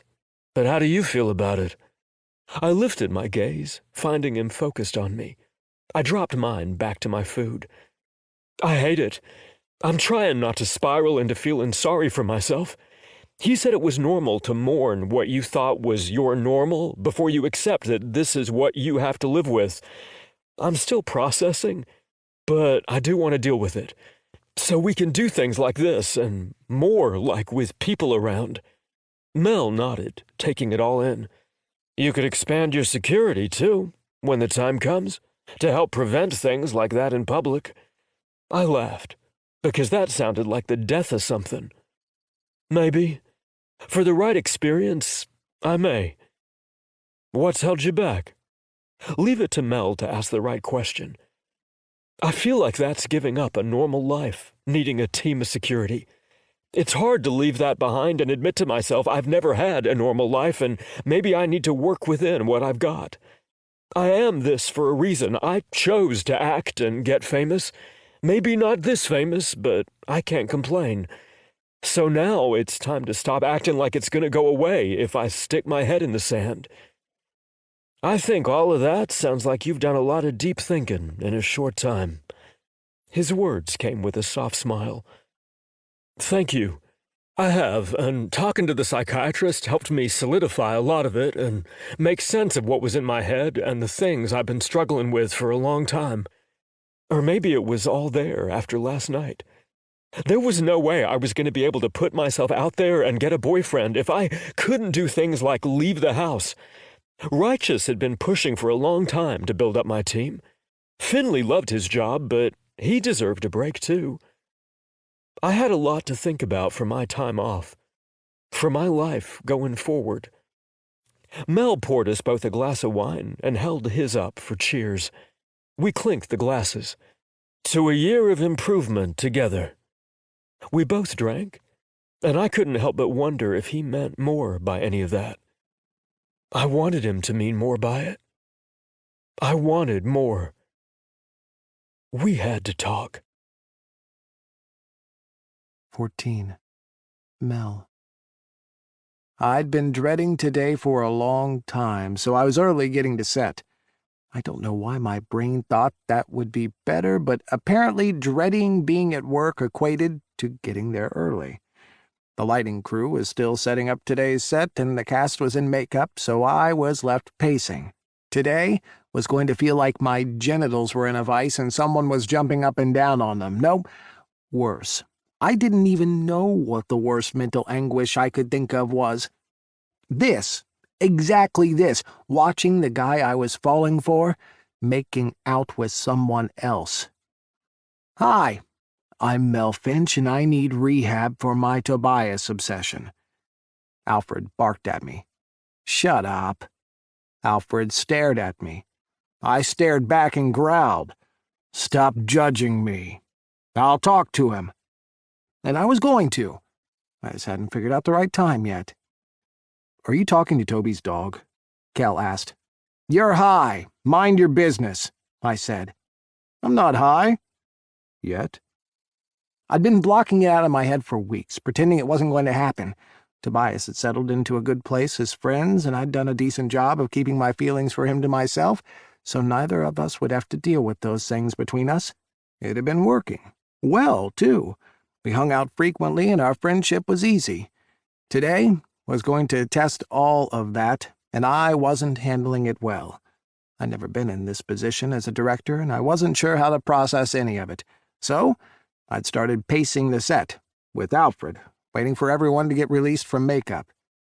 Hale walked out first, probably because he was on time to make up, whereas I didn't think Tobias had been on time for anything since we'd started production, only half of which was his fault.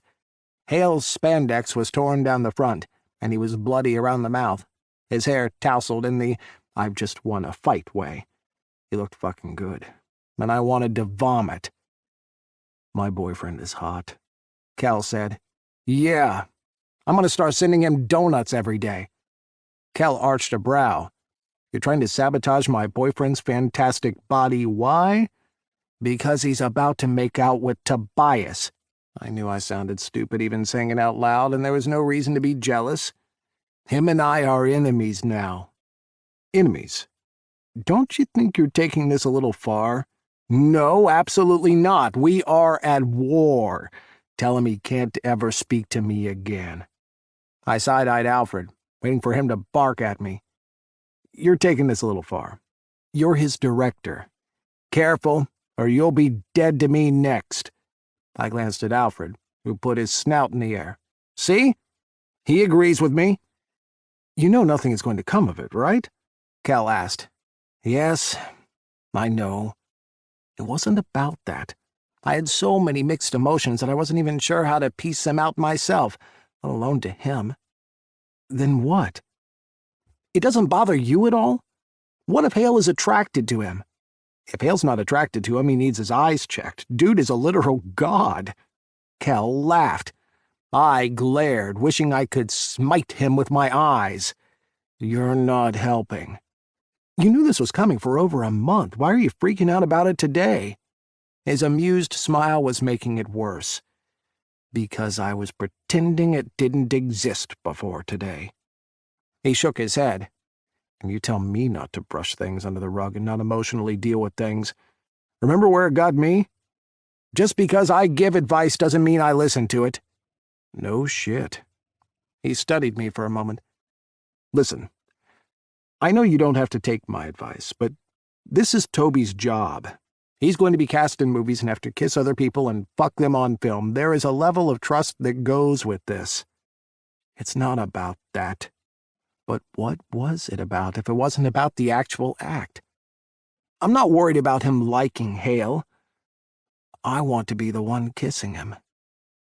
That was more of it. Still not entirely all of it. He's going to be your boyfriend. He likes you. You're going to get through this. I don't know that.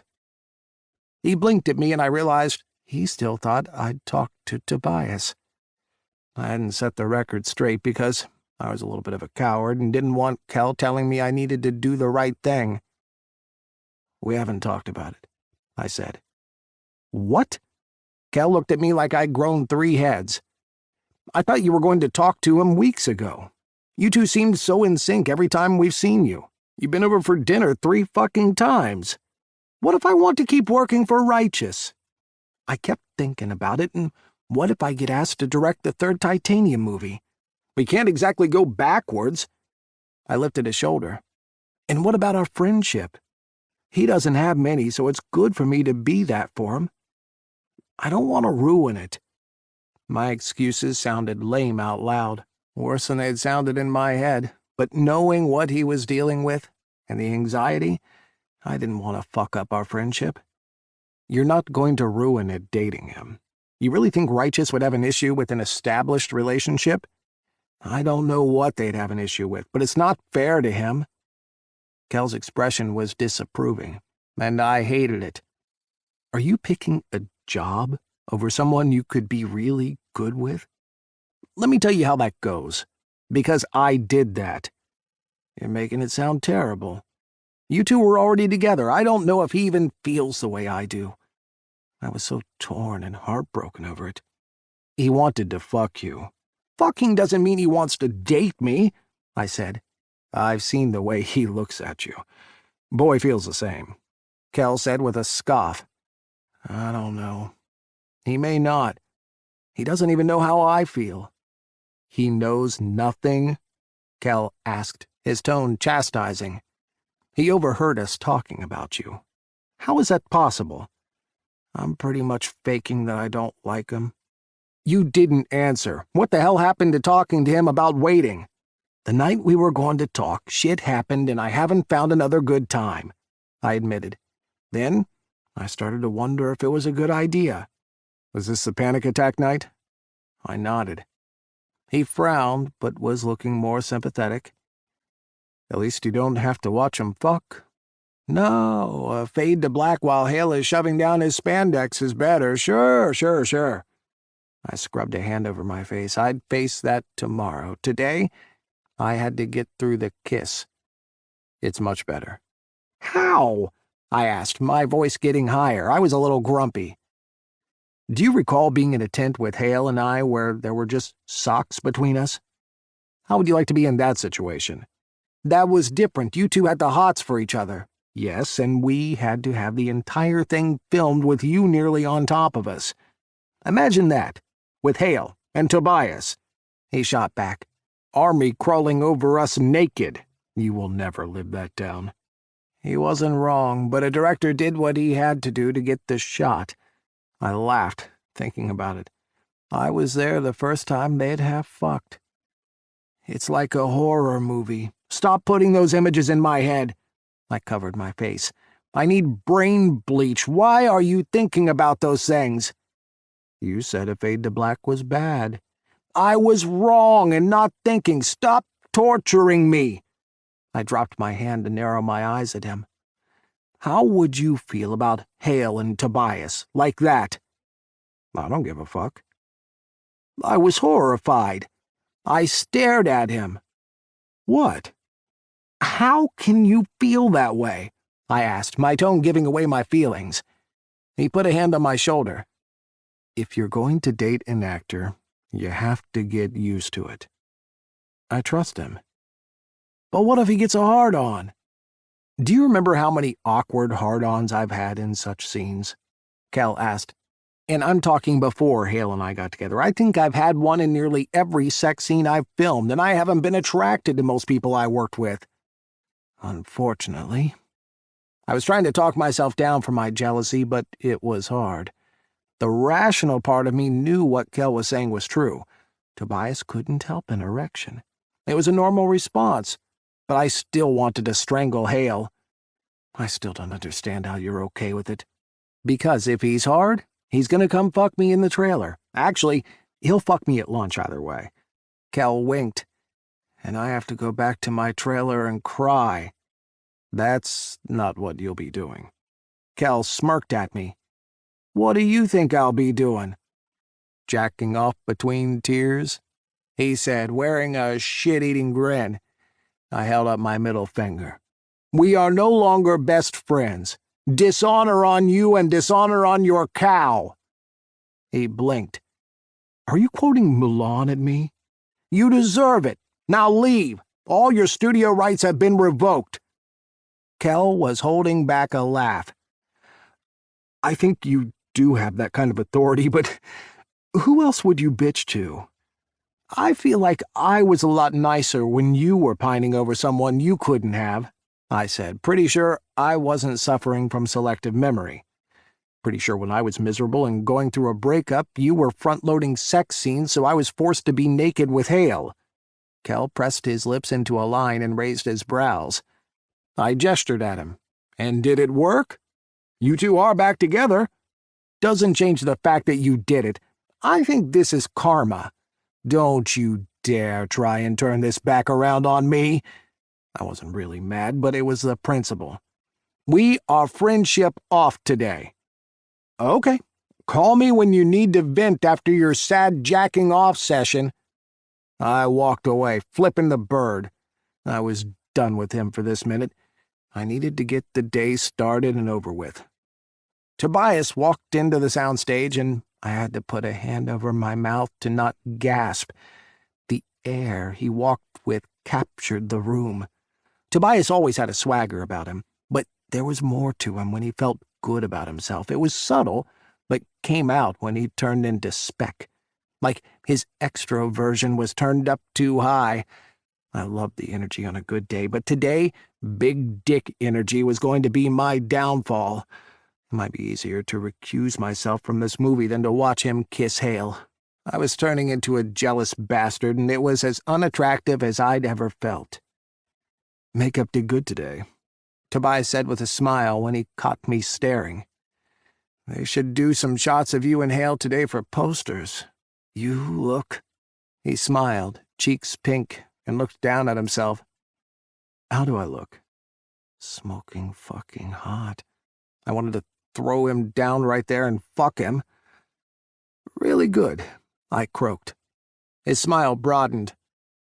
I like feeling like him. I asked, entirely stuck in my head about how good he looked and what I was about to witness. I like feeling like Spec. He's a confident sex god. It's a nice escape from reality. I closed my eyes and counted back from 10. Did I say something? I was picturing the scene.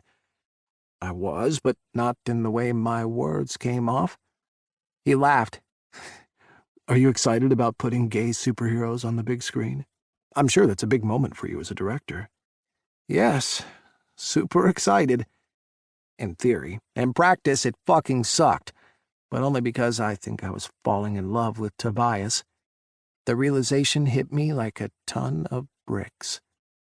He smiled and kept chatting. I replied, but most of my consciousness was stuck on the idea I loved him. Could you love someone you weren't dating? It had never happened to me before. I'd loved people from other relationships, but usually I was slow to get there. I was never the first person to say those words either. Processing of feelings wasn't my strong suit. It was usually where I fucked up. Are we doing something later? Yes, I answered before the words were even fully out of his mouth. Eager? He asked, lips twisted in amusement. Quite. More like I needed to leave my mark all over him before we went into a light sex scene tomorrow. The kissing today was going to be bad enough. Okay. There was a question that hung on the end of Tobias's word, but I wasn't about to answer it. I need to go find Kel. I'll be right back. Go get on set for lighting testing. He saluted me. Roger. I practically ran back to where Kel was sitting. I was glad to find him still there. How am I going to do this? I mean, I was going to do this, but how was I going to do this? Real advice, no teasing me this time. Kel had his feet kicked up and was lighting a bowl. What now? Same thing. I threw my hands in the air and exhaled audibly so Kel would know I was frustrated with him. Watch your boyfriend and Tobias make out. It's your job? He offered. I took the bowl out of his hands before he could take a hit. I need sober Kel for this. Are you telling me you don't like lightly toasted Kel? I pressed my eyes closed. I guttered that, and I don't need more images in my head. Better those images of me than Tobias and Hale? Kel's face screwed up, and then he laughed. I would have got that faster if I was stoned. I gave him an exasperated sigh. But you won't be able to give me a pep talk or something. I feel like I failed you sober 10 minutes ago." Cal sat up and tinted his fingers. "Asking honestly right now, do I seem like the type of guy who gives pep talks?" "No, not at all." "Exactly. At best, I can get you high and tell you it's going to be okay. Why do you seem worse now?" He looked me over and made a face. "I think I'm too high to figure it out." "Because I realized I'm in love with him." Kel choked. "Are you kidding me? You dated Ben for 2 years and couldn't bring yourself to say it." I nodded. "Shit," Cal said. "Are you sure this isn't your dick talking? Like, it's going into some weird state of withdrawal that made your brain not work?" "Positive." I lowered my voice as Tobias came near. I nodded and turned when I heard his laugh. He was standing with Hale, and they did have great chemistry. They would be easy to get on film, which was what mattered, right? I sighed and took the joint Kel was offering before telling everyone to take their place. They started, and I took a position next to the camera, only half watching through the monitor while I kept looking back at them in person. They were perfectly framed, cut and bruised up, standing face to face. Hale was breathing hard. I made him run a few laps before getting into the scene. Tobias was covered in grit and bleeding from his head and chest. He flashed a grin at Titanium, laughing about being punched in the face. Their banter was off the charts sexy. I was starting to think Hale had chemistry with everyone, one of those rare actors who could make you believe anything. I wanted to walk over there and shove Hale out of the way and kiss Tobias, but I rooted myself in place and let the scene play out. They traded a few playful barbs, and then Speck grabbed Titanium by the back of the neck and kissed him. "Cut!" The word was out of my mouth before my brain was even processing what was going on. I was sweating and breathing hard, and my vision was red. "What's wrong?" Tobias asked. "Just wasn't feeling right," I said before I could fully process what I'd done. "Let's reset and go again." Only we didn't. They would get close to kissing, and I kept interrupting it, like I was short-circuiting at the idea, and I could not fucking handle it. "Let's take 5. Hale and Tobias nodded and walked off set, heading towards the craft services. I stood there staring at the set in the middle of soundstage chaos and couldn't believe I was in the process of burning my career to the ground because I couldn't get a handle on my emotions. I scrubbed a hand over my face. There had to be something I could do to fix my fucking shit. I thought about taking the day and letting the assistant director shoot the scene, but how would that look? One of the most pivotal scenes in the entire movie, and I let the assistant shoot it. I'd want to fire myself. I was going to have to find a way to make this great and not self-sabotage. I wouldn't even be okay with this damn behavior if Tobias and I were dating, let alone me just secretly pining for him. I wanted to smack myself. I was too old to be acting like this. "You okay, man?" Hale asked. "Kel sent you over to ask me?" I eyed him. "Nah, but now I'm sure something is going on," he said, staring straight back. "Great." Outed myself. He stayed quiet, brows raised. "I'm struggling," I said after a few moments. I wasn't proud of it, but what else could I do? Because you're freaking Tobias out, he's worrying he's fucking it up. I could have kicked myself more. I was making him self-conscious. He'd been so sexy and confident going into this, too, and I was going to be the reason the scene looked like shit. No. You two are good. I rubbed the back of my head, telling myself Kel would tell him at some point. I'm struggling. I could see the realization dawn on his face. He gave me a knowing, heartfelt smile. You know he doesn't want me at all, right? It's not that. I hated that people were focusing on that. I wish I didn't look like an idiot. And I know it's not you. I vaguely gestured at him. You're a hot guy, but I'm not worried about it. I wish I could be kissing him and building a relationship with him, and this is bringing it out bad. I need to get out of my head. Are you sure? "It's not that I don't believe you," he said before I could argue. "It's just, I don't know, it seems like the two have nothing to do with one another. They are loosely tied, and for some reason, my mind has decided to cause a short circuit." "Fair enough. Can I suggest some duct tape?" "A gag might work better," I muttered, only half joking. Hale snorted and covered his mouth, holding back a laugh. "I'll tell Tobias to come help you." I groaned. "Get back to your place. I need to get this over with." He put a hand on my shoulder. "You can do it." They resumed their places, and I had taken over a camera position, feeling like I had to take myself out of the scene. I needed to feel like it was on screen instead of something in my direct control. I was hoping this was enough for my brain. They started with their banter, but it didn't have the same energy. Fuck. I'd got them in their heads. "Let's start it from the top again." A disappointed expression flashed across Tobias's face, and I felt like the biggest asshole. I had to do something to change the energy, or I was going to lose him. After this long shooting with him, I knew where he was heading. Now, to decide if I should pivot, call the rest of the day, or let him try to work through it. I was letting him in the cast down.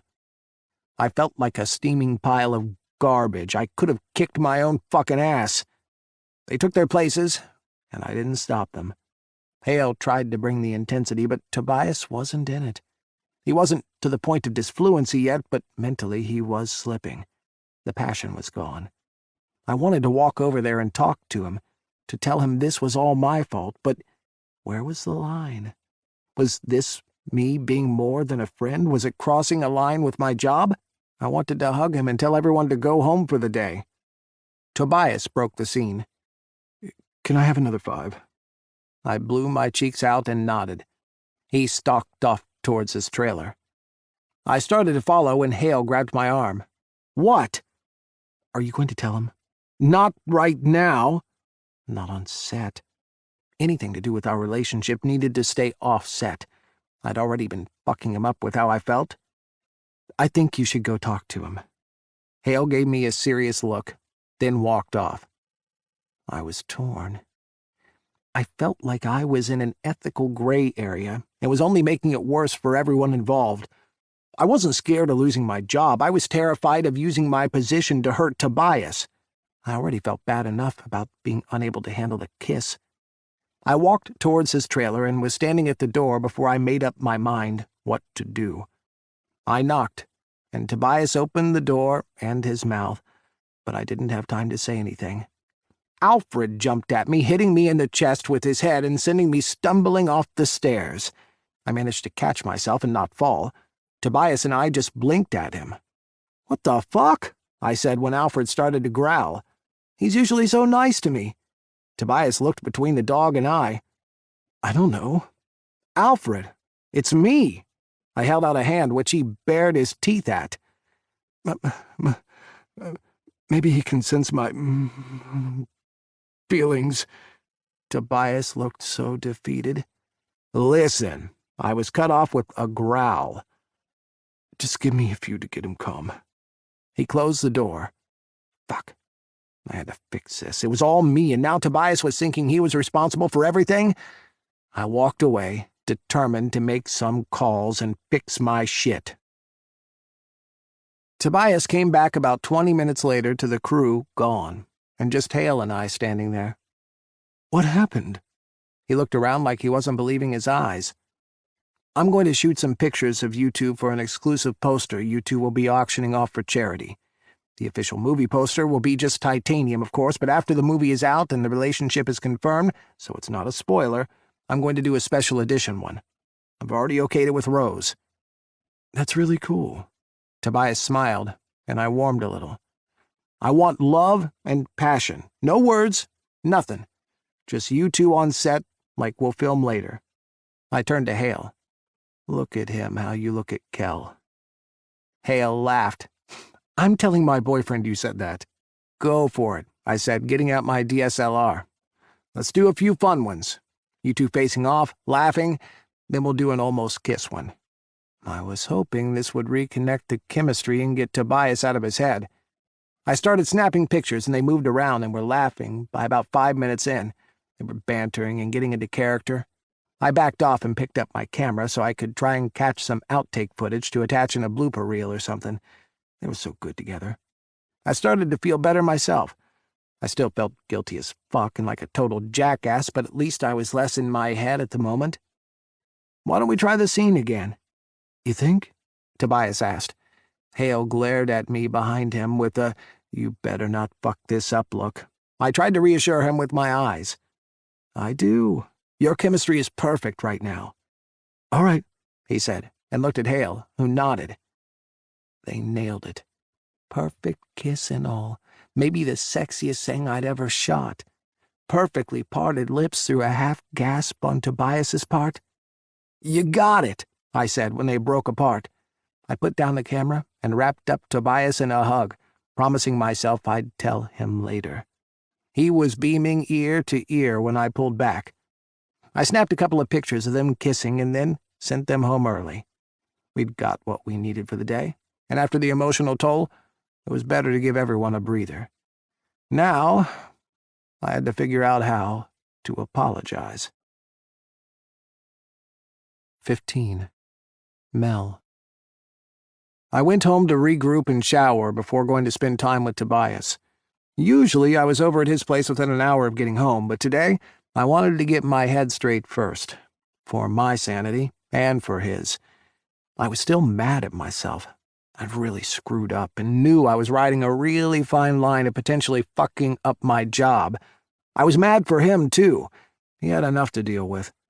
I wondered if I should even be going there, but none of that kept me away for long.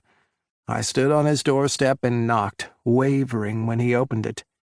"Hey," Tobias said, looking like he'd been about to walk Alfred. "Hello," I replied, shoving my hands in my pockets. "I figured you weren't coming tonight." His brows pulled together like he was still trying to figure out what had happened between us. "I was giving us both some space. I hope that's okay." "If you need space, I'm not going to fault you for taking it." Tobias stepped back out of the doorway. "Are you coming in or stopping by to chat?" "Do you need to walk him?" I looked at Alfred. "No, it was only something to pass the time." He bent down to unhook the leash. "Are you sure? I don't want to be on his bad side after that headbutt this morning." "I don't know what that was." Tobias laughed and put his palm to his forehead. "I'm sure. I had to talk him into it. He hid his harness. Still don't know where he put it." I laughed and stepped inside, closing the door behind me. I don't think I've ever met someone whose dog was in control of every aspect of their life. He playfully glared at me. "Listen, it didn't start out this way, but one of us has to be in charge, and I'm not good at that. So I'm leaning on my strengths." I tried to hold back more laughter, but it was cathartic. I needed it. We both needed it.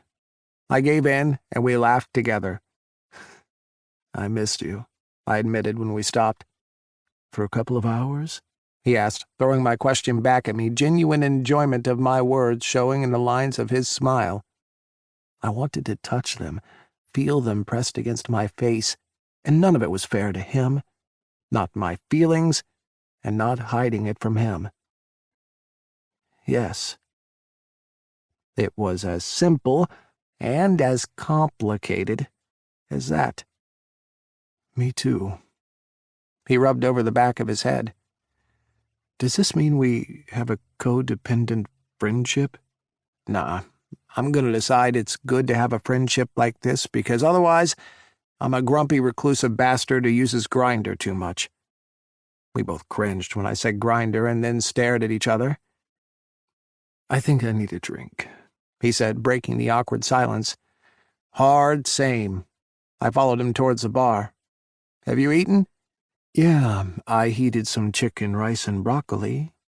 He rolled his eyes as he started to pour the vodka. I'd grown so accustomed to it I didn't mind the flavor. He mixed mine with lime soda water and passed it over before making one for himself. "So you have plenty of room for vodka?" "Like 2, but tonight I may cheat." I seemed to cause a lot of cheating, but right now I wasn't going to fault him. I needed to get through this. We both did. see where we stood. That bad? I knew it was, but I felt like I needed to ask. He turned once his glass was made, hugging it to his chest, but not taking a drink. I guess. I nodded, finishing off my glass and reaching around him to grab the bottle.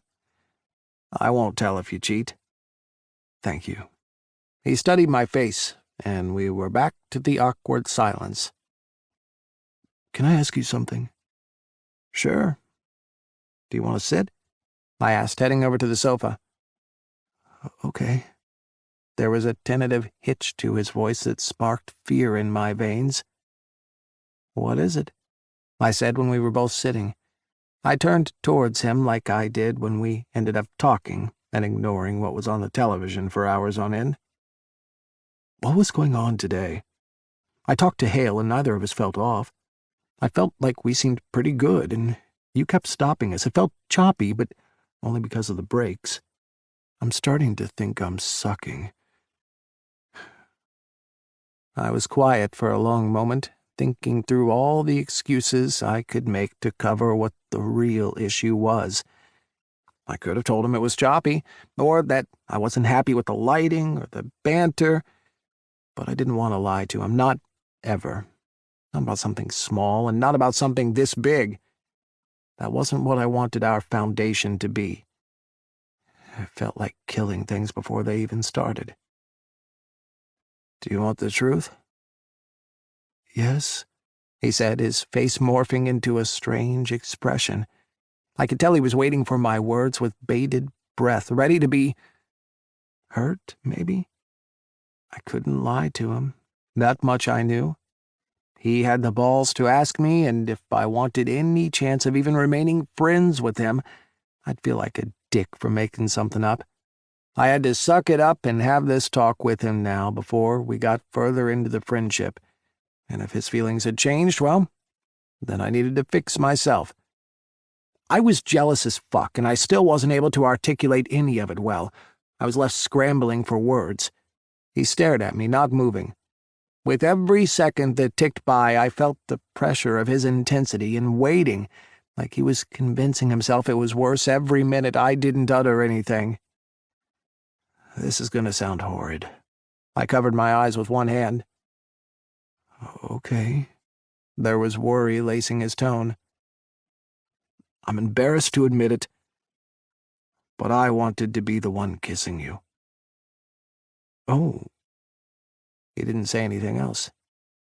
He looked at his hands. I'm sorry. I fucked you up so bad. I knew you were getting in your head, but it wasn't because you were bad. I was having a hard time. This is precisely what Righteous is trying to avoid with their no fraternization rules, and I can see it. I feel horrible. It's my fault, and I should have told you then. The words flooded out of me. I was happy to get it off my chest, but also hated the crease deepening in his brow. I wanted him to say something, anything. He didn't have to tell me it was okay. He could tell me I was an asshole. Anything would have been better than silence. I wanted to be absolved, but I didn't think that was where this evening was going. Forgiveness might take time, and I deserved it. I would be crushed to lose someone I was quickly seeing becoming my best friend, but I hoped, with time, there would be some room for forgiveness. Another glance, and I could see the pain written on his features. Hurt, too. His mouth was twisted, and the crease in his brow had become a cavern. I started to get up, muttering, I'll go. If you want to talk about it later, I'd appreciate that. His eyes lifted and his lips pursed like he was remembering I was sitting with him. I hated myself for causing all of this pain. Don't go. I froze, pretty sure I'd heard him, but not wanting to overstay my welcome. I'll stay. But I don't have to. I want you to stay. I'm just trying to process, he said softly. I sunk back, angled towards him. He pulled his knees into his chest, resting his chin on them, not looking away from me. What can I do? I said when he didn't say anything for a while. I don't know. His hand went back to his hair, messing it up. I was really in my head today, and I don't blame you for that. You should blame me. He shook his head. No, it's not your fault. My stutter gets worse when I'm upset. That's my anxiety and not your fault. Hale was able to bring it, and I think with anyone else I would have gotten in my head, but with you... He trailed off, and I hung on the last sentence. But with me. What did he mean? He frowned at me again. Sorry. What do you mean, with me? I asked, scooting half an inch closer, like I could take him in my arms, but I forced my hands to stay in my lap. I felt like I was disappointing you.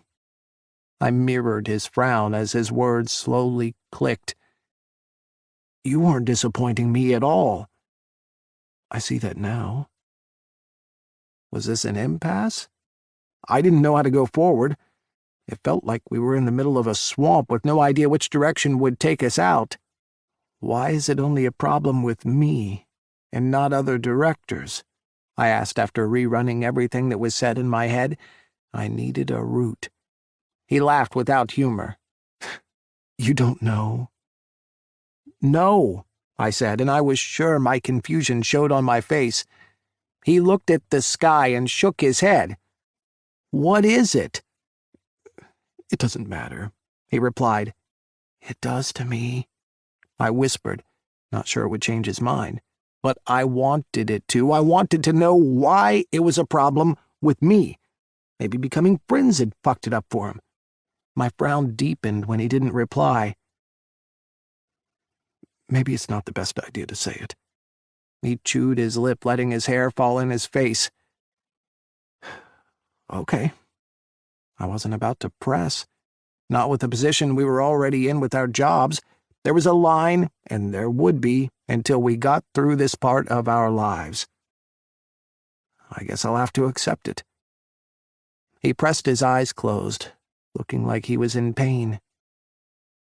Please don't look at me like that, I said under my breath. I'm not looking at you anyway. I have my eyes closed, he said with a huff. Your face. You're doing that thing where it looks like if you don't say it, you're going to explode. What thing? He opened his eyes. I gestured at his entire face. This thing. You do it on set sometimes. I do not. He tried to change his face, but it only made him do the thing harder. It's worse now. Fuck. I put a hand over my face. I can't look at you. Is it that bad? He asked softly, like he was hurt by what I was telling him. I whipped out my phone and snapped a picture, and then showed him. Okay, fine, I get what you're saying. He pushed to his feet, walking over to the sliding doors. He stood there for a long time, not saying anything. I stayed where I was. I'd come here so determined to talk to him, but if that wasn't what was best for his mental health, I wasn't going to push it. If he was already at the point where he shouldn't say anything because of our working relationship, I didn't want to cross a line trying to comfort him. He said something, but it was barely audible, and my brain had to be playing tricks on me. What? I asked. I said I want you. 16. Tobias. I just blurted it out, turning to face him. Probably the exact wrong response to him telling me he was jealous, but I'd been stuck on that line for so long it just came out. Maybe if it was out in the open, we could deal with it. We still had months before we could be together, but I wanted to talk about it. I was tired of dancing around things, pretending to be friends when I wanted so much more from him. He blinked. Had I completely misread this entire situation? Fuck. He blinked again and just stared, open-mouthed. Double fuck. I'm sorry. I pressed my fingertips into my forehead. I didn't mean to make things worse. And now I was losing my words. I closed my eyes and tried to move my tongue around, but the alcohol made it all worse. I'm sorry. Don't apologize. No, I should be apologizing. I'm... fucking M-words. FML. I created this situation. Let me apologize and we can forget it. I needed to avoid all the letters that my tongue didn't like. That was it. Just choose your words, Tobias. There is no situation, Mel said. No, I wasn't even sure what I was saying no to, but I didn't want him to feel like he couldn't talk to me. I returned to take a seat next to him. I had to face this. No what? Of course he'd ask. I shouldn't have said that. It needlessly complicated the situation. I felt bad for bringing it up. I felt like I was doing what he was apologizing for, needlessly complicating our working relationship because I was selfish and wanted him to wait for me. I'm the one who should be apologizing, not you.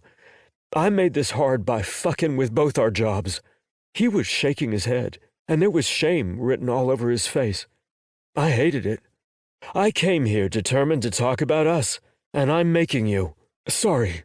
I poured the rest of my drink down my throat. I needed another. I was way too sober to do this. Can you quit apologizing for a minute? That's never gonna happen. I apologize all the damn time. It's like half my life. I set my empty glass down and wrung my hands. I don't want you to apologize. I want you to. What? Was he kidding? It was my turn to stare. I figured that had worn off months ago. You knew this, he said. You overheard me weeks ago. I swallowed, and maybe my tongue went with my saliva because I had no words. None at all. And I just admitted to you I was jealous. Mel went on when I still hadn't spoken. What? You can't just leave me hanging like that. I parted my lips. But what did I say to my director who I liked? Fuck. Please say something. Why did you hesitate? I asked. Because I was shocked it was returned. How could I not be attracted to you? I think I'd be hard-pressed to find anyone who's not attracted to you. I'd have to be like, I don't know, like stupid not to see it. And then, well, I just liked you more when I got to know you. He laughed and looked away. There was sadness written in the movement. It's not only attraction at this point. I'm really into you. I want to spend all my time with you. I'm crazy about you. Why didn't you say anything earlier? I asked, a little crushed. Maybe crushed wasn't the right word. I felt like we'd both been suffering for weeks instead of talking to one another, and I knew that was as much my fault as his. We were in a difficult situation, but it was time to get it all out in the air. But was this actually better? We had months of suffering ahead and no way to work out our feelings. Because we really can't be anything while we're working together. You could have talked to me about being together after, I said under my breath. I was going to, the night you had the panic attack, but when I thought about it more, I realized I don't know if I'm going to keep working for Righteous, so I didn't know what to do. I tried distancing, and I tried just being friends, and neither worked. I want to be with you, and I don't know what's right anymore. What? I asked.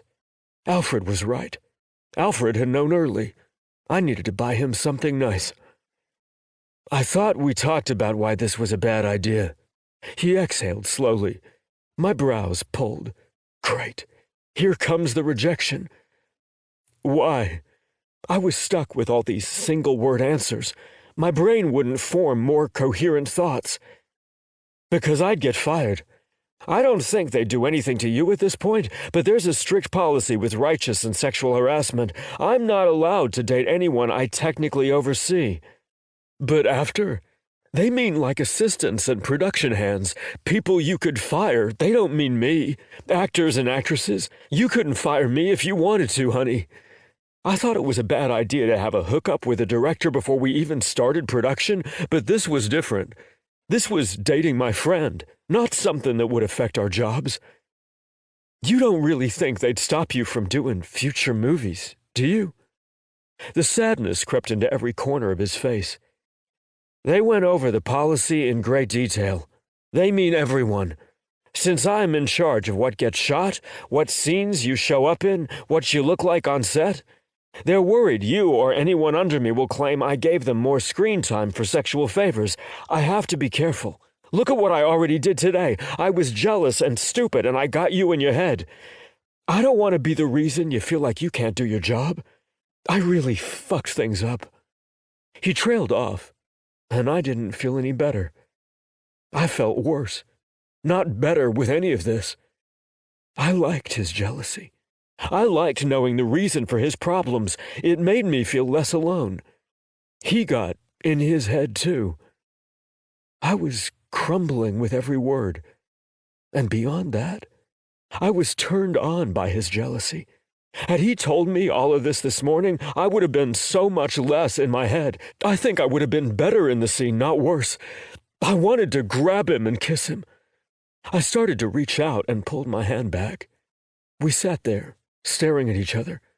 I wanted him to pull me into a kiss or tell me that there will be something after all of this. I wanted something, anything. But what I got was silence. Oh, what else could I say? I wasn't about to argue with him or infer he should take the risk. He exhaled and leaned forward. "Please, don't." "Don't what?" I asked, trying to force a smile. "Don't. I don't know. Think this means I don't want you." I know. He wanted me, but told me it was impossible if he wanted to keep working with Righteous. What could I say to him? Nothing. He had to submit the project he was working on, and if that meant not dating me, I guess I understood. I had to forget it. This was why I didn't date.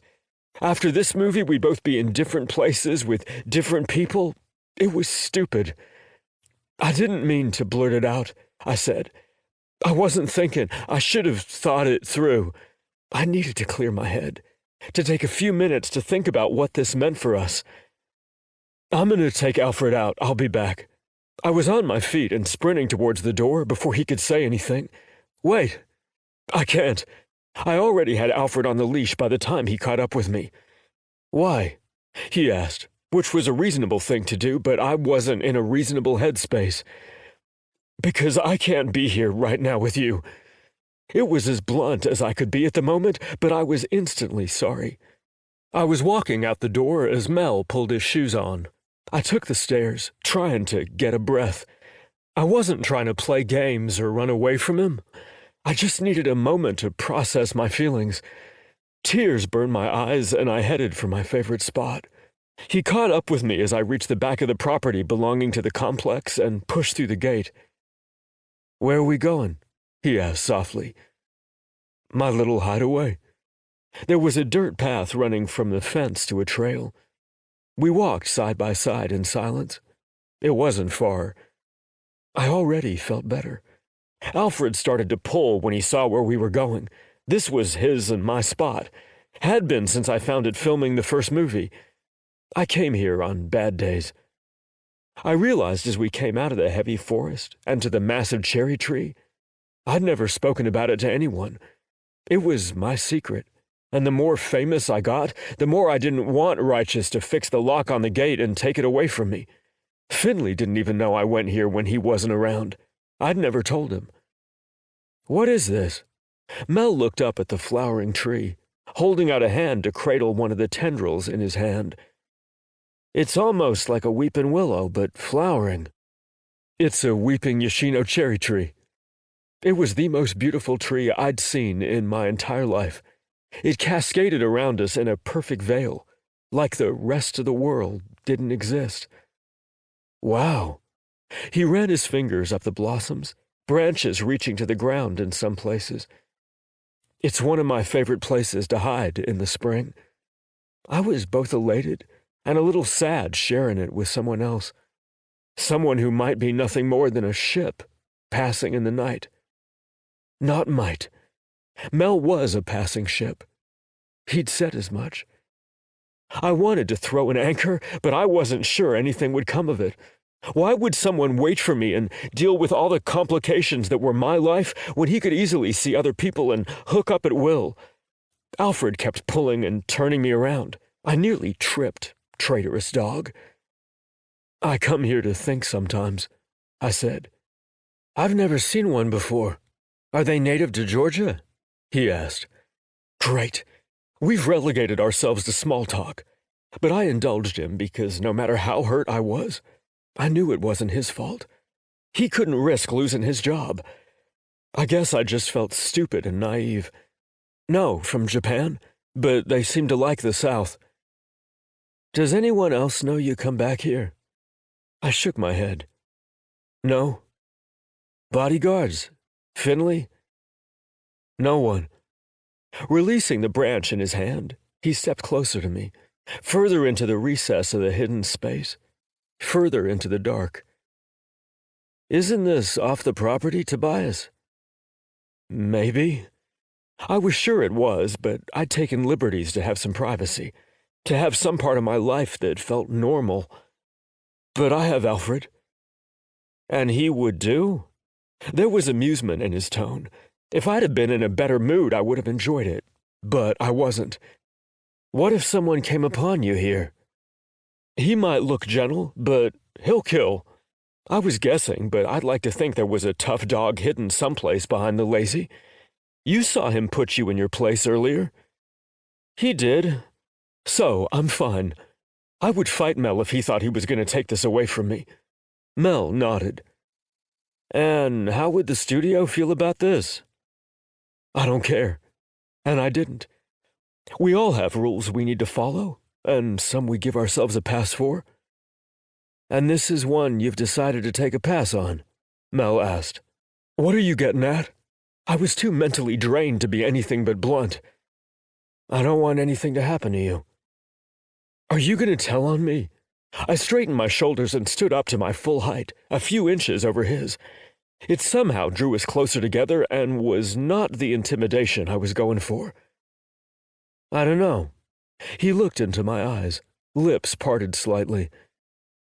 Your anxiety is fine here? He was being honest, and I didn't hate him for it. I feel safe here. I don't have much. This is what I can do. I've been doing it for years. And you don't think that makes it worse? You don't think eventually someone else is going to see you here and...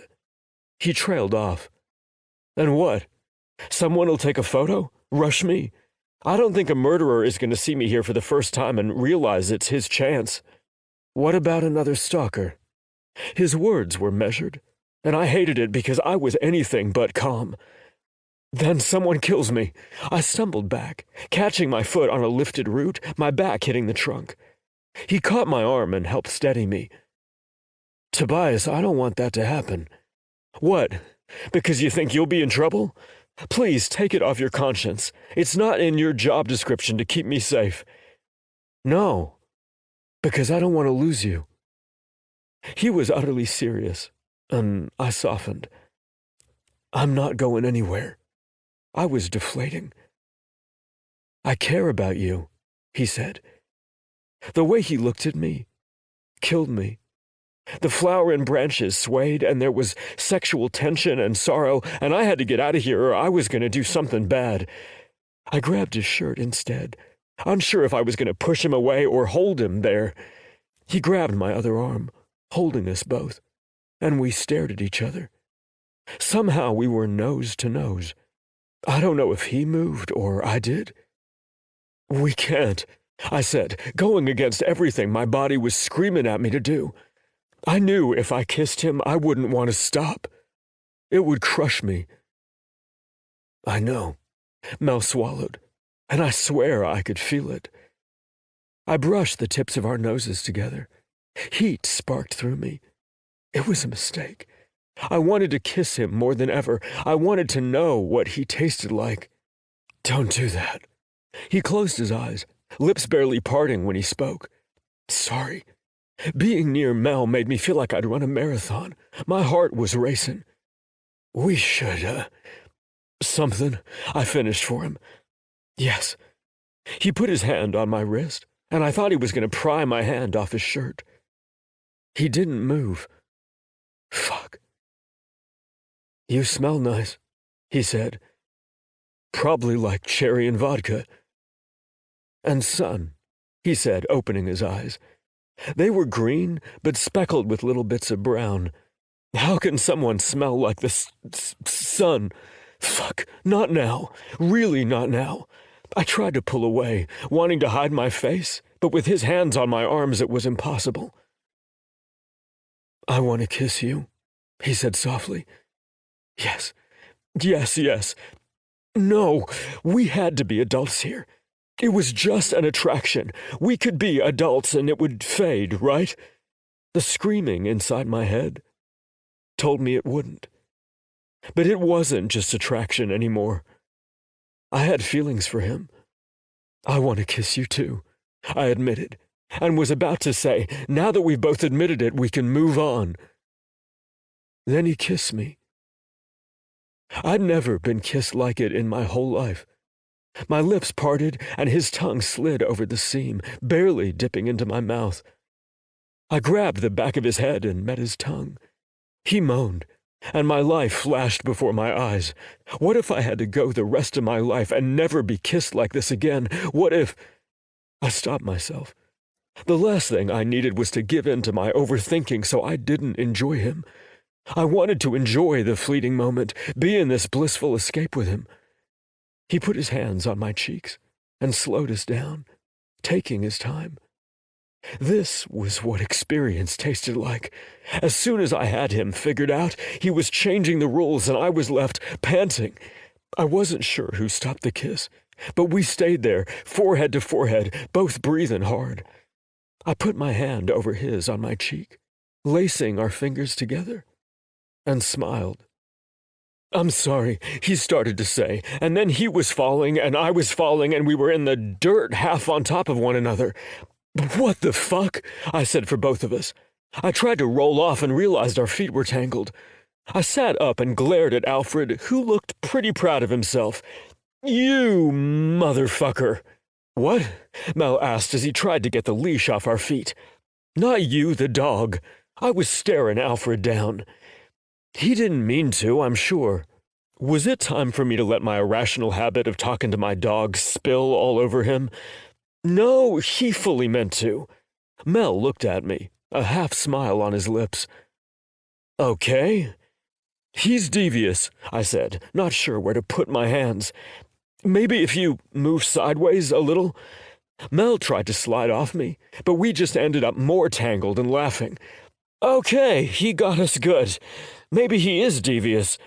I think the only way we are going to get out of this is if we unleash him and maybe try using the end to unwind." "Can you reach him?" Mel asked, putting a hand under his head, pulling a leg a little and making his knee brush over my still hard cock. "Oh," my eyes went wide. He tilted his head, brows rising. "Sorry. Only not really." I blew out a breath and tried to reach Alfred, but every inch I moved caused Mel's thigh to rub over my cock. And to top it off, every time I got close to a finger in Alfred's collar, he moved backward, keeping himself just out of reach. "You bastard!" "I'm not trying to," Mel replied. "I can't get my thigh to move, and every time you reach for Alfred, I can't help it."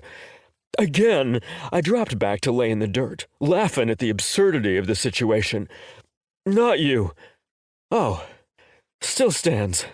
My intentions are pure as I'm tangled with you under a romantic tree in the moonlight after having just kissed you."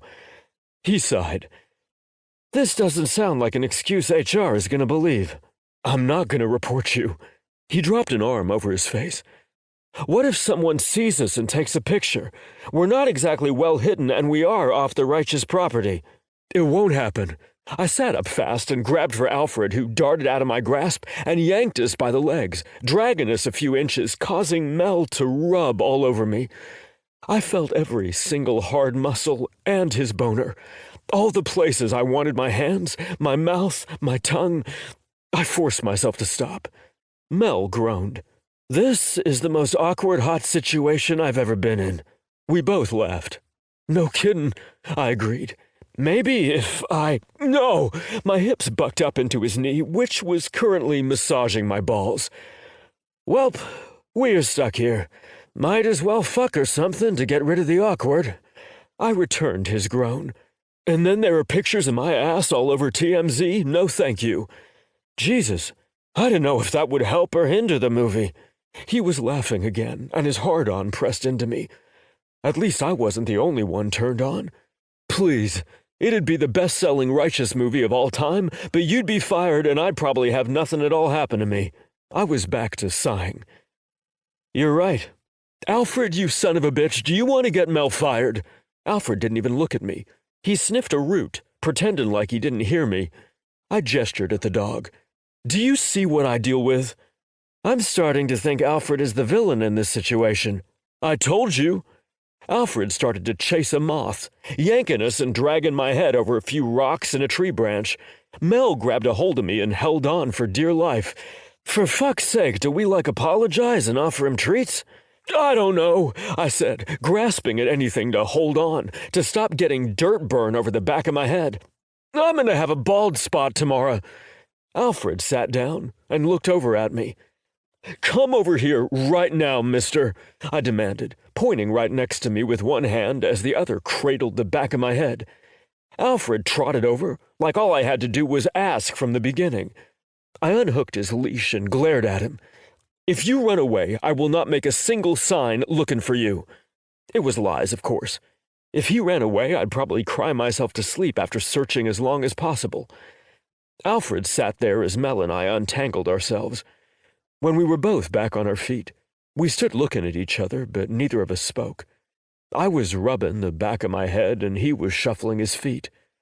I say we pretend none of this happened. Me too, Mel agreed. Friends? I asked, knowing I had to find a way to burn the memory of the kiss from the back of my mind, or this wasn't going to work. Yes, he agreed, looking at me. We should get back inside.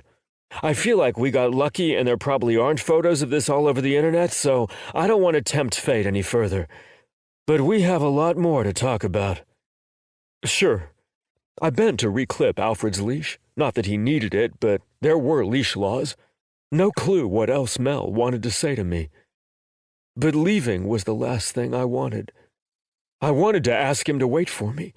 I wanted to beg him to give us a chance, but how could I ask him to do that? To give up the life and his future with Righteous on a maybe? I felt like a fucking asshole for running away.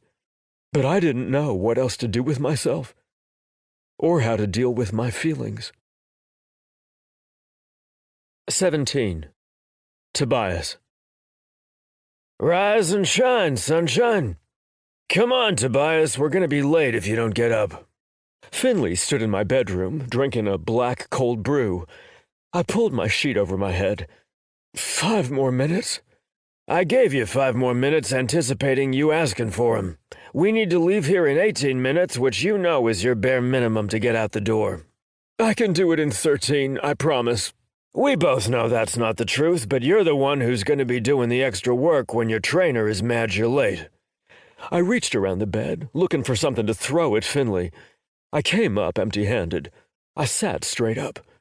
Where's Alfred? Finley gestured towards the kitchen. I fed him. I gasped and flopped back down. You tricked me. 15 minutes left. I held out a hand.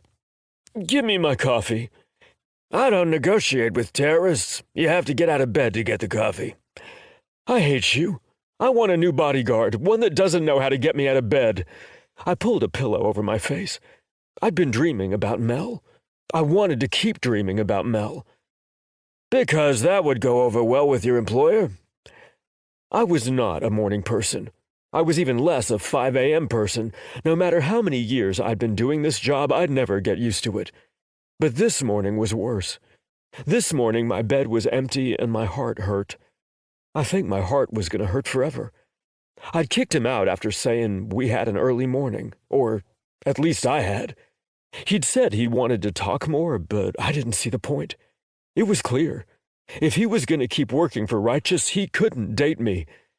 I didn't know what he was in talks for, the 3rd Titanium movie or what, but it all culminated in the same thing. I was in most of the movies, and whereas that might change in Phase 3, it was the case right now. How could I hold him back from any of that? I didn't blame him for picking his career over an unknown relationship, but I needed to fix my heart. We'd never been a damn thing. We'd only kissed, so why did my fucking chest ache like I was missing him? I was missing him. but only the idea of him. I didn't know anything about what a real relationship was going to be like, which just made me feel stupid. I was like a damn person trying to get over a first love. I felt like none of my feelings were justified at all. Knowing how he felt, how he still felt, made the kiss that much worse. I had to stop wallowing. Nothing was going to change our lots in life. I rolled out of bed, catching myself with both hands in the push-up position. A few push-ups to get my blood pumping and my brain to kick on. I wanted to stab people, and it was irrational, but little sleep had never been easy for me. I knew a lot of actors settled into their intense filming schedules, but I never did. Finley helped most days. It wasn't his fault I'd gone to bed so late. I'd sat alone on my balcony long after Mel left, trying to process what the night meant. I still wasn't through it or over it. I shuffled out and muttered a hello before grabbing the coffee and clutching it like it was a lifeline. "Why are you extra cranky this morning?" Finley looked at me over his drink. "Why are you in a good mood this morning?" I asked, not wanting to tell my bodyguard I was miserable and stupid. "Because I've been up for an hour, worked out, showered, and went to get you coffee." He looked me over. "Come on, Spill. I'm the closest thing you have to a best friend other than Mel." "You consider me a friend?" I asked him, and it helped with part of my shitty mood. "I do, and you know that, and I'm not letting you distract from the issue." I grumbled and mimicked his words. Mel was here late. It was mostly the truth. I didn't tell him the part about getting shit-faced alone and crying to Alfred, nor would I. I had to have some fucking dignity. I wasn't ready to share my disappointment with anyone. Finley raised his brows. "Interesting. Go on." "I thought I had to get ready," I said, still using my grumpy voice. He leaned around the table and looked me over. "I can take you to the gym like that. You were fully covered and only look like you got hit by a bus a little." "Thanks." I glanced down at myself. My trainer is going to kick my ass. 2 nights in a row I've had way too much vodka. I'm going to look bloated on set. I rubbed my stomach. "Do they really care?" Finley looked shocked. "They've always cared. I've been told my abs make it so guys can bring their girlfriends to the movies for date night." "Isn't that a little sexist? Women like comic books and superheroes." "Of course they do. Probably more than dudes, but that's marketing. They want me to have date movie appeal, which means I have to look hot. I do what I'm told." I held my hands in the air. I didn't pretend to understand the outdated thinking of the movie industry. I only knew what my job and contract required, and it required me to look good, hot and sweaty and oiled up. I reminded myself the gym made me feel good as I put on a jock and shorts. The tea I'd slept in was fine. I brushed my teeth and was somehow ready to leave on time. Finley kept looking over at me. "What?" I asked halfway into the drive. "You don't look good," he replied. "I think I'm burned out." "Is that the truth, or is it more?" Finley asked. "It's more, but I don't want to talk about it." He frowned, and I didn't blame him. I'm sure no one wanted to hear that from me. Burned out meant stress, which meant disfluent. I was feeling the weight of it all this morning, and for once I was thankful to be at the gym, alone with my trainer and not needing to talk for the next 90 minutes. I embraced the work and silence, glad the workout would give me endorphins to get through the rest of the day. No matter my feelings after today, I would figure it out. I was a professional, damn it. Turns out, I am not a professional. I am a coward, and my mental health was deteriorating fast. I sat in the sauna after, sweating the vodka out and feeling bad for myself. I decided I couldn't make this work. I didn't want anyone to think there was anything wrong with Mel, so I had to come up with an excuse why I was only going to work on the other movie for a couple of days. It was time to talk to my agent. A few days away from the situation to work my head out and maybe talk to my therapist. Cleaning myself up in the shower and washing my face, I formulated how I was going to word it so neither of us looked like total morons. I made the call before I could chicken out. "Hey, Toby, what's up?" Sam said when she answered the phone. "Can you talk to the studio and see if I can take a couple of days off from the Titanium 2 set?" I tried to get the shaky out of my voice. I didn't want to have to explain the whys behind this to anyone. I was embarrassed enough for myself. Sure. What's wrong? Is something happening? Well, that went out the window real fast. I took a slow breath and found the words so I didn't risk anyone getting in trouble. I would hate if this came back to Mel. I didn't blame him for what he was doing. I was sad. We were both entitled to our feelings. I don't know. I'm having a hard time staying in the right headspace for it, and it's fucking with my disfluency. I think I just need a break. I'm feeling overwhelmed from doing 2 movies at the same time, and I don't want to have to take a break from everything, so I was hoping you could get the schedule reworked for me so I can take a few days off. I hope the explanation I came up with sounded good enough. Do you need a break from both movies? I knew working 2 at the same time was going to be a lot. I didn't want you to try and stack them. I pinched the bridge of my nose and sighed. I didn't want to have this argument with her again. I needed the 6 months off, and this was the only way to make it happen and not delay production. We'd already gone 5 rounds with it. No, I'm fine. I will be fine. I needed a little headspace to get fine. My eyes burned and I pressed them closed. I think I'll be okay if I can take a few days off titanium and focus on one. If I need to change anything else, I'll let you know. Can you work that out for me? I'll take a look at your production schedule and give both directors a call, and see if we can come to some sort of agreement on it and get back to you. Thank you, I said, taking a deep breath. Do I need to make the call now? Where are you heading this morning? I'm not scheduled for titanium until this afternoon, so if you could get it in soon, that'd be helpful. I didn't want to face Mel this afternoon, not after the way I'd kicked him out last night. Keep your phone on, I'll call you, she said. We hung up and I headed to the studio. I knew it wouldn't be an issue. I didn't get told no anymore. It was one of the perks of being who I was. Mel didn't text me, and I was grateful for it. I was happy to have the peace I was sure we both needed. I felt like an asshole for doing this to him and not talking to him, but I had to do what was best for my mental health at the moment. If he came over later, I would talk to him, but I'd face that when it happened. Maybe he wouldn't come. That made me hurt worse. I didn't want to see him. No, that was a lie. I wanted to see him. I couldn't handle seeing him, but the idea of him not wanting to see me was almost more painful. I slugged through my day, getting told schedules were moved around by an assistant on a break. There was no explanation, but I knew what it was. My agent had done her job. I was free for at least a few days. Painful. All of this was painful. I didn't feel free. I felt trapped in this life, trapped in the decisions I'd made, trapped in a fantasy. More than anything else, I missed him. You look down, Finley said as I slipped into the car. A little. Want to talk about it? He asked. Not really. I feel like I'm whining. I looked out the window as he took off towards home. You're allowed to have feelings. Even if your life is extremely privileged, it's okay to want normal things. I could feel him looking at me, but I didn't turn towards him. I hate feeling like I finally have a connection with someone who doesn't only want me for the fantasy of the actor I am. I think it's impossible. You're young. There are people who don't find someone like that until much later in life. You have to be patient. It's not even about finding someone forever. I'm not thinking I'm going to settle down in my 20s, but I want to be able to date. Be my age. This was why I didn't complain. And you can't be with Mel because he works for Righteous? Finley asked, and he must have done the mental math after my reaction this morning. I nodded.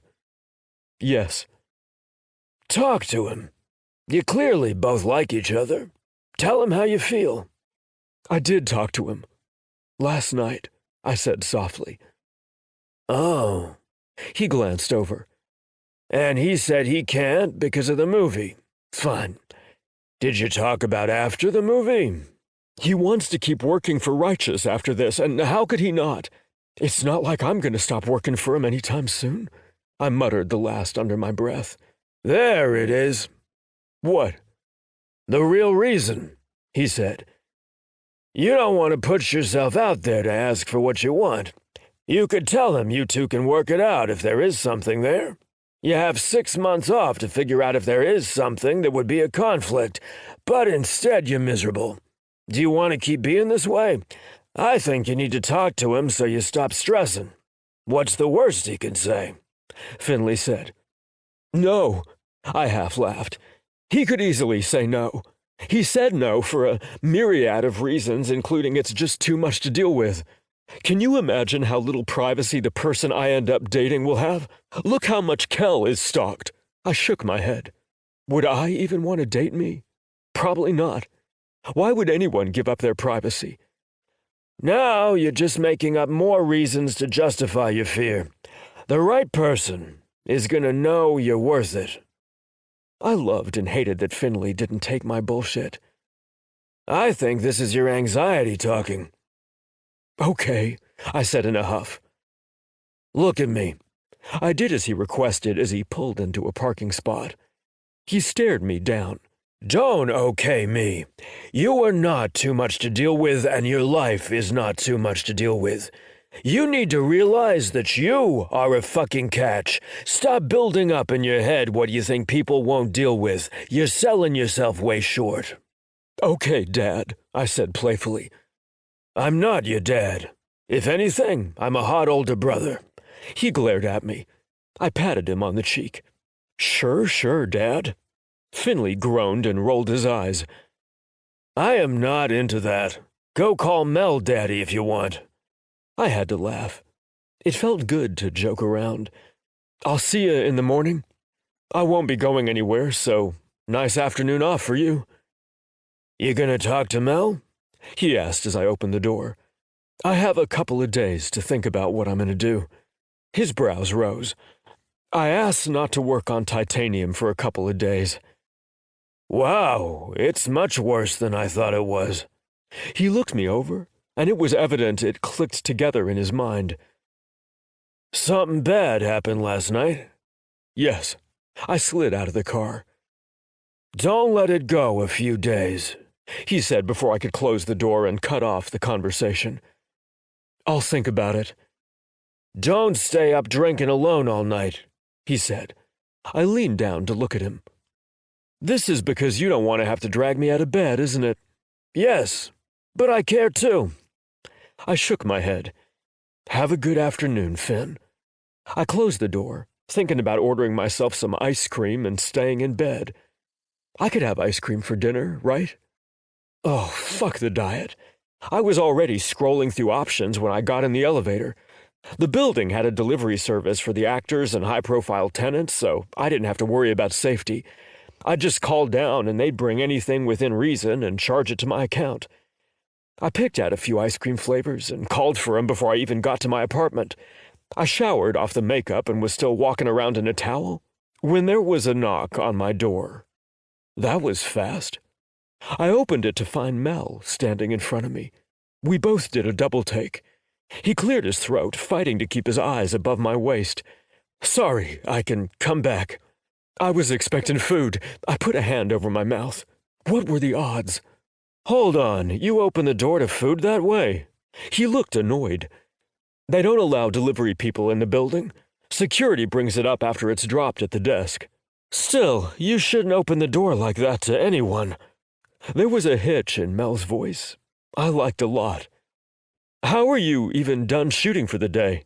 I asked. Our schedule got changed, so I suddenly have the afternoon free.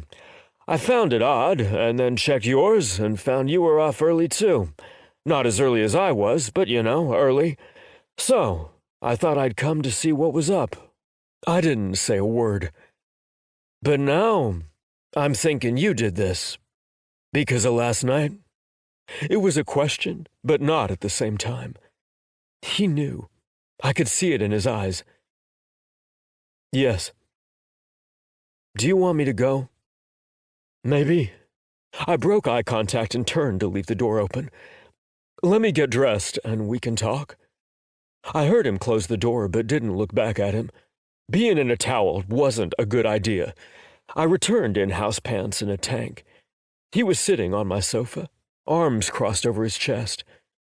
I couldn't tell if it was defensive or annoyed with me. I paced, trying to figure out what to say. You couldn't talk to me?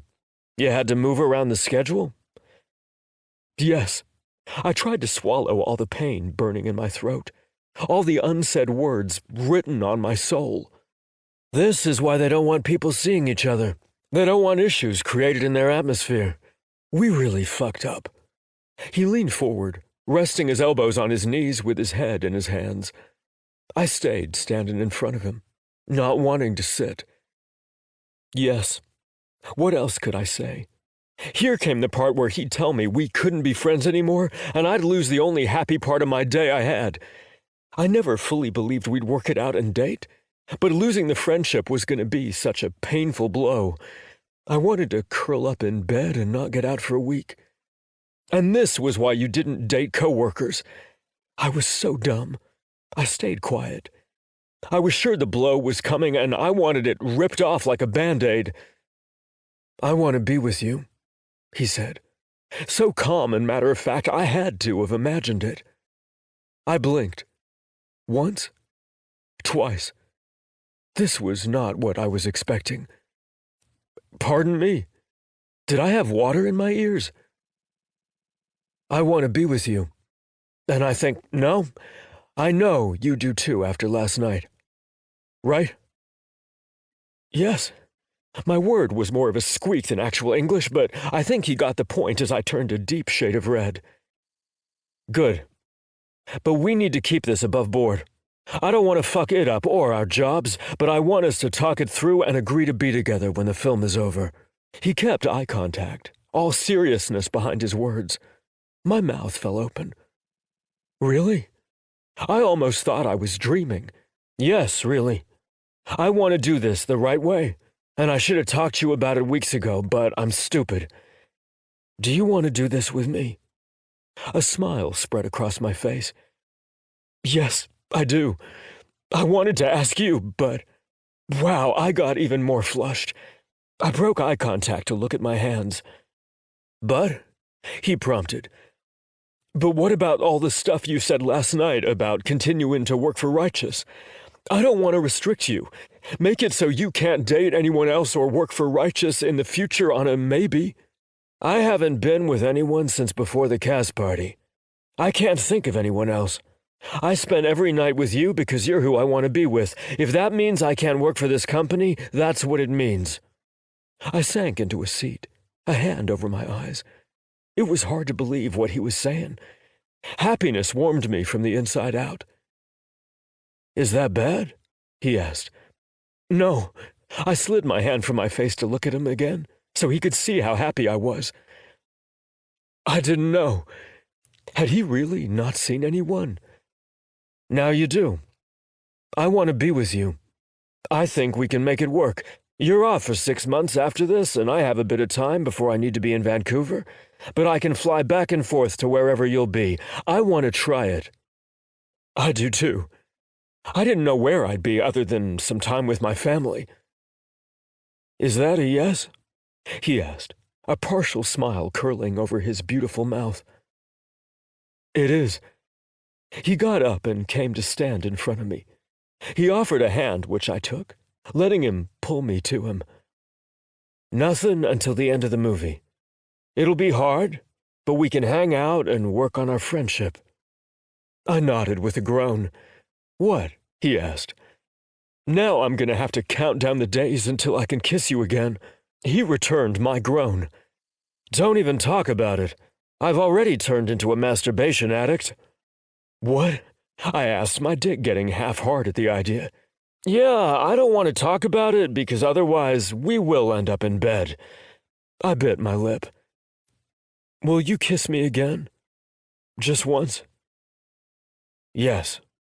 He cupped the base of my neck. Our lips met, and the universe stopped, or maybe it left us behind. I was stuck in that moment, and I never wanted to move. He tried to pull back, and I wrapped my arms around his neck. He laughed but stayed where he was, flicking his tongue against my upper lip. I parted them for him, and the kiss deepened. tongue slow and sensual. There was so much passion in it. Kissing him was worth all of it, all the pain and hurt over the years, all the waiting. He ruined me for the rest, and I wasn't upset about it. The kiss ended, and we stayed there, nose to nose, forehead to forehead. I opened my eyes, not sure when I'd closed them, to find him looking at me. His thumb stroked down the side of my neck. "Last one until we are finished shooting." He closed the distance between our mouths again. "It's gonna be an eternity," I said into his lips, praying for the moment to last a little longer. Too soon we broke apart and stood there too close, too horny, knowing too well how long a couple of months was going to be. But at least there was a light at the end of the tunnel coming. I felt hope, and it tasted like him. He rubbed over the back of his neck. "So, a movie then? And I have ice cream coming?" I rubbed my nose over his again, basking in the contact. "This is gonna be hard." "No shit." The little bit of the grump was creeping into his voice. "Is there anything else you want to do tonight?" I secretly loved it. "Hear me out." "Sleepover?" The horror and pain on his face was worth me just leaving it at that. And maybe I wanted to be a little mean. 18. Mel. This sounded a whole lot like torture. A whole lot. Okay, I said against my better judgment. But what could I do?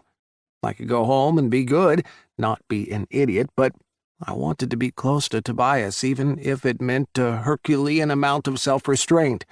I would do that for him. I would have moved mountains if he'd asked me to. Anything for his comfort, for his peace. I hated knowing he'd asked for a couple of days off because of the things I'd said last night. I hadn't realized how much pain he'd been in. "Really?" he asked. "Yes.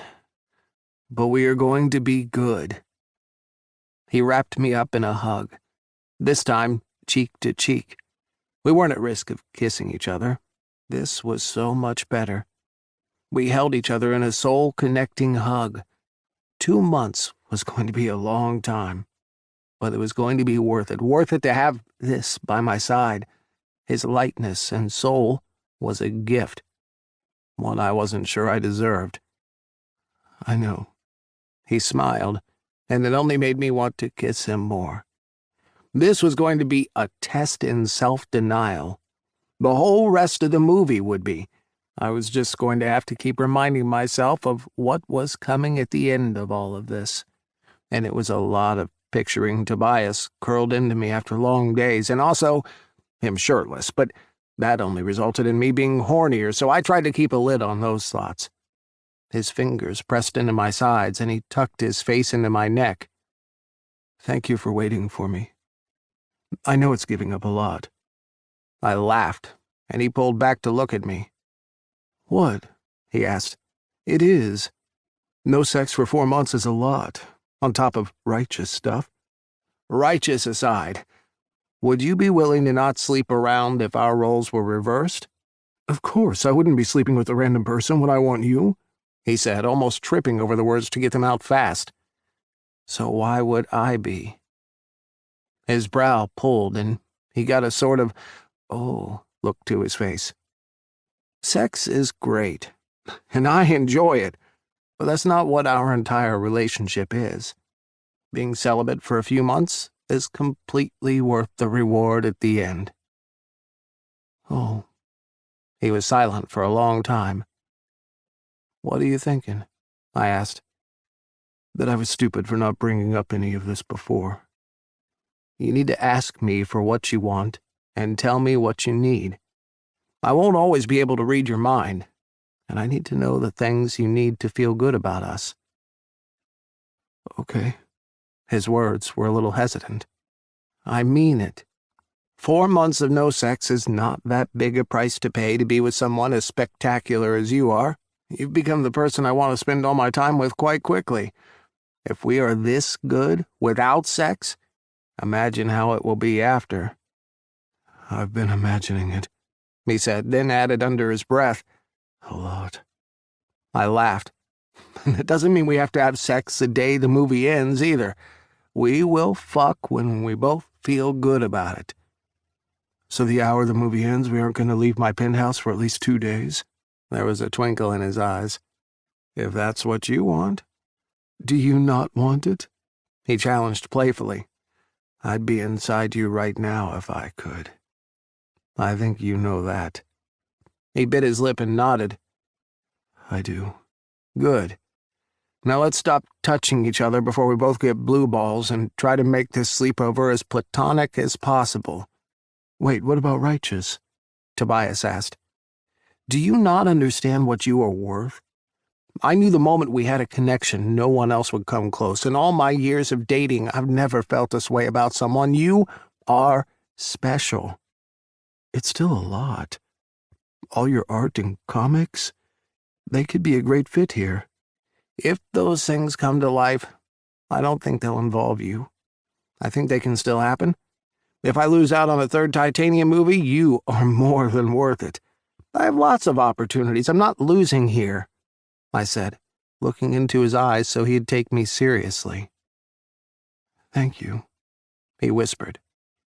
I kissed his forehead. "But really, we're done touching." I stepped back to adjust my throbbing cock. He watched, biting his lip. "Fine," he said with a laugh. "Are we going to pretend to watch something?" "No, I think we should get to know each other more. I want to know how you want to spend your time off and make plans for the future." A smile spread across his face. He grabbed both my hands, slowly bringing one to his lips and then the other. "I'm going to get blankets. We can each take a sofa if you don't mind. If you get uncomfortable, you can take my bed." "I don't want to kick you out of your bed." "You're not. I'm choosing to sleep out here." He offered a small smile and a shrug. "Then I'm taking your bed after you fall asleep." It was selfish. I wanted to sleep in his smell. "Okay." There was a little something in his eyes as he said it. I wasn't sure. Maybe he wanted me to stay on the opposite sofa. I'd have to ask him later. "Let's get blankets, and you can give me some sweats or something. I'd sleep in my boxers, but I don't think that would be good for either of us." He laughed and closed one eye. "Nope, that would be bad." His gaze roamed over my body before he turned around and led me into his room. I'd never been in here. It was different than I would have expected. There were massive windows with flowing white drapes, a monstrous bed. The space was lighter than I would have expected. All silvers and grays, with a lilac chair in one corner. There was a skylight as well. It was a happy space. Unlike a lot of caves, like I so often saw in men's bedrooms, there was a positive energy in here. "No wonder you never sleep in. You have way too much light in here." "Ha ha ha. I'm not allowed to sleep in." He walked towards his bathroom, which was the size of my entire apartment, and through it to the master closet. I stopped to look at the shower, which had at least a dozen shower heads. We needed to have sex in there. I got a happy thinking about it. Suppressing a groan, I turned to find him staring at me. "It's as amazing as it looks." He was so fucking smug. I actually groaned this time. "Don't tell me any more until we are done filming." "I can't tease you for the rest of the shoot." He laughed and tossed me a pair of warm sweats. I brought them to my face and inhaled. "They smell like you." "So that's why you want to sleep in my bed." His brows went up like he had just put it all together. "Took you long enough to figure it out." I had to laugh. I was glad he had. I didn't want him thinking I didn't want to be near him. I never wanted him to think that was my motivation. "I'm slow tonight. My brain is overloaded." "Good or bad?" I asked. "Good, mostly. And getting better." He gave me a half smile. I grabbed his hand and kissed his palm, much like he had done earlier to mine. "We've got most of it figured out. Time will move. We have eternity to figure it out after that." "I believe that." He laced his fingers with mine and pulled me into another hug. "How come you didn't offer me your guest room anyway?" "We shall never speak of my guest room." I pulled back and narrowed my eyes, seeing he wasn't joking. "Now I really want to know." "Nope. Go change." He tried to pull his hand out of mine. "It's like Alfred's room or something, isn't it?" He got red and marched out of the room. I changed quickly and then followed him, expecting to find him deadbolting the door or something. He was sitting on the sofa with another drink. "Not gonna change?" "Not yet," he said. Something had sobered him. I took a tentative seat next to him. "What's wrong?" "I think it's all setting in how hard this is going to be." He dropped his head back and closed his eyes. "Should I go?" I asked. My instinct was to give him some space, but I wasn't sure what would be best for him. "Please don't."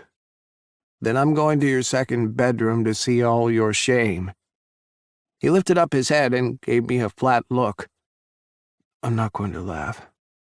"Is it locked?" "Is the room filled with all the dog hair Alfred ever shed? How dark is this shame?" I started to back towards the other room. He glared at me. "It's not. That's fucked up, dude. You're the one who doesn't want me to see it." I took another step. He shook his head, fighting a smile.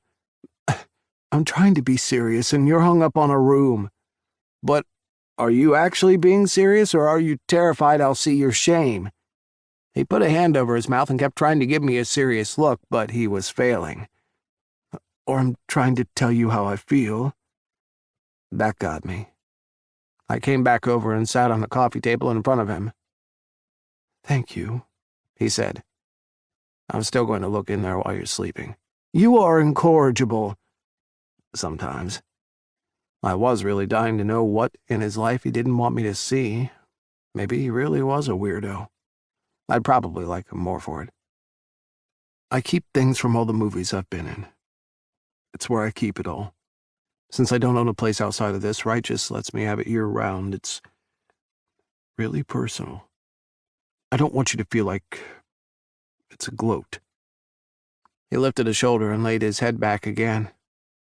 I put my hands on his knees. "Will you show me?" "Do I have to?" Tobias asked. "It's either that or get woken up to me excited after I break in there." "It's not locked," he said. "It's locked in like a bank vault, and I am so excited to play Mission Impossible. It's more fun if it feels like I'm breaking in." I didn't know why.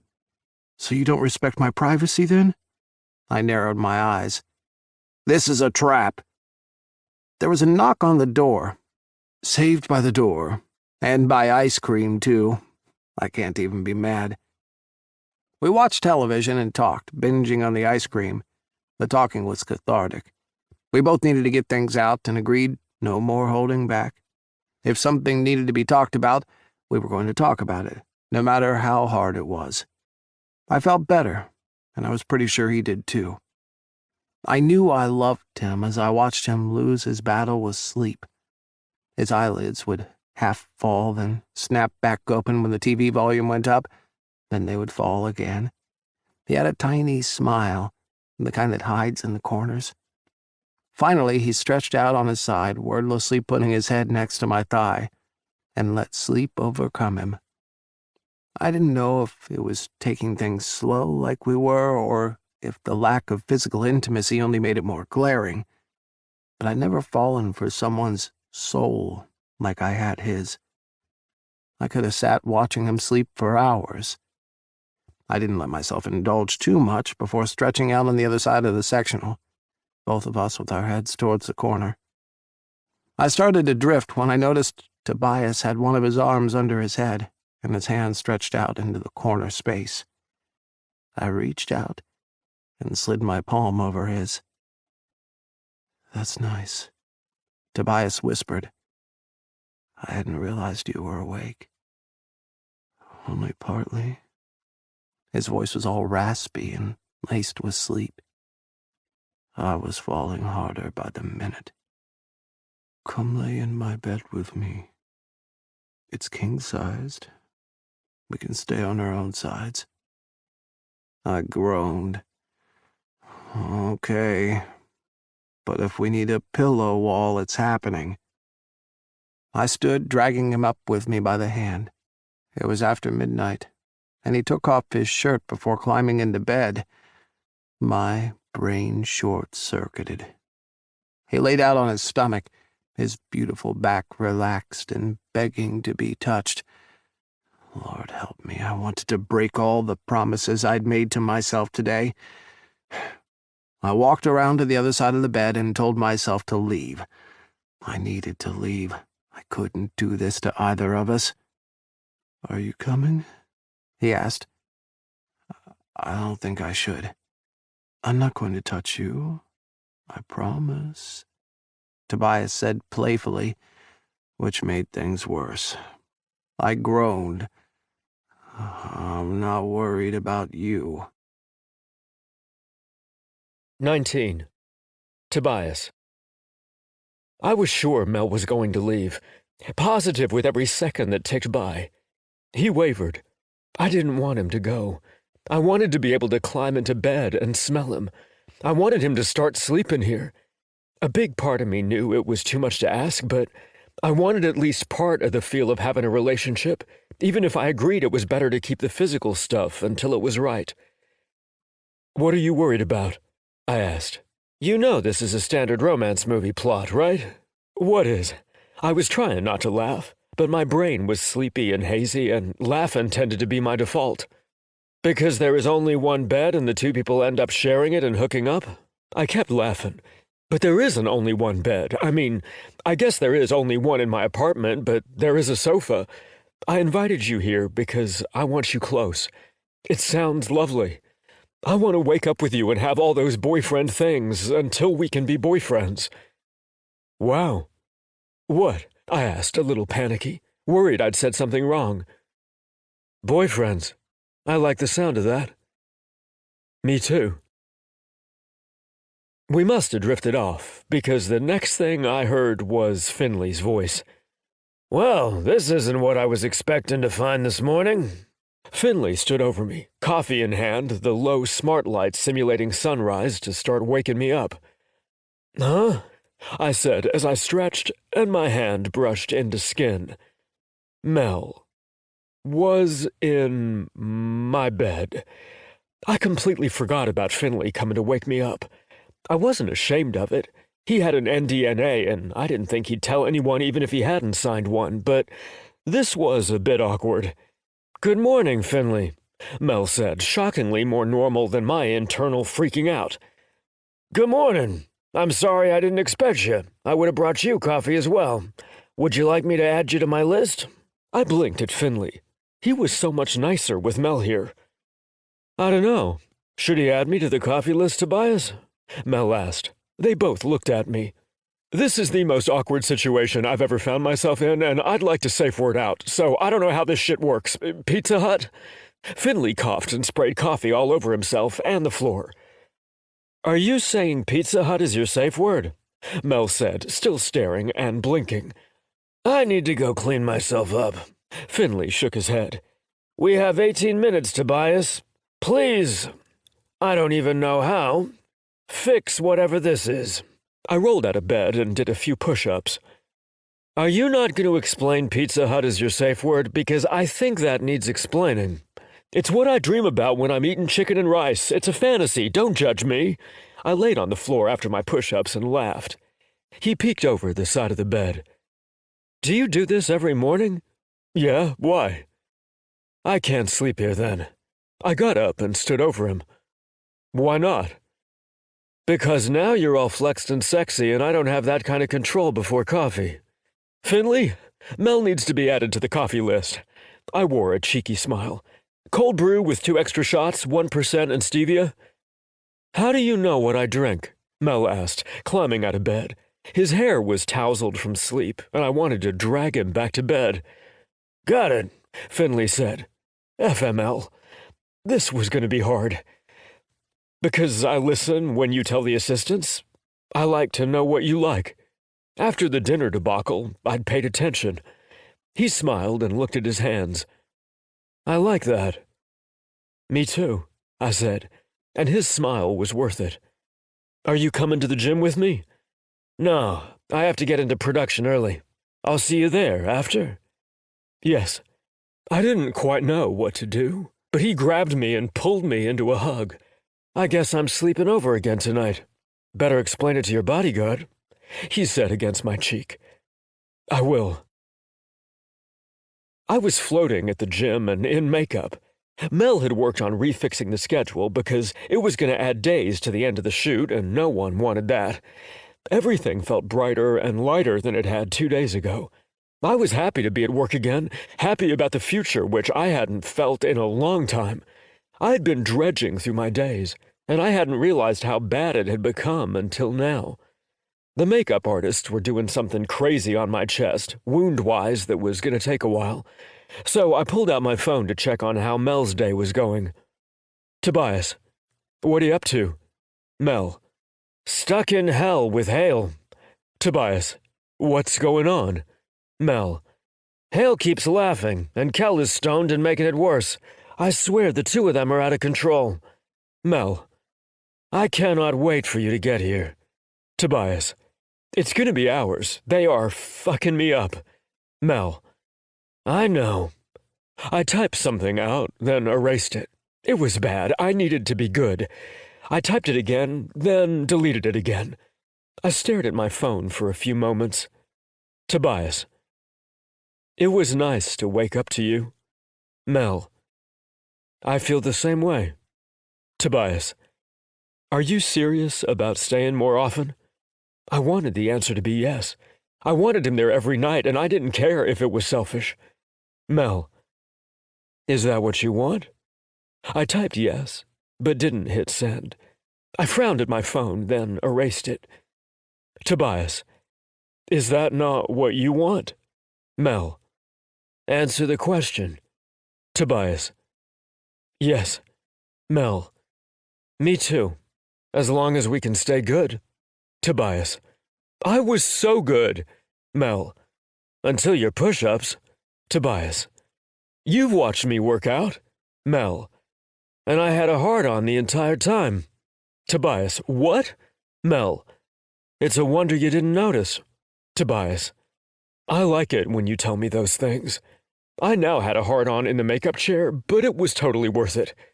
Mel, do you? I was getting flushed thinking about it. I was typing a reply when another came in from him. Mel, what else do you like?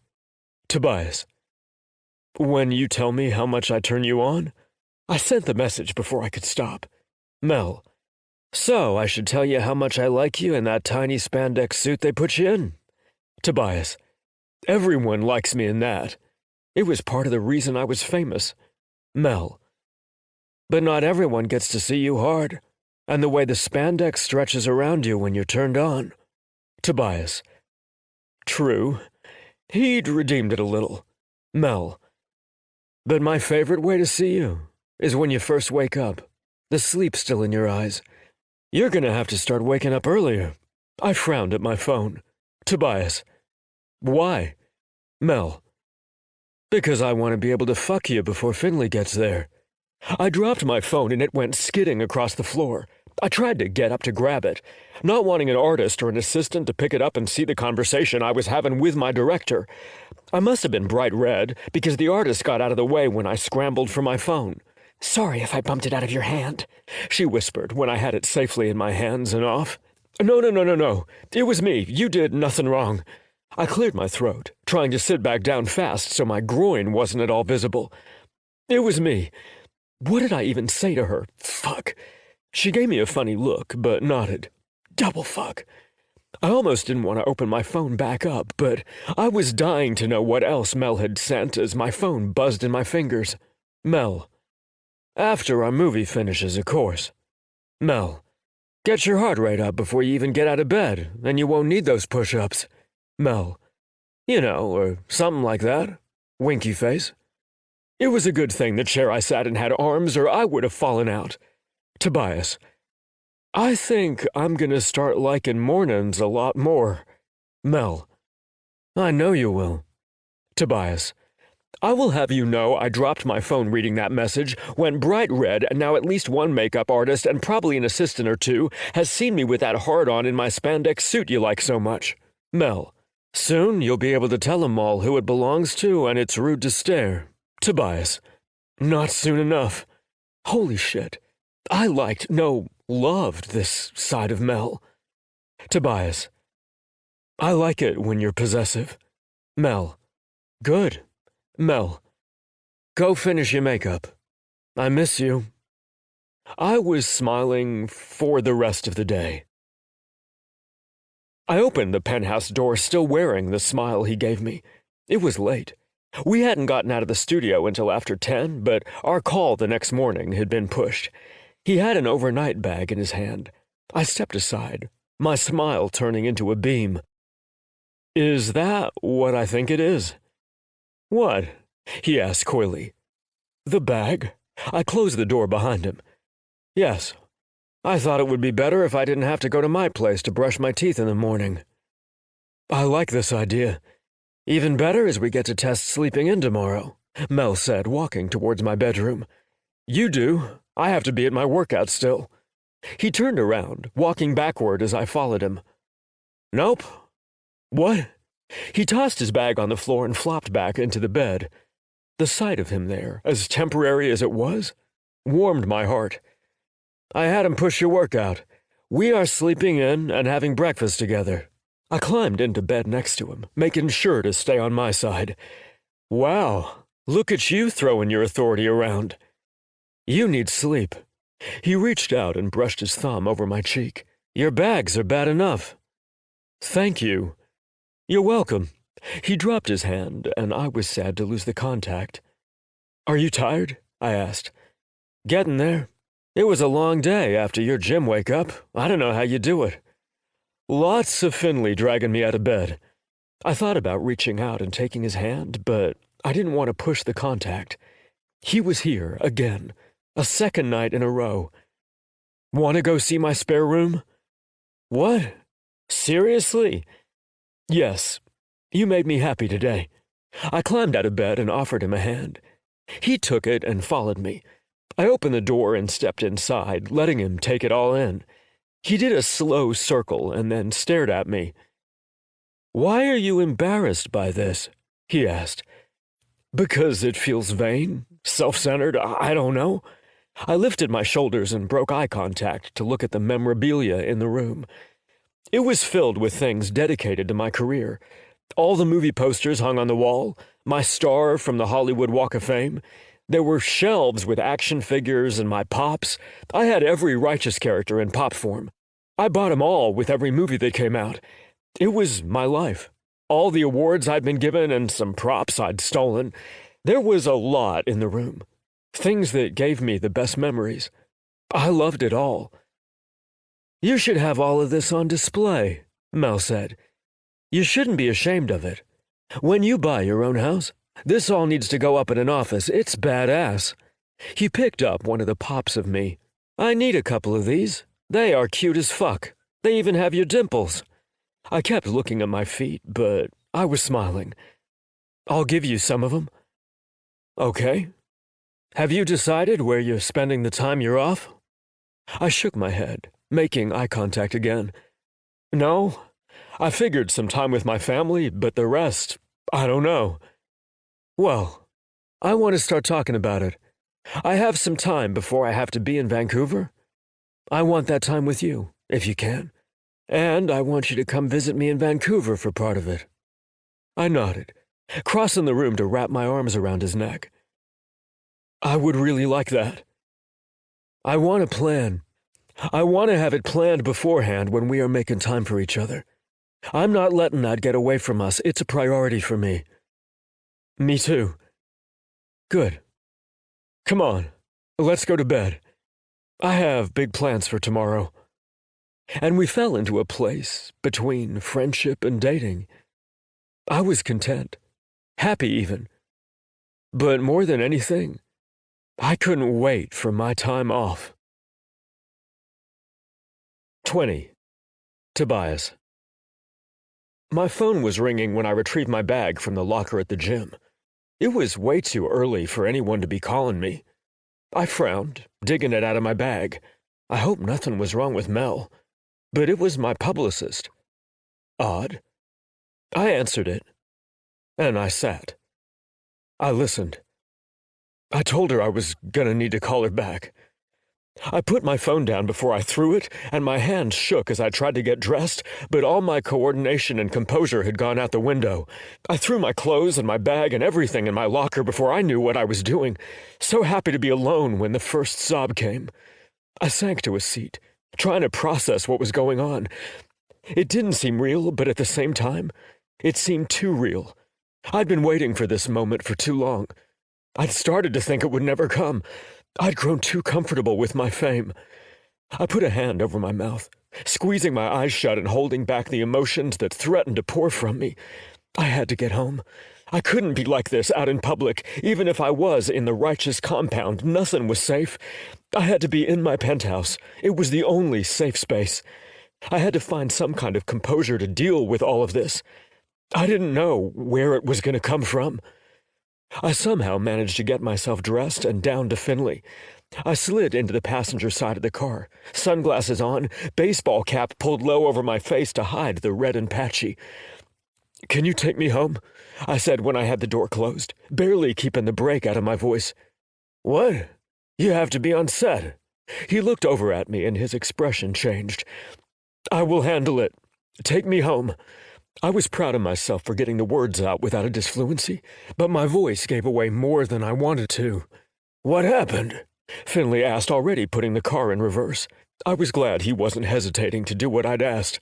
"Someone has video of me stuttering. Fuck, I couldn't even get through a sentence with my bodyguard. How was I going to get through the rest of the day?" "Who? I'm gonna fucking kill him." I stared at him. "What?" He slammed on the brakes and pulled into an empty parking lot.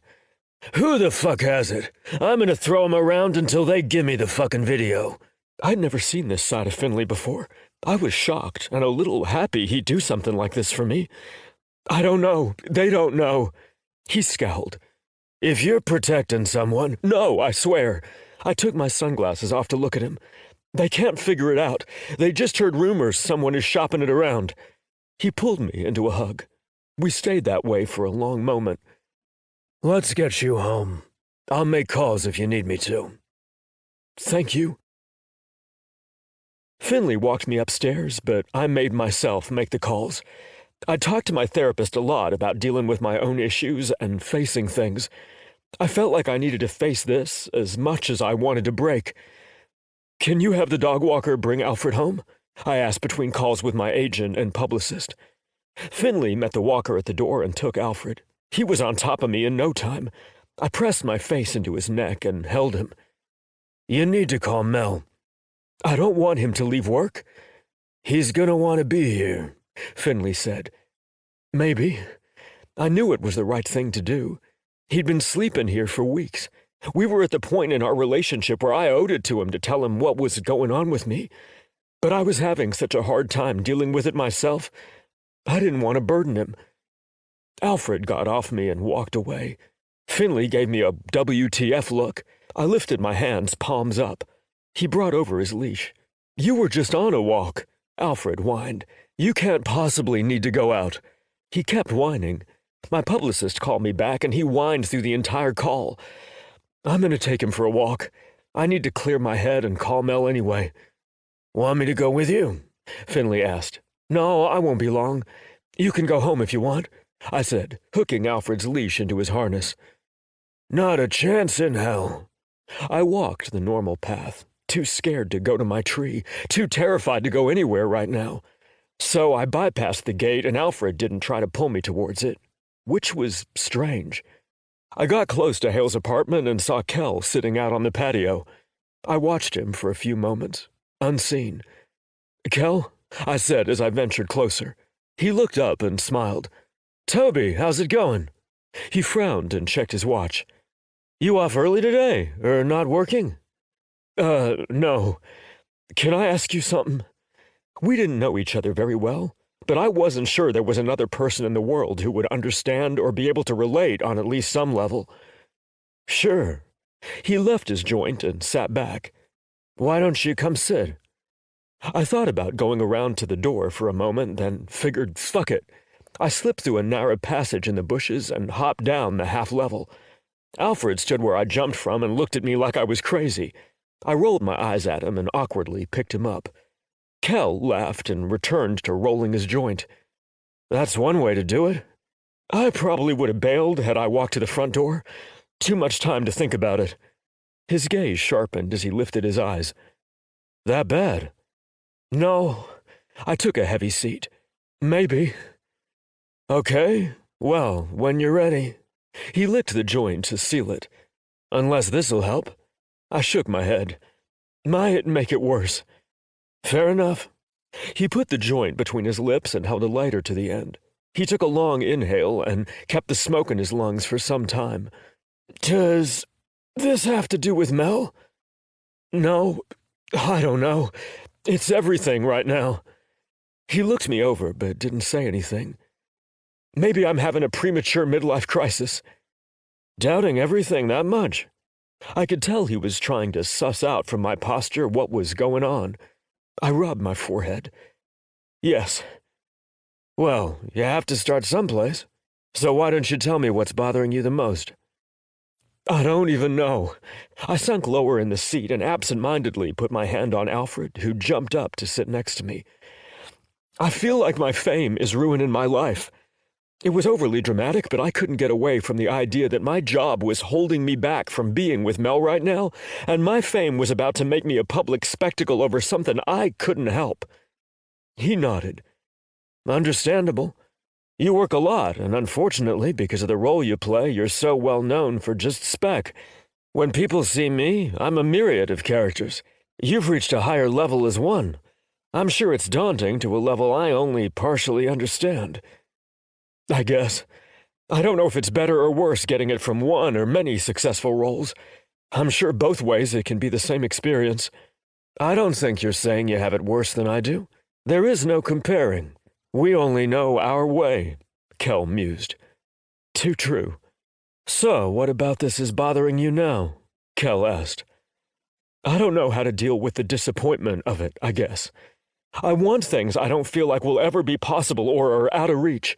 Even my last bit of medical privacy is going to be gone, and I feel like my life is totally out of control. He studied me for a moment. So you're coming to the person you know who has dealt with similar? I guess so, I said, but it was exactly that. And with the medical privacy about to go, you want to know how I dealt with my depression coming out? I nodded and then put my head in my hand. Yes and no. I don't know if I so much want to know how you handled it. I'm sure there's no preparing for any of that, but actually, I'm not sure what I want. It's okay to want to vent to someone who's been there. We live strange lives a lot of people can't relate to, and it's hard to complain without sounding ungrateful. Yes, I said. He was much better with words than I was. I'm not judging you. The guy with all the privilege is depressed as fuck and has no room to judge anyone. He laughed, but neither of us thought it was funny. All the money in the world can't save you from your own brain. Too true. He took another drag. What medical privacy are you losing? It's gonna come out I'm disfluent. He lifted a brow. How do you know? Unless you're telling people on your terms. There's a video being shopped around. I don't know where from, only that it exists. It felt cathartic to tell someone. Kel might not be the best or right first person to tell, but it was out. Less of a secret. Maybe it would have less hold on me. Shit. That's so shitty, I offered. Invasive. That's the word I was looking for. His brows pulled together, and I knew he felt my pain even if it was his choice. I came out on my terms, and it was horrible, but it was my choice. You should never have to reveal personal medical details or disorders unless you want to talk about it. I feel so strongly about those things. I hate the tabloids. I nodded through his words. What else could I do? I knew you'd understand, even if it's different. I do. And I'm sorry this is being forced on you. I think it might come out before I was ready. It would have put me into a spiral. His brow pulled. Are you okay? I don't have depression. I recently found out I have general anxiety disorder, which, of course, compounds my speech issues. I sighed. I didn't want to feel bad for myself, but I was already there. I was mad that I wasn't allowed any privacy. What are you thinking? What do you mean? I asked. Your face changed. I guess I realized I'm mad I don't have any privacy. Some I knowingly gave up, like when TMZ published my Grindr profile. I knew if I posted it, the chances were high. I knew when I fought to get it reinstated, it was a given. I knew going in I would have to be careful with my dating life, but this not letting me have any part of my life to myself is pretty shitty. It's all tabloid fodder, and people will buy and read it all. There was no room for me to be me outside of all this. It doesn't mean you have to comment on it or share who you're dating. I scoffed and then instantly felt bad. I'm sorry, that wasn't a slight against you. Even that is complicated by my career. If Mel and I do date, it means he can't work here anymore. You need to get out more, kid. Actors date all the time. You just have to make it a thing. Take some time off, go to parties, get out there. I'm sure Hale and I can take you out and you'll meet tons of people. I stared at my hands. Yeah. You don't want to meet other people. No. Kel smiled softly. I wasn't mad at him for the realization. So, you two talked? Yes, and made out a little. I laughed, trying to keep that happy spot.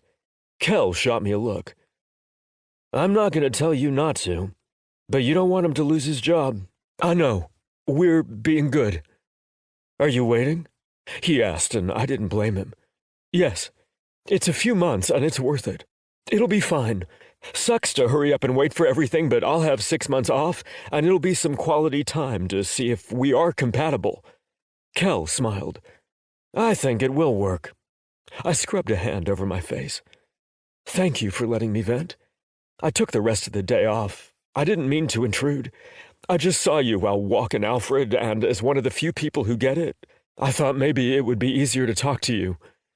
Don't apologize. You're allowed to vent. Everyone is allowed to vent. I feel like an asshole for it, I said, looking down at Alfred. Just another thing to get through. I feel like a terrible person for being so fucked up over this. You are entitled to privacy. Don't let anyone tell you you aren't because of the job you took. I'm trying. I still don't know what to do. Have you thought about making a preemptive statement? Cal asked after a few minutes. What do you mean? He stubbed his joint in the ashtray and sat forward. Make a video, clips or whatever. I'm sure Righteous has them, of you with your disfluency, and put them together. Say this is something you've dealt with your whole life and it didn't hold you back from anything.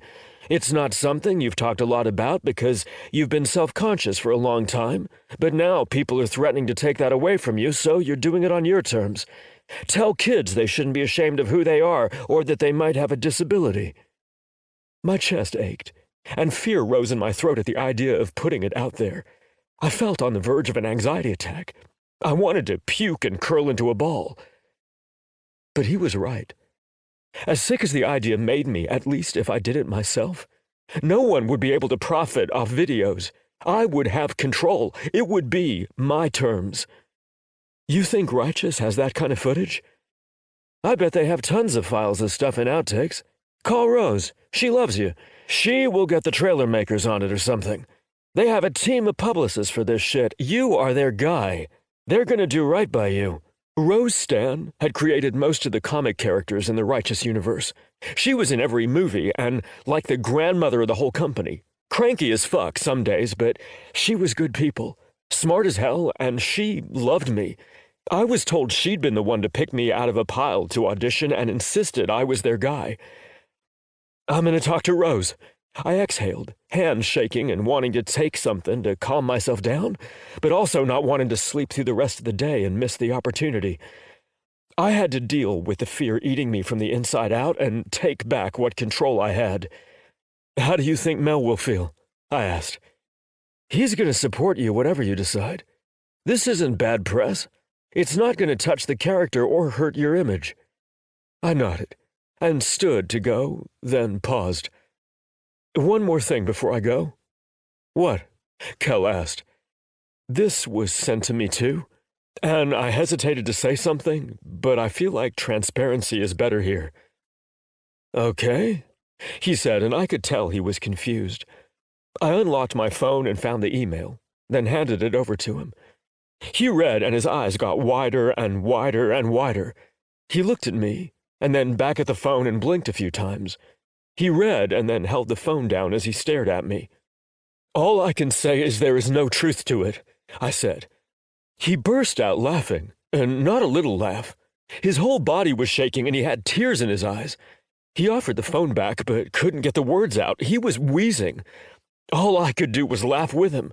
It had been a day. Finally, Kel recovered enough to speak. Wow, the extent they've gone with this. The fan fiction for your characters is fine. The fan fiction for your real lives is funny enough, but the manips, they replace your head on my body? I can't. He was wiping his eyes and laughing more. It was fan fiction and fan-made stuff to suggest Hale and I were dating. The Photoshop was so bad it was funny, but that didn't stop people from believing it. I'm glad you're taking this well. When my agent forwarded it to me, I'd just heard about the video. It made me sick. Sick to think it would upset Mel and Kel. It's part of the job. As Hale is here fucking me every moment he's not on set, I have a pretty good idea there's nothing but fan wishful thinking there. I stared at him and swallowed, more than a little jealous. Damn. He flashed me a wink. Your time will come. I fucking hope so. It will. He was still chuckling. Wait, did you show Mel? Not yet. Why?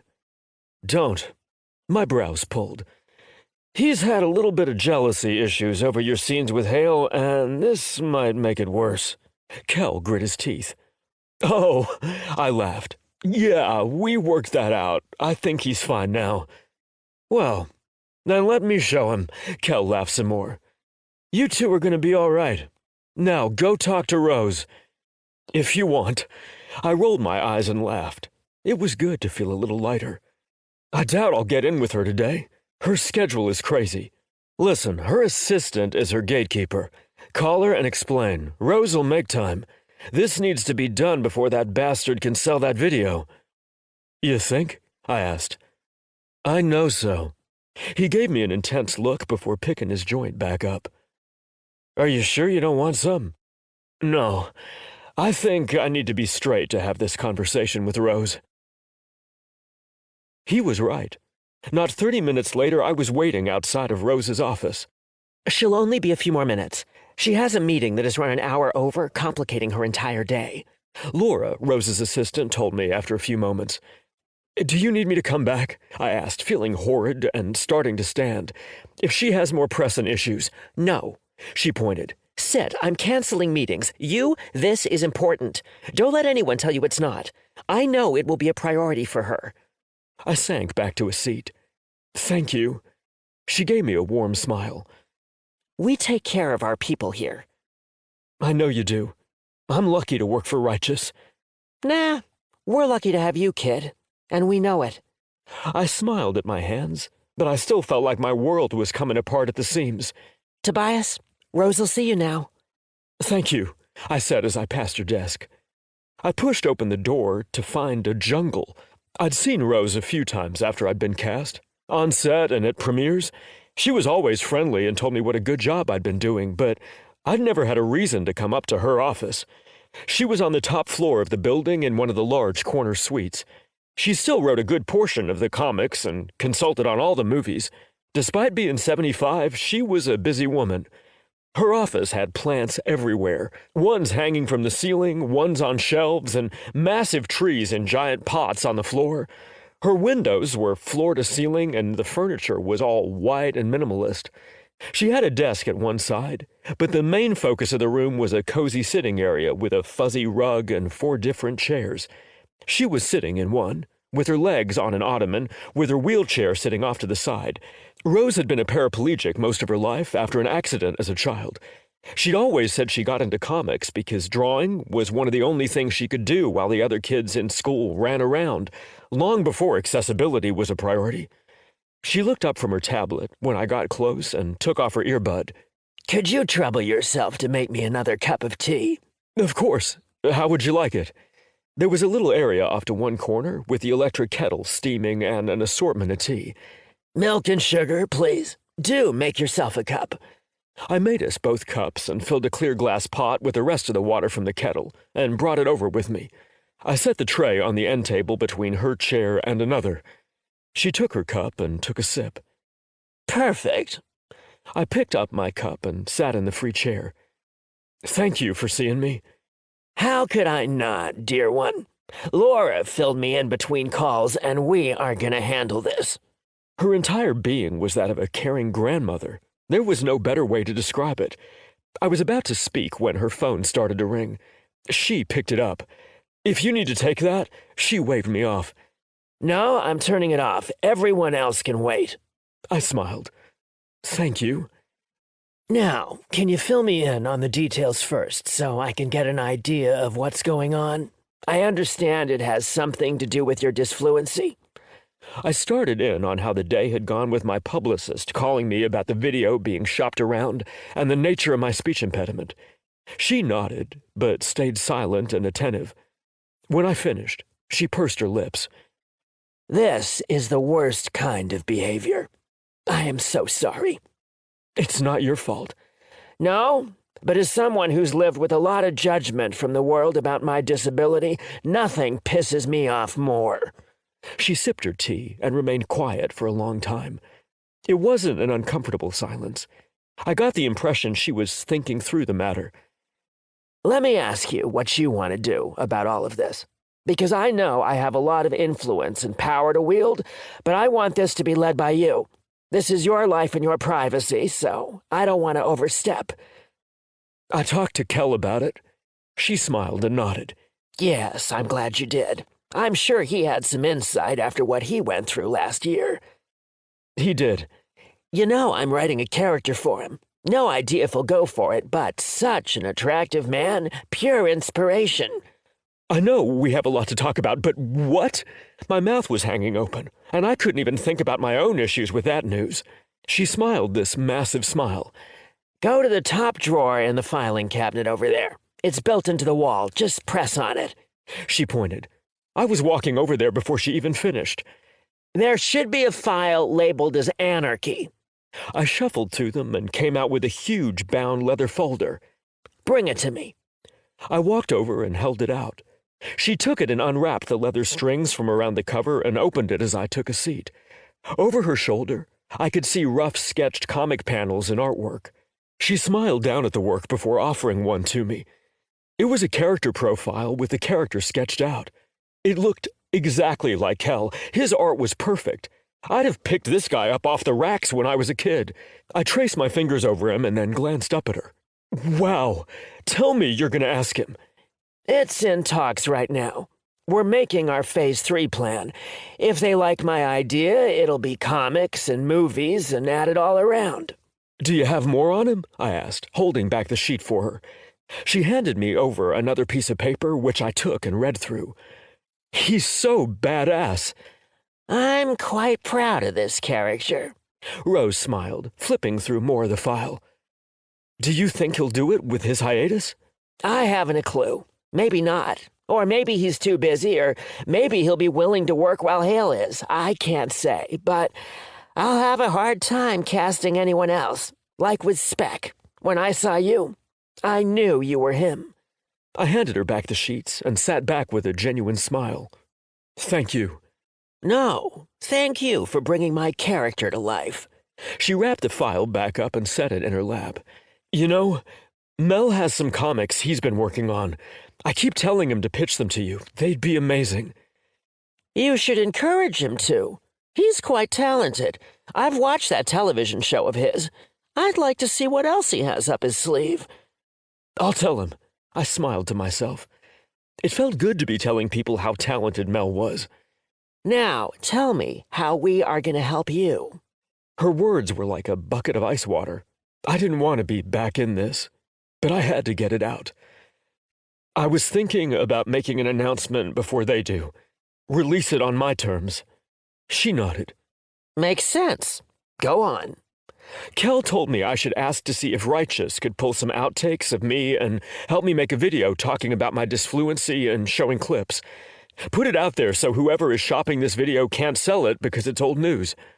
I tried to remember the exact wording of what he told me to do. He said I should say I've been dealing with this my entire life, and it hasn't held me back from reaching my dreams, and that I kept it private for a long time because I was self-conscious, but now that it's being used against me, I'm going to talk about it. I think that sounds perfect. He said you guys have a ton of publicists and people who make trailers and stuff, so it would be good to let you handle it, and I can either make a statement video or write something with the post. It felt good to get all of these words out, to have a solid plan. I was going to have to send Kel a thank you note. We do. I think I can make all this happen. She picked up her phone and started typing. Do you want to film yourself talking about it, or do you want to write something?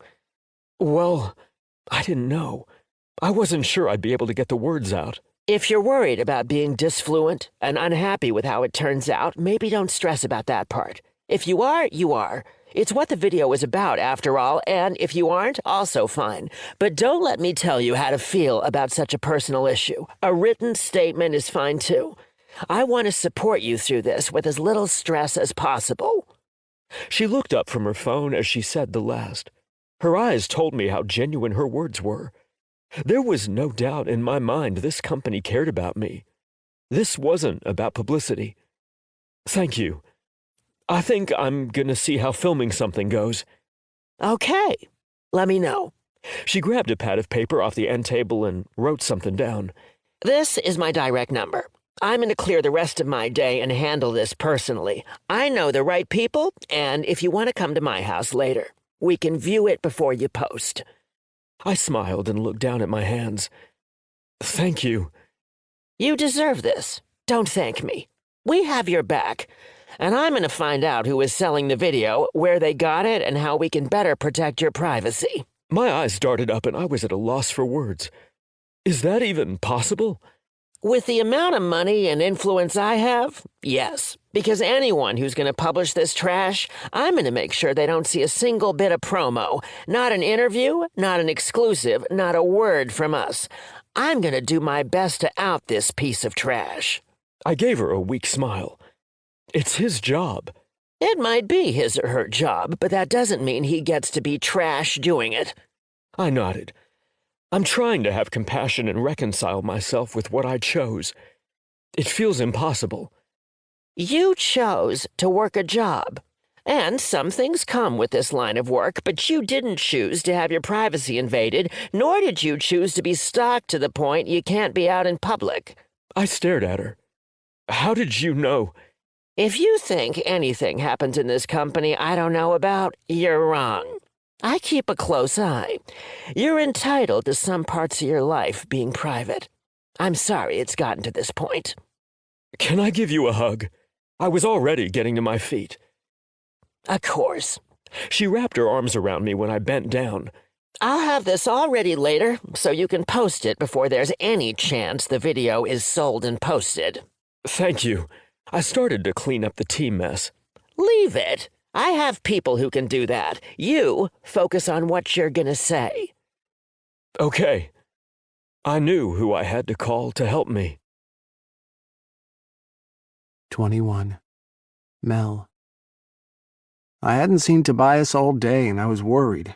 I got handed a note saying he wouldn't be here, and to work it out, which fucked our scenes and makeup and everything else, but there wasn't anything I could do about it. I sent him a text, but I also didn't want to feel like a hovering boyfriend if it was nothing. They'd warned me that if they needed him for something on the other set or promo, they'd take him with little notice. But he hadn't texted me back to let me know what was going on. He had lots of other things on his plate.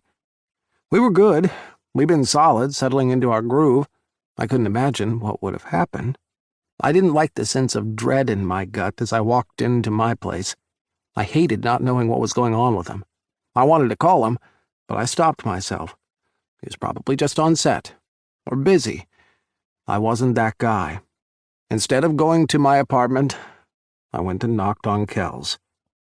Hale opened the door. "Hey, man, what's up?" I cocked my head to look past him. "You two busy?" Hale rolled his eyes and stood aside. "We both have clothes on, as you can see. We don't only fuck." "I don't believe that for a second," I said as I walked past him. "Where's Kel? On the patio?" "Of course he's on the patio. I don't think he does anything else anymore. He's a man of leisure." I snorted and headed out there, knowing his bar cart would be fully stocked. "Hey," I said when I opened the screen door and went right for the alcohol. "Long day?" he asked, giving me a knowing look. "It was a barely salvageable disaster.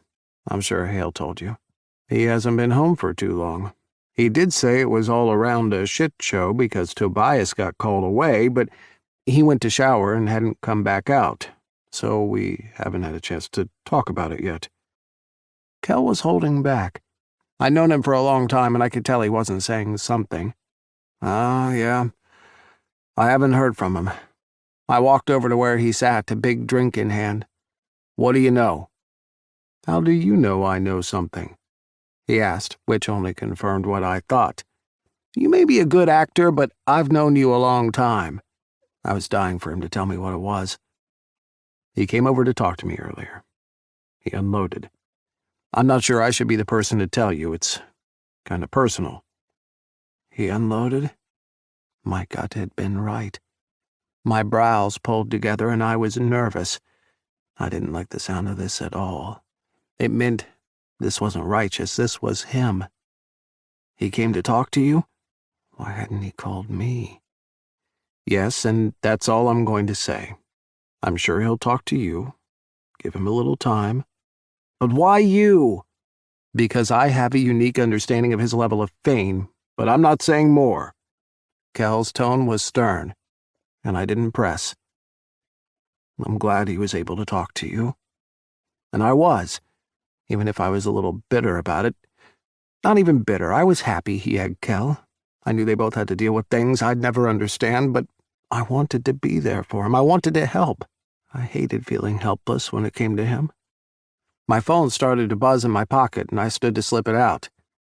"It's him." He gestured for me to answer it. "I told you." "Hello?" I said. "Mel?" Tobias's voice was steady. That was good. "Can you come over?" "Sure." He hung up. I downed half my drink and stood. "I'll see you later." I was at his front door minutes later. He pulled it open, and I could tell something was wrong. He was normally happy and full of energy. Now he was muted with his shoulders curled in. I grabbed him and pulled him into a hug. He didn't try to stop me or hesitate. He wrapped his arms around my middle and clung to me. I didn't know what he was dealing with, but I'd never seen him like this. My heart ached for him. We stayed like that for a long time before he finally pulled back. "I don't want to stop hugging you." He laughed without humor. "I want to stay there all day and hide." "So why don't you? We don't have anything to do. Let's put something on the TV and we can zone out." It wasn't exactly keeping our promise to keep things platonic, but these were extraordinary circumstances. "I want that, I do, but first, I need a favor." He looked at his feet. "Anything. And I would do anything." "Thank you. I'm sorry I didn't come to you sooner." His words were so soft I could barely hear him. I hated it. He hugged me tighter. "I wish I had been here for you." I tried to pull him back into a hug, but he held up his hands. "It's been a rough day." "What happened?" "I've been worried." He lifted his gaze and wrapped his arms around himself. "I left after the gym because there's a video being shopped around of my disfluency. That's all I know. I don't know who has it. I don't know what it is." "Fuck," I frowned. He nodded. "I'm in the process of taking care of it, which is what I need your help with." "Whatever I can do." I was already trying to think through if I knew anyone who would be able to tell me about the video to at least appease him. "What is your game plan? Are you putting out a statement?" "I talked to Rose. She's helping me. She's having the Righteous team put together a trailer of videos of me. I wrote something and I just need to film it and send it to her so they can add it in. I wanted you to help me with it."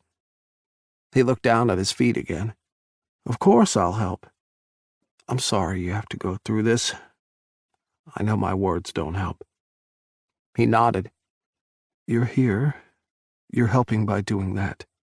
I'm glad I can do at least this." I wanted to take him into my arms again, but refrained. "Do you know what you're going to say?" "Somewhat, but I'm a little nervous. I don't want to stutter all the way through it." "If you do, you do. No one is going to judge you for it," I said, and immediately regretted it. Tobias pulled into himself, and I hated myself for making him feel worse. I didn't know what the right thing was. "I'm sorry. I don't know what I said wrong, but I'm sure it was bad. I'm sure they will be judging me. I'm sure people are going to think less of me. You don't know what it's like." "No, I don't. But I wish I could take it all away." He nodded. "You didn't mean to hurt. It just does. Even if my intention was good, it still hurt you. And I'm sorry for that," I said. "Thank you." He initiated a hug, and we stayed there for only a moment before I was pulling back. "Let's do this. I want to get it out of your mind so we can post it and then try to distract you." "Thoughts?" "Yes. I don't want to put it off any longer. I don't want that video to go up first. Want some powder or anything? Fix your red eyes?" I wanted him to feel comfortable in the video and his appearance in it. "I think I want to look like this. It goes with what I'm talking about and how I feel. It's real." We filmed a couple of takes and angles. He joked about the benefits of having a director as a friend to help him when he needed home movies to look professional. We laughed. He stuttered. We found the best pieces and sent them off. There was nothing more either of us could do. It was out of our hands. "Do you feel okay about it?" I asked after he'd emailed the videos to Rose for her to sort out with her team. "I feel like it is what it is. I want to post it and turn off my phone." "So why don't you?" "First she has to send it to me, but I'm worried I'll be too curious and spend the entire night looking." He took a seat on the sofa and pulled his knees into his chest. He seemed so forlorn there. "Come here. Let me hold you." "Is that okay?" The broken expression on his face killed me. "Of course. It's a friend taking care of a friend." I believed that. That made him smile. "Yes. Thank you." "Do you know when she's going to send it back to you?" He shook his head and then rested his chin on his knees. "Come sit. Let's put something on." "What do you feel like watching?" I asked as I sat and put my arm around him. He leaned into me, laying his head on my shoulder. Both of us needed the contact, but I was trying to ride a fine line. Grief and stress and heightened emotions would lead to working those things out physically. I was determined not to take advantage of him in that way. Alfred came over and climbed up to sit beside me. "Do you see this?" I whispered as to not spook the dog. He glanced over and a tiny crease formed in his brow. "That fucking traitor." "He's accepting me," I said way too loud, and Alfred gave me one look and got down. See, we spooked him. Alfred sat in front of Tobias and stared at him. "What?" Tobias asked. The dog kept staring at him. "I don't know what you want," Tobias said. The dog didn't move a muscle, not even blinking. "He probably wants you to kick me out for my grievance," I said, not putting it past the dog. "I don't think so. He's not barking at you. Or like trying to steal your shoe." Tobias kept his attention on the dog. "He's done that?" Tobias nodded, and tripped Finley into traffic. He made a face and laughed. "No shit?" I looked between him and the dog. "Remind me not to get on your bad side." Alfred chuffed. He actually chuffed. Why do you think I have walkers and take him with me to set so much? I'm sure he'll probably kill me in my sleep if I displease him, Tobias said. I snorted. Can we, lock the door when I stay over from now on? His brows went up. When you stay over from now on? Wait, no, I didn't mean... I laughed. He might attack me when we hook up, you don't know. Is that what you think will happen? His lips pressed together. I meant tonight. It's innocent. It wasn't innocent. I'd been thinking about the future. What do you think I am? Someone who's just going to give it up? He spread his fingers out and put them over his chest, feigning horror. You're not? Two could play at this game. Maybe. His expression turned coy. That's too bad. I had plans. I trailed off, knowing he was hanging on my words. What plans? I couldn't tell you now. You're not that type of guy. It was nearly impossible to keep back my smile. Are you turning my joke back at me? He left his mouth hanging open in a kind of sarcastic glare. Is that not allowed? I said dryly. No, it's not allowed. I'm the one having a bad day. I patted his thigh. I'll tell you, if you want to know. He looked from my hand to lips. I want to know. Are you sure? I asked, teasing him further. Yes. His word was soft and barely reached my ears. I think a lot about spending the night inside of you. Tobias groaned. I think about it a lot, too. More than I should with our agreement to keep hands off. Not tonight. I'm going to be good, but I plan to be selfish as soon as the movie ends. It was pretty honest. Selfish, you say? He leaned over to knock his shoulder into mine. Is that the type of person I want to spend the night with? He made air quotes when he said to spend the night. Selfish in what I want, not selfish in how I act in bed. Believe me when I say I am not a selfish lover. He shifted in his seat, eyes still on my lips, which did things to me. Tell me. I wanted to show him. I didn't want to tell him. I don't think it's a good idea. I'm totally going to use my situation here. Distract me?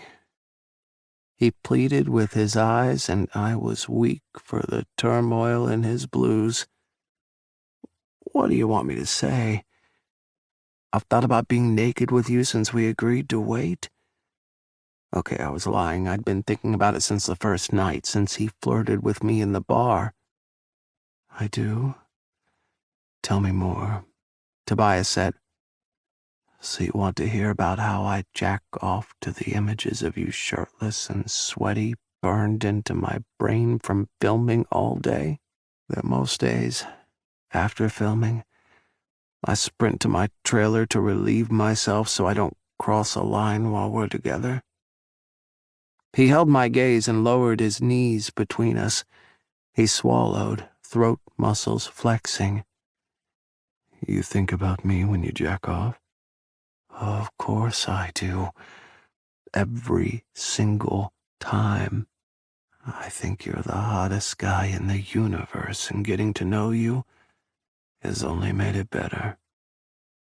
He smiled and dropped his eyes. I loved it when he got pink and shy about sex. I think about you. Really? I was surprised. He looked up with a single nod of his head. Constantly. I can't believe I'm admitting this to you. And what do you think about? I knew we shouldn't be doing this, but I couldn't stop now. I was already throbbing in my shorts. He picked a piece of something off my sweats.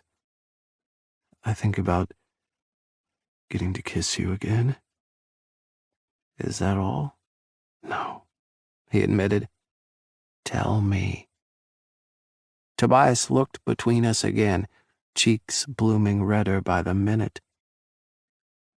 I think about your hands on me, your mouth on me, my mouth on you, you coming in my mouth.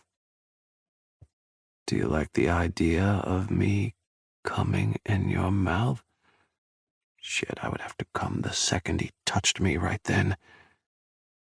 I've never sucked a guy's dick, and I never really thought about it much until you... But now I can't... Wait.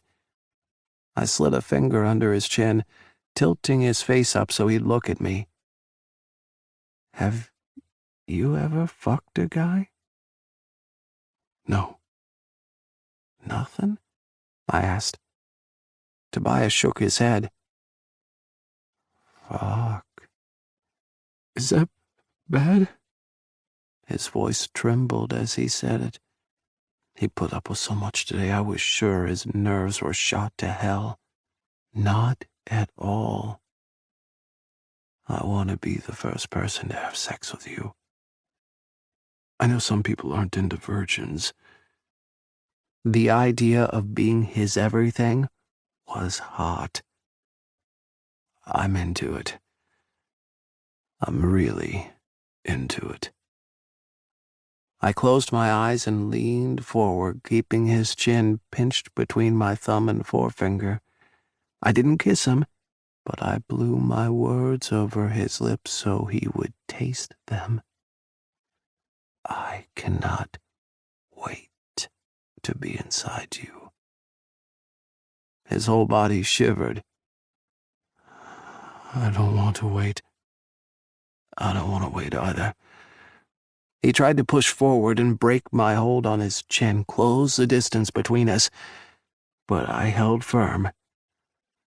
We can't. I don't want to take advantage of your emotional vulnerability right now. That's not fair. You're not.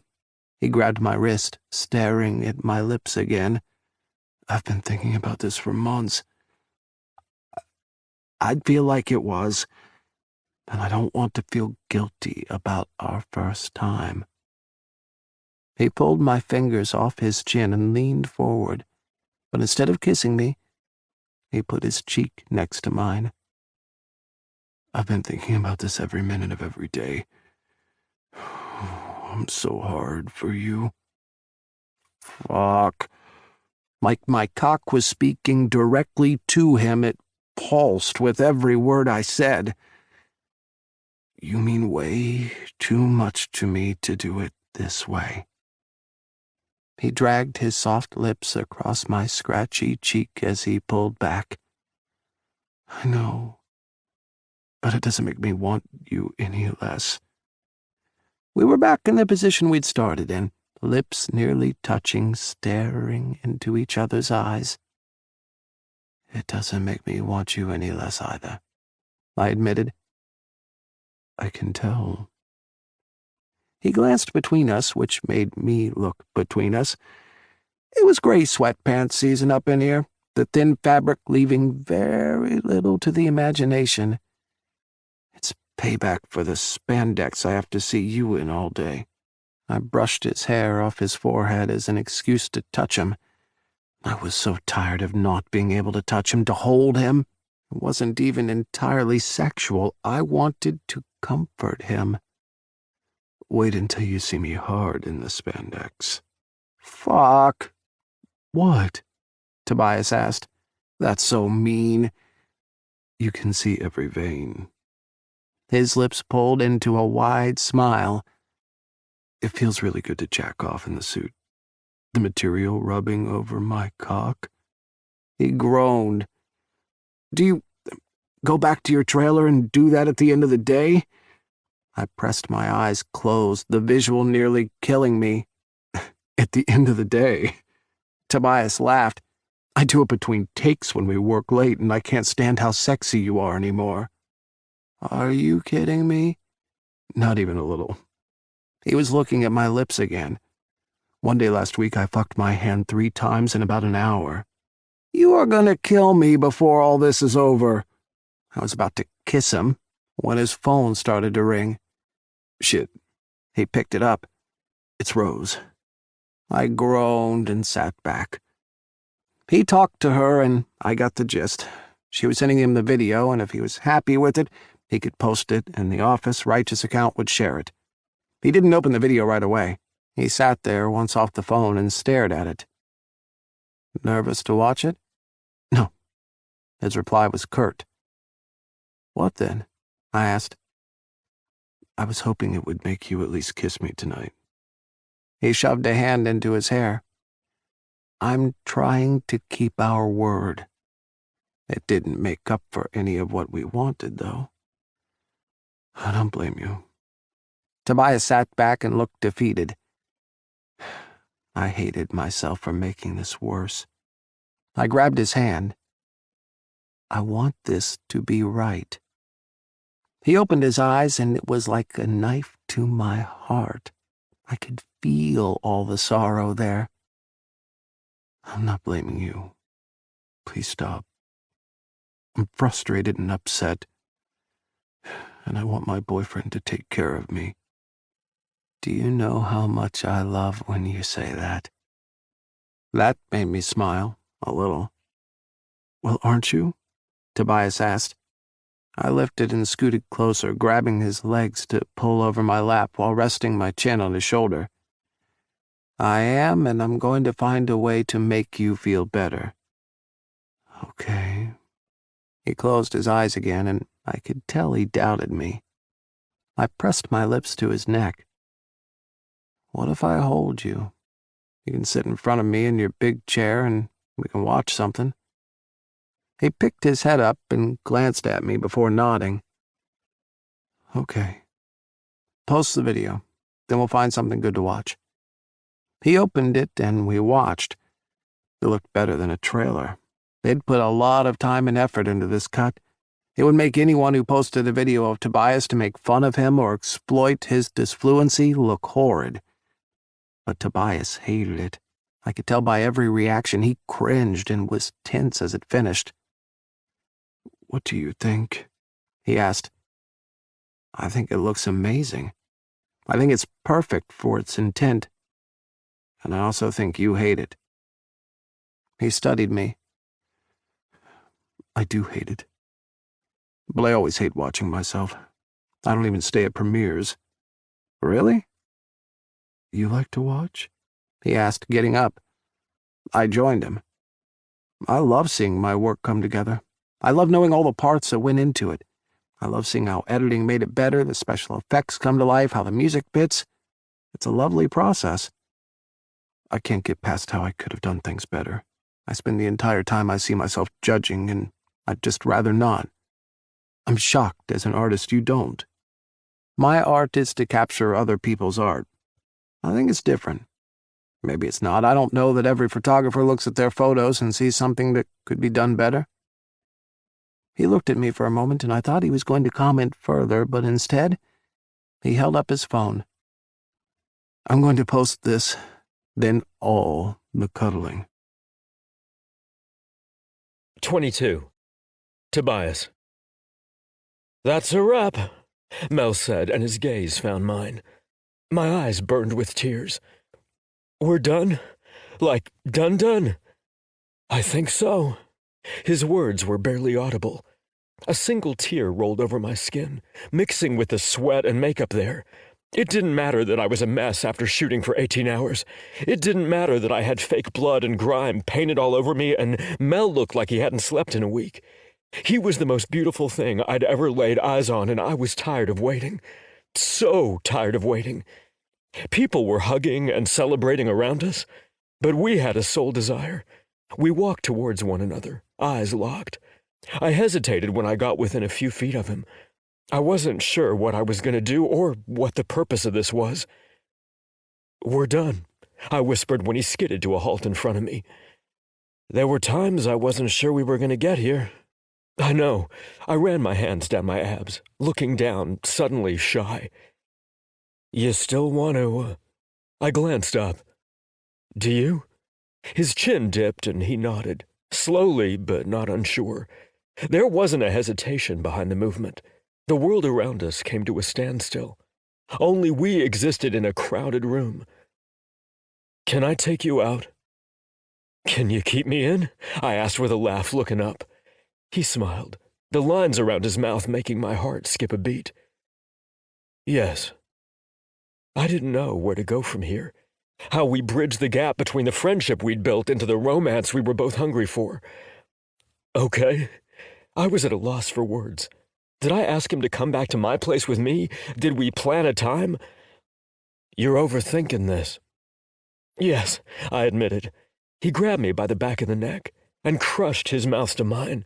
I laughed into his lips, parting them and welcoming his tongue in my mouth. His smile pressed into my lips, burning into my memory. I tried to pull back. We were still on set, after all. He tightened his grip and kissed me harder, but slower. He fucked his tongue in and out of my mouth, and I hoped it was a preview of all the things to come when we were alone. I slid my arms around his neck and pressed my body to his. There was a soft cheer, and a few people who muttered, "Finally." We ignored him, basking in the moment. I'd have to ask around later and see how many people saw the chemistry we were trying so desperately to hide. It didn't feel new or awkward. This felt like we'd been here for a lifetime, like our connection had been here the entire time. We slowed, but didn't move. We stayed there lingering in the connection. Do we have to wait until tonight? I asked. No way in hell are we waiting, he laughed. I haven't had sex in 4 months. I haven't had sex ever. He winced and I laughed. I hope you bought the 100-gallon drum of lube off Amazon. I have every type of lube made at this point, and it's stashed in every room in more than one place in my condo. He joined me in laughing. So smart. I've had 4 months to plan. Condoms? Mel asked. Do you have your test results? Yes. Anything on them? I asked. Nothing. Anything on you? Mine came back negative, I said, and a weight was lifted off me. What are you saying? He asked, pulling back a hair to look me into my eyes. I don't want to use them, if that's okay. My chest constricted, and with one sentence, I felt like I wasn't going to be able to breathe ever again. It's perfect. I want to feel you.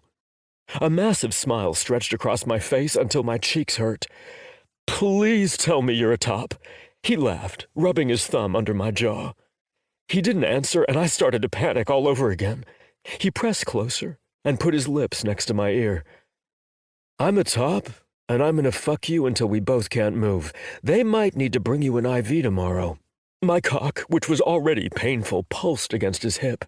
Holy shit, we need to go now or we might scar Finley with what we do in the back of the car. He stepped back and adjusted before clearing his throat. Tobias? What? He lowered his gaze to my groin. I glanced down and was instantly red. The spandex suit hid absolutely nothing. He could have counted my veins from across the room. I'm going to go to wardrobe. I'll be 5 minutes. Wait for me in the car. When I walked out of the building, he was standing next to the car waiting. I couldn't help my smile. I ran over to him like a freak and nearly jumped into his arms. He kissed me again and again. We need to get back to my place. Or your place, I don't care. I've been sleeping in your bed for months. There's barely anything left in mine. Yours. He was kissing me, slow tongue, and I tried to get more, rubbing my hips against his. Come on, he said. We're going to end up naked here if we don't get in the car. I laughed and stepped back, trying to find some sort of composure. Okay. Mel opened the door and gestured for me to slide in the back before getting in behind me. Hey, Finley, I said with a giggle to my voice. You two are not fucking in the back of the car, Finley said. We aren't that bad, Mel replied, pressing up against my side. I've seen the way you two have been looking at each other this week. I'm shocked one of you hasn't burst into flames already. Finley glanced back at us as he started backing out. I laughed and Mel shrugged. This is the longest car ride of my life, I said as we hit another light. Mel put his hand on my thigh. Don't get yourself all worked up. I want this to last. His grin about killed me. Last? I barely got the word out. I want to fuck you for hours. I squirmed in my seat. I'm still here, guys, Finley said as he put the car into park. I was distracting him so he didn't complain more, Mel said. I went pink and reached for the handle. Thanks for being a good friend, Finley. Sorry about that. We need to go. My words ran into each other. They were so fast, and I couldn't get the door to open. Hold up. I have a gift for you two. Finley pulled a basket off the passenger seat and passed it back to us, then clicked the unlock button. Well, no wonder I couldn't get out of the car. I stared at the basket. It was huge and wrapped up in clear cellophane. Inside were condoms, a ton of different kinds, all different types of lube, and a couple of bottles of wine. Not skinny wine either. This was the good sugary stuff. Chocolates, energy drinks.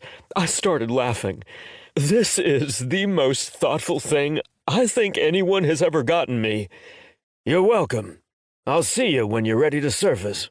Finley was grinning from the front seat. Thank you, Mel added, eyeing the basket with a twinkle in his eyes. You've helped me get through this. It means a lot to me. I opened the door and climbed out. I'm glad it worked out for you two. Go, have fun. I half dragged Mel towards the elevator. We could not get to my apartment soon enough. When the door slid back, I burst out and sprinted to the door, dropping the basket. Shit! I nearly dropped my keys, checking to make sure the bottles didn't break. Mel came up behind me and grabbed my hands, kissing one, then the other. Slow down. I swallowed and nodded. Sorry. No apologizing. I don't want to rush this. He picked up my keys and handed them back to me. I scanned the key, or tried, but my hands were shaking so bad I couldn't get the door to open. I pressed my forehead to the door. I'm sorry. Mel wrapped his arms around me and closed his free hand around mine. No sorries. We are going to calm down. He kissed the back of my neck, and I nearly melted. I'm nervous and excited. I'm sorry. A ball of nerves, and I'm going to stop apologizing now. He hugged me into his chest and helped me hold the card from my door steady to get it to unlock. You're perfect, and we don't have to have sex if you're nervous. It's us. We can hang out and kiss. I'm going to be happy to have you in my arms. I know. I want to have sex. I didn't want to wait any longer. But I'm not going to expect you to be inside me the second we walk in the door. He laughed and set the basket on the coffee table. Want me to open this wine? Yes, please. I went to grab glasses. I set them next to where Mel was using the bottle opener Finley had put in the basket. He did plan for everything. Lots of condoms we won't need, I said. I noticed that. I took it and held it out after he filled his own. To the future of us. He clinked the glasses, and we both drank, maybe a little too fast. It was nice to see he was as nervous as I was. He set the bottle aside and grabbed me again. Kiss me. I brushed my lips over his, before teasing between them with my tongue. Every time he chased my lips for a deeper kiss, I pulled back, only giving him the tip of my tongue. He walked me back into the couch, sending me falling back and spilling wine. He was on me, taking the glass out of my hand and shoving it behind him to the coffee table. He straddled my lap and cupped my face, taking what he wanted. What happened to just kissing? Isn't that all we're doing? He asked, rocking his ass over my groin. I whimpered and fisted both hands in his shirt, trying to get it off him. Mel lifted his arms, breaking apart our mouths only long enough to allow me to free him from it. What happened to just kissing? He shot back. That's all we are doing, I said, working on the button on his pants. He groaned into my mouth as I got his jeans open, wrapping my fingers around him through his briefs. Best kissing ever. He lifted his hips and pumped into my grasp. I felt powerful. Mel was thick and turned on for me. Can I? I asked, panting. Yes. I used both hands to free his cock, stopping kissing him so I could stare at him. His chest heaved as I explored him. Well, wow is right, he hissed. I leaned forward and licked his tip. Holy fuck! I glanced up, searching his face to make sure I didn't do anything wrong. I couldn't help myself. Please do help yourself. You can do whatever you want. I smiled at the encouragement and bent down again to take his head into my mouth. Salty and silky under my tongue. I had no idea what I was doing, but I took him in a little further and knew this was something I was going to do all the time.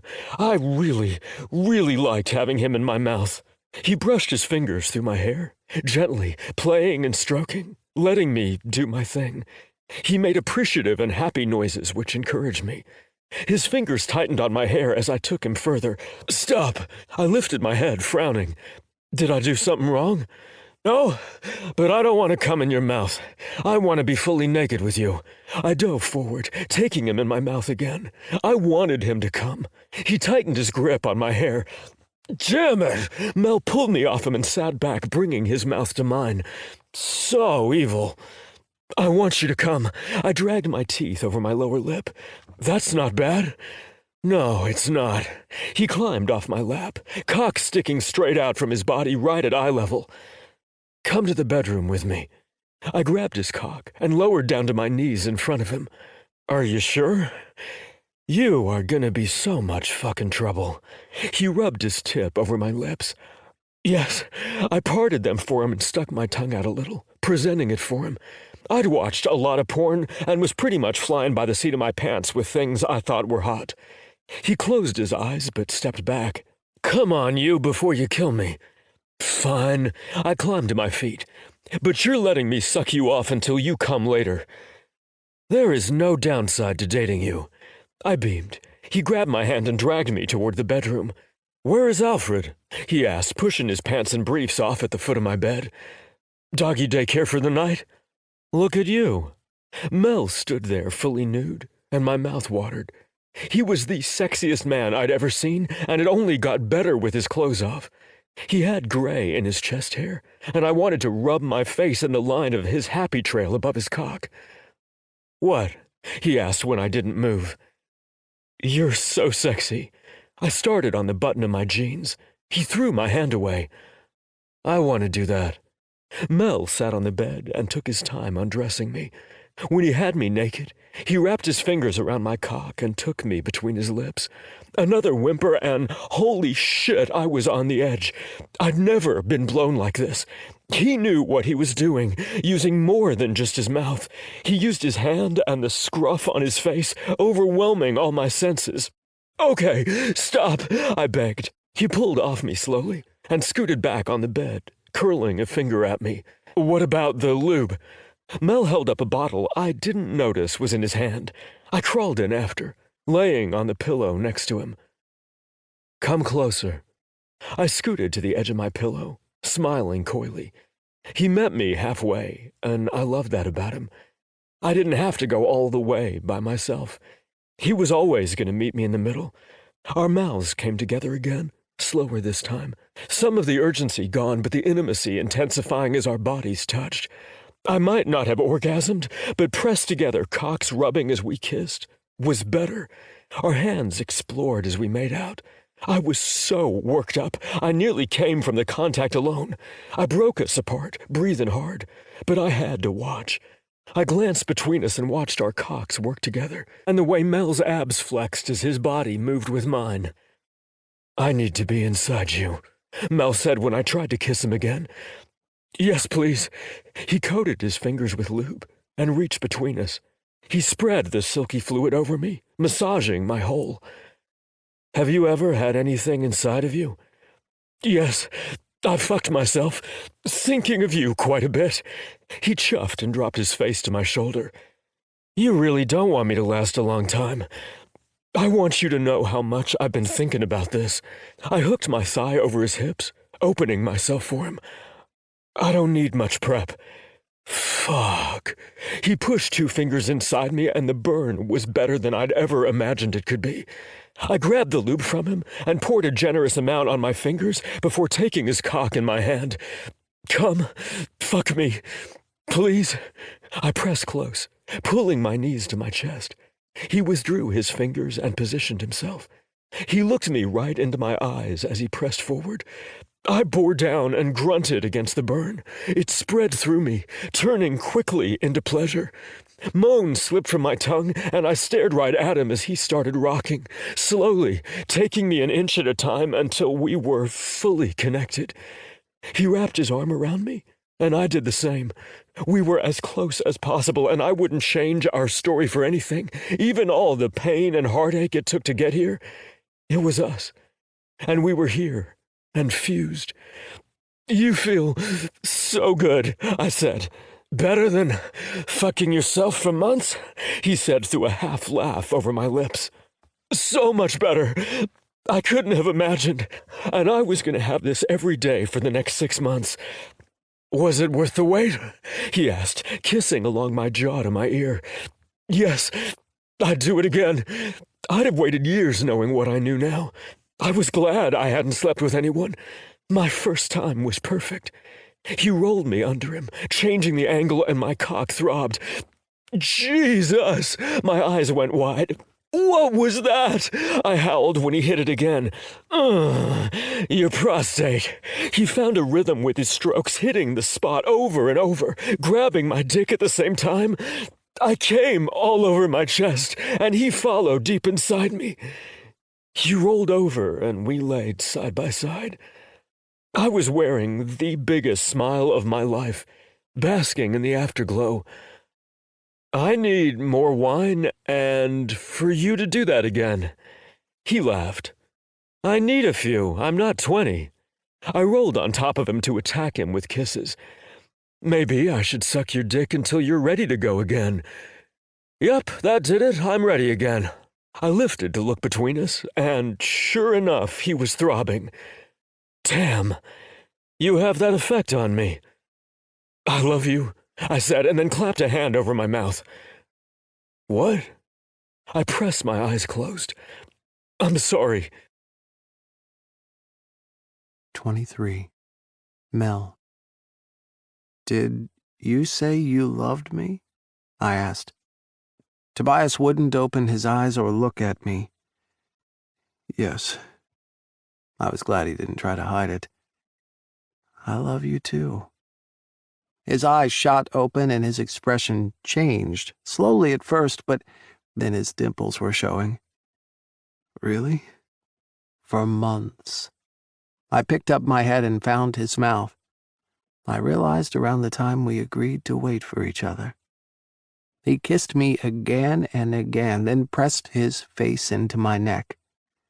I thought I was dumb for saying it this early. Like one of those people who say it every time they have sex. No, it's different. I've been falling for you since we met. It wasn't fast. We took things slow, and it was worth it in every way. It was, he said, and smiled into my skin. I put a hand on the back of his head. In my mind, we've been dating for months. Mine too. A week, and we'll be in Greece. I stroked my fingers down his back, leaning over to kiss him. I don't think I'm going to be able to keep my hands off of you for a long time. I don't want you to. Did you buy that house you found in Vancouver? He asked after a few minutes. No, I planned on seeing if you wanted to fly out and look at it before we left for Greece. I wanted my own place for our privacy because, unlike here, the apartments a production company used in Vancouver were public. There was no good way to secure them, so I'd started looking a month ago and finally found the perfect place. I hope it's as good as the pictures look. Do you think it will make your commute too far? I think it will be fine. I think the space will be good for us when you come visit.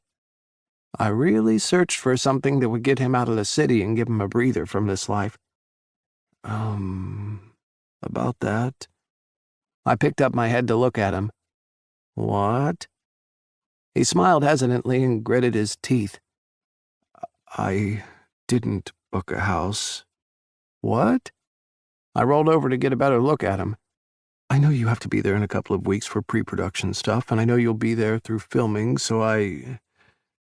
He sucked his lower lip into his mouth. Didn't sign a lease. Hoping we'd want to be in the same city. The more I thought about being in LA, the more I realized I didn't want to be there alone or try the back and forth. We have a small window to see if this is something we want. I want to take that whole 6 months to do it. I was speechless. I didn't know what to say. I'm sorry. Maybe I assumed too much and I'm taking it too fast. I didn't mean we had to live together or anything. I'm not trying to move in with you. I thought maybe I'd rent something up there or something. Fuck, maybe it's dumber than it sounded in my head. It's not dumb at all. I sat up and grabbed his hands. I love the idea. He looked at our joined hands and lifted his eyes to mine. Really? Yes. So if I ask you to spend the entire 3 weeks with me before you have to be in Vancouver, would that be too much too? He had the cutest, hopeful expression. Is there someplace you want to go after Greece? We only have a week booked there. It felt like our lives were really coming together. Maybe we'll find another villa to rent while we're over in that part of the world. I'm sure we can figure it out. With a couple of weeks, we might be sleeping off the jet lag the entire trip, and then when we get to Vancouver. But we'll be together. A smile stretched across my face. I don't even care where we are. I'm not sure we'll be out of the hotel that much. He covered his lips with his hand and snorted. I'm dragging you out. I want to do things, even if they're simple things, whatever Finley thinks we can get away with. I forgot Finley was coming. Of course his bodyguard was going where we were going. I had to laugh at this. So me, you, and Finley are going on vacation. He scrunched up his nose and held up 3 fingers. 3? He nodded. 3 what? I asked. He showed me his teeth, lips pulling wide in a grimace. Righteous thinks I need 3 bodyguards if I'm going to be out anywhere. Of course, mostly only 1 will be with me, and 2 if we're in a public setting. The 3rd is so they can rotate and have time off. I laughed. It was the only thing I could do. Let me guess. They have a private plane for you to use, too. That's a benefit, baby. Baby? I asked, completely forgetting about anything else we were talking about. Is that okay? His face changed, pulled in another sort of stressful way. I like it. I want you to be able to do things. I want to be able to do things. So it's a concession. I hope it's okay. A smile stretched across his lips, and he grabbed the back of my head and kissed me. This should be about you getting out. I want you to live your life and be happy. I'm glad we can do it together. Maybe the south of France or Barcelona after. I have 6 months off, and a lot of that will be in Vancouver. I don't want to be in a big city yet. That makes me want to vomit. But I'm hoping we can find smaller places. I won't be so noticed. He side-eyed me, and I smiled. Wow. Bad well? He asked. Not at all. Those are big trips, but I think it will be good. Hopefully in smaller cities you won't have the same fan experience as you have here, and if you do, we can still try hats and to book private tours and stuff. We'll figure it out. I was sure Finley would help too. He was good at his job, that I did not doubt. We have the time in Greece to figure out the rest. He raked fingers through his hair. Are you leaving while I finish? I don't know what plans you have. I have the final cut to work on with the editor, the house to go see, and my boyfriend to be with. Is the movie not done? He asked. Righteous worked on editing the entire time they were shooting, in case scenes needed to be reshot so cast members didn't have to be called back. It's almost there, but I do want to watch it and make sure it's perfect. There's always a lot of post-production to do, but that will be done over the next few months. I set both hands on my hips. I'm excited about all the places we can go. We can get out some maps with dinner, I said. Are we ordering, or do you have trainer food? I have a chef coming in to make us food. I'm tired of eating the same thing. He gave me a little half-coy smile. So I told Righteous if they want me to come back and do a 3rd spec movie next year, they needed me to be in shape so we don't have a lot of lead time after my 6 months off, which means a trainer and chef in Vancouver. Your agent is good. I was astonished. At this point, I get a ton of money. I might as well ask for other crazy shit. So we'll be doing taste testings over the next 10 days. They're flying chefs out. Romantic dinner cooked for us? Sounds like we're already on vacation. I grabbed him for another kiss, wanting to share in all of this with him. So you've booked a private chef for us for Vancouver. And you thought I'd let you live anywhere else? Yes, if that's okay. I'm excited to start our life together. Tobias slid his hand into mine. Tonight we are trying chicken parmesan, but the chef will be here all day tomorrow to make different things for us. How can you even eat that? I asked, following after him. I might be cheating the entire time we're on vacation. If I gain 5 pounds in 3 weeks, I figure I can burn it off in the next 6 months. I brought his hand to my lips. I think that sounds reasonable. I also think you need to have your trainer build in a cheat day while we're there.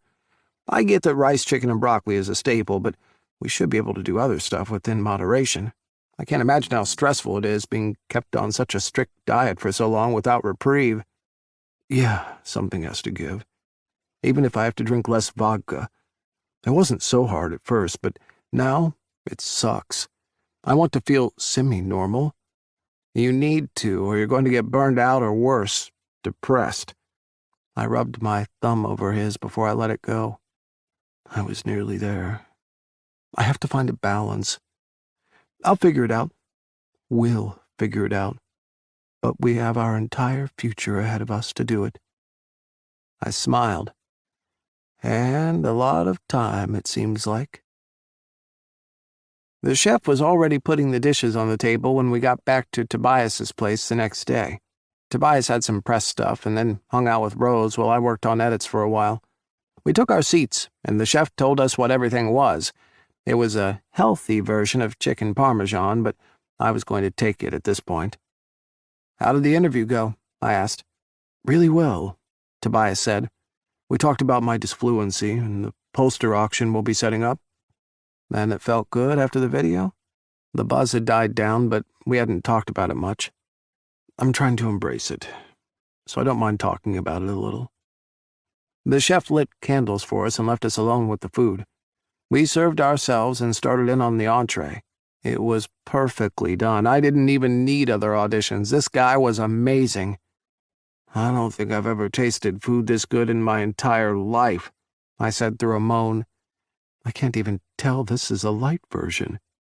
He was happy, which wasn't his normal while eating. A lot of times he was just shoving chicken and rice into his face as fast as possible. It made me happier than just the talent of the chef. We ate in silence except for our moans, enjoying the food too much to be conversational. I know you usually do condos for the show, he said out of nowhere. What made you want to buy a place up there this time?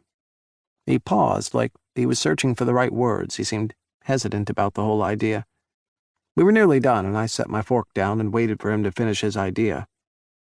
You've never talked about living there? Is that where you see your future? Tobias asked. I could tell it was something he'd been thinking about all day. I wanted him to understand why I'd picked a house over the normal fare. Yes, we usually rent, but I wanted to buy because I'll be spending a lot of my time there, and the rest here, so when we talked about being together, I knew I needed something more. I was steady with my words, hoping he'd take the hint. I wanted someplace that felt more like home, that would be comfortable for you. You didn't have to do that for me. His brows pulled in. I have 2 more seasons of Pirate Night, at least. It makes even more sense now since he won't be in L.A. Plus, I want our time to be in a space that's more like home. A yard for Alfred? Maybe a garden? For Alfred? He asked, beaming. Yes, I did it with our future in mind. I want us to be in your penthouse while here and at my house while there. Do you really think I'm going to let you have your own place while we're up there? I know you have plenty of money, but what a waste. I can't wait for you to see it. There's deck space, a wilderness to explore. It's a lovely area. This was a decision for our future. You've been thinking that much about our future? He was going pink again, and I leaned over to kiss his cheeks, loving the color. I don't know how many times I need to say this. We've been basically dating for a couple of months, and yes, I plan on taking this at our speed. I don't care what's normal. I am making our lives work for us. His smile grew until his dimples came out. Are you going to, grow food and decorate? I like the idea of having space. You're going to be the one with time. I think you get to decorate. He nodded. I like this idea. You'll need things to do, hobbies, if you're not working. Here he probably didn't notice he couldn't go out much because he was filming a ton. With no project, he was going to go stir-crazy. An idea started to form in my head. You know, you helped me a lot with this movie. Why don't you work with me? I can talk to Kel. At least produce, if not doing day-to-day stuff on set. I like your creativity and vision. It would give you purpose without the same time commitment as Righteous. You're gonna be there anyway. I couldn't read his expression.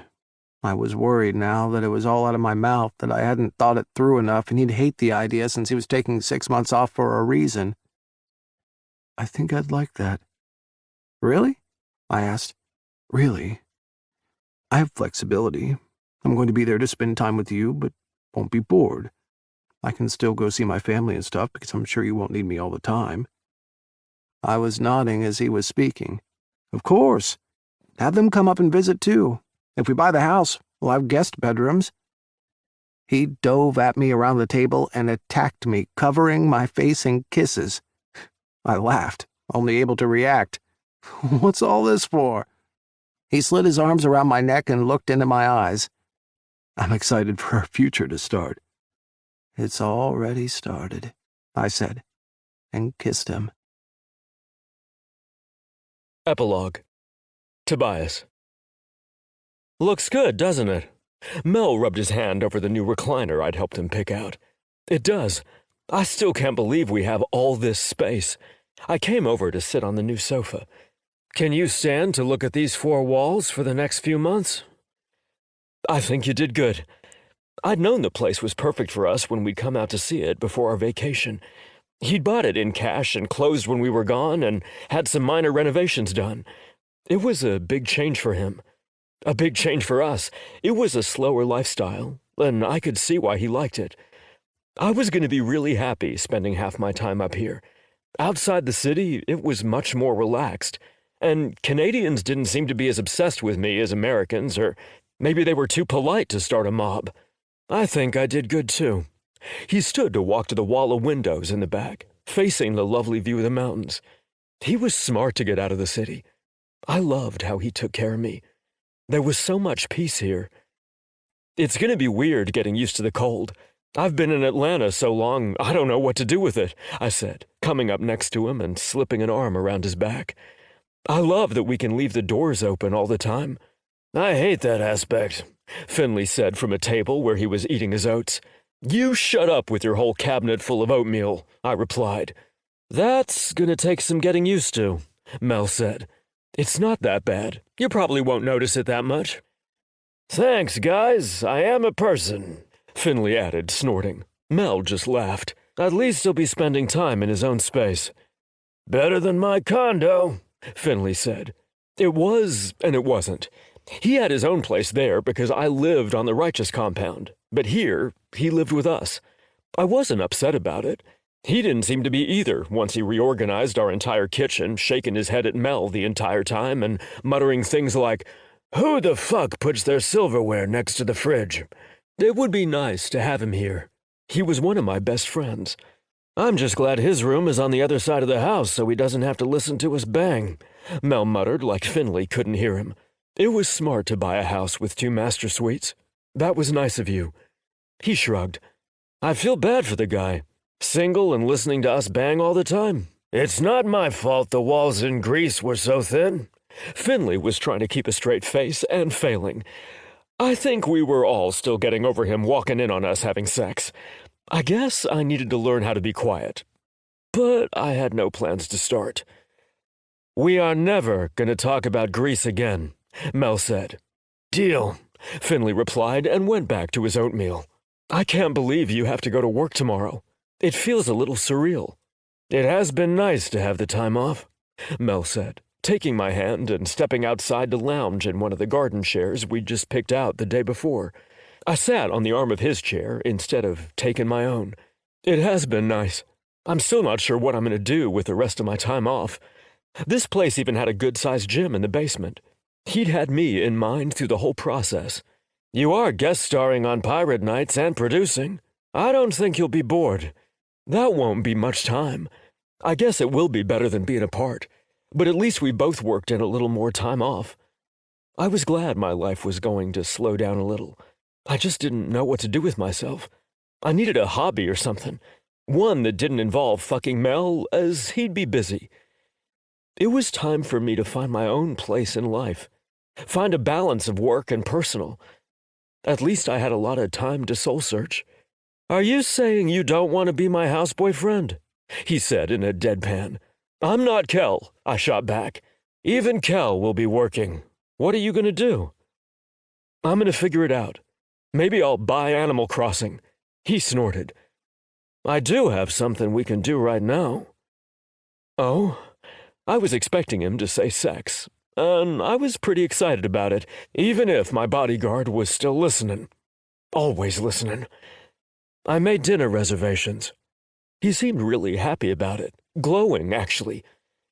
"Do you really think we can be out to eat someplace?" I asked, chewing my bottom lip.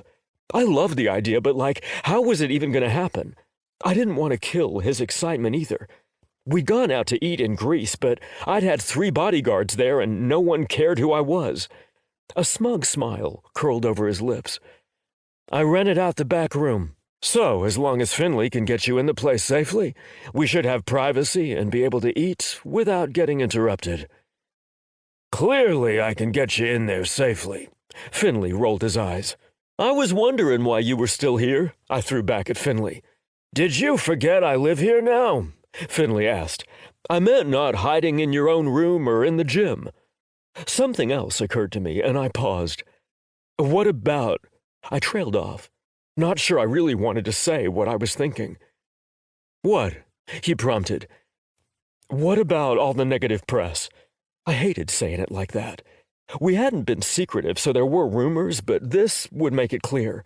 Some photos of us had been leaked from Greece, and, well, people weren't exactly happy. "You mean because people think I'm robbing the cradle or something?" He wore a loose smile. I was glad he wasn't upset about it. "Yes. People are going to say what they will. We did things right, and the age difference isn't something I can really control. Not like I can make myself younger or you older. You aren't a kid. You're in your 20s. If you want to fuck a guy in his 40s, that's your choice." "I do want to date you, not just any guy in his 40s, I said with a laugh. I had to correct him. He rolled his eyes. "I'm really glad it's just me." "I don't want to hide us. I just want to make sure you're okay with this and the publicity. I want to be open about who I'm with. I want to be able to hold hands and be on red carpets. I don't want you to feel like you're a secret ever. I've never felt like a secret, and we've already spoken to Righteous, which is the only opinion that matters. The people who care will get over it when some other celebrity does something stupid. We are good." "I know, but I just want to make sure." I was happy they were letting him return as the director to Titanium 3, even with me doing parts in the movie. I didn't want us to negatively affect him. "Where did Alfred go? I need to take him for a walk before we go." I turned in a slow circle, figuring he was hiding. He wasn't new to the time zone yet and kept sleeping any chance he could. "It's dog-friendly, too, so we can bring him." "What?" I turned back to him and stared. "You found a nice restaurant that is dog-friendly? How is that possible?" "Vancouver is a cool place." He stepped into my space and I slid my arms around his neck. "Thank you. You deserve a life as normal as we can get it. We should be able to go out to eat and take walks. We are going to make those things happen. We are going to make a whole life happen. I want you to have a full life." I brushed my lips over his, a smile stretching over my lips. "You are the most amazing person I've ever met." "Thanks, guys. PDA Andy's the best person you've ever met," Finley said dryly. "Shh." I waved a hand at Finley as I kissed Mel again. "Thank you for you." "You're most welcome. Now, wake up your narcoleptic dog so we can get to dinner." "He's not narcoleptic. His system doesn't do well with change." I started to pull back, but Mel grabbed me and kissed me harder. "Whatever you say, Tobias. I love you and him." "We love you too." We had our whole future ahead of us. The rest was yet unwritten, and I looked forward to every minute. This concludes Unwritten by J.R. Gray, narrated by Joel Leslie and John Solo. Copyright 2020 by J.R. Gray.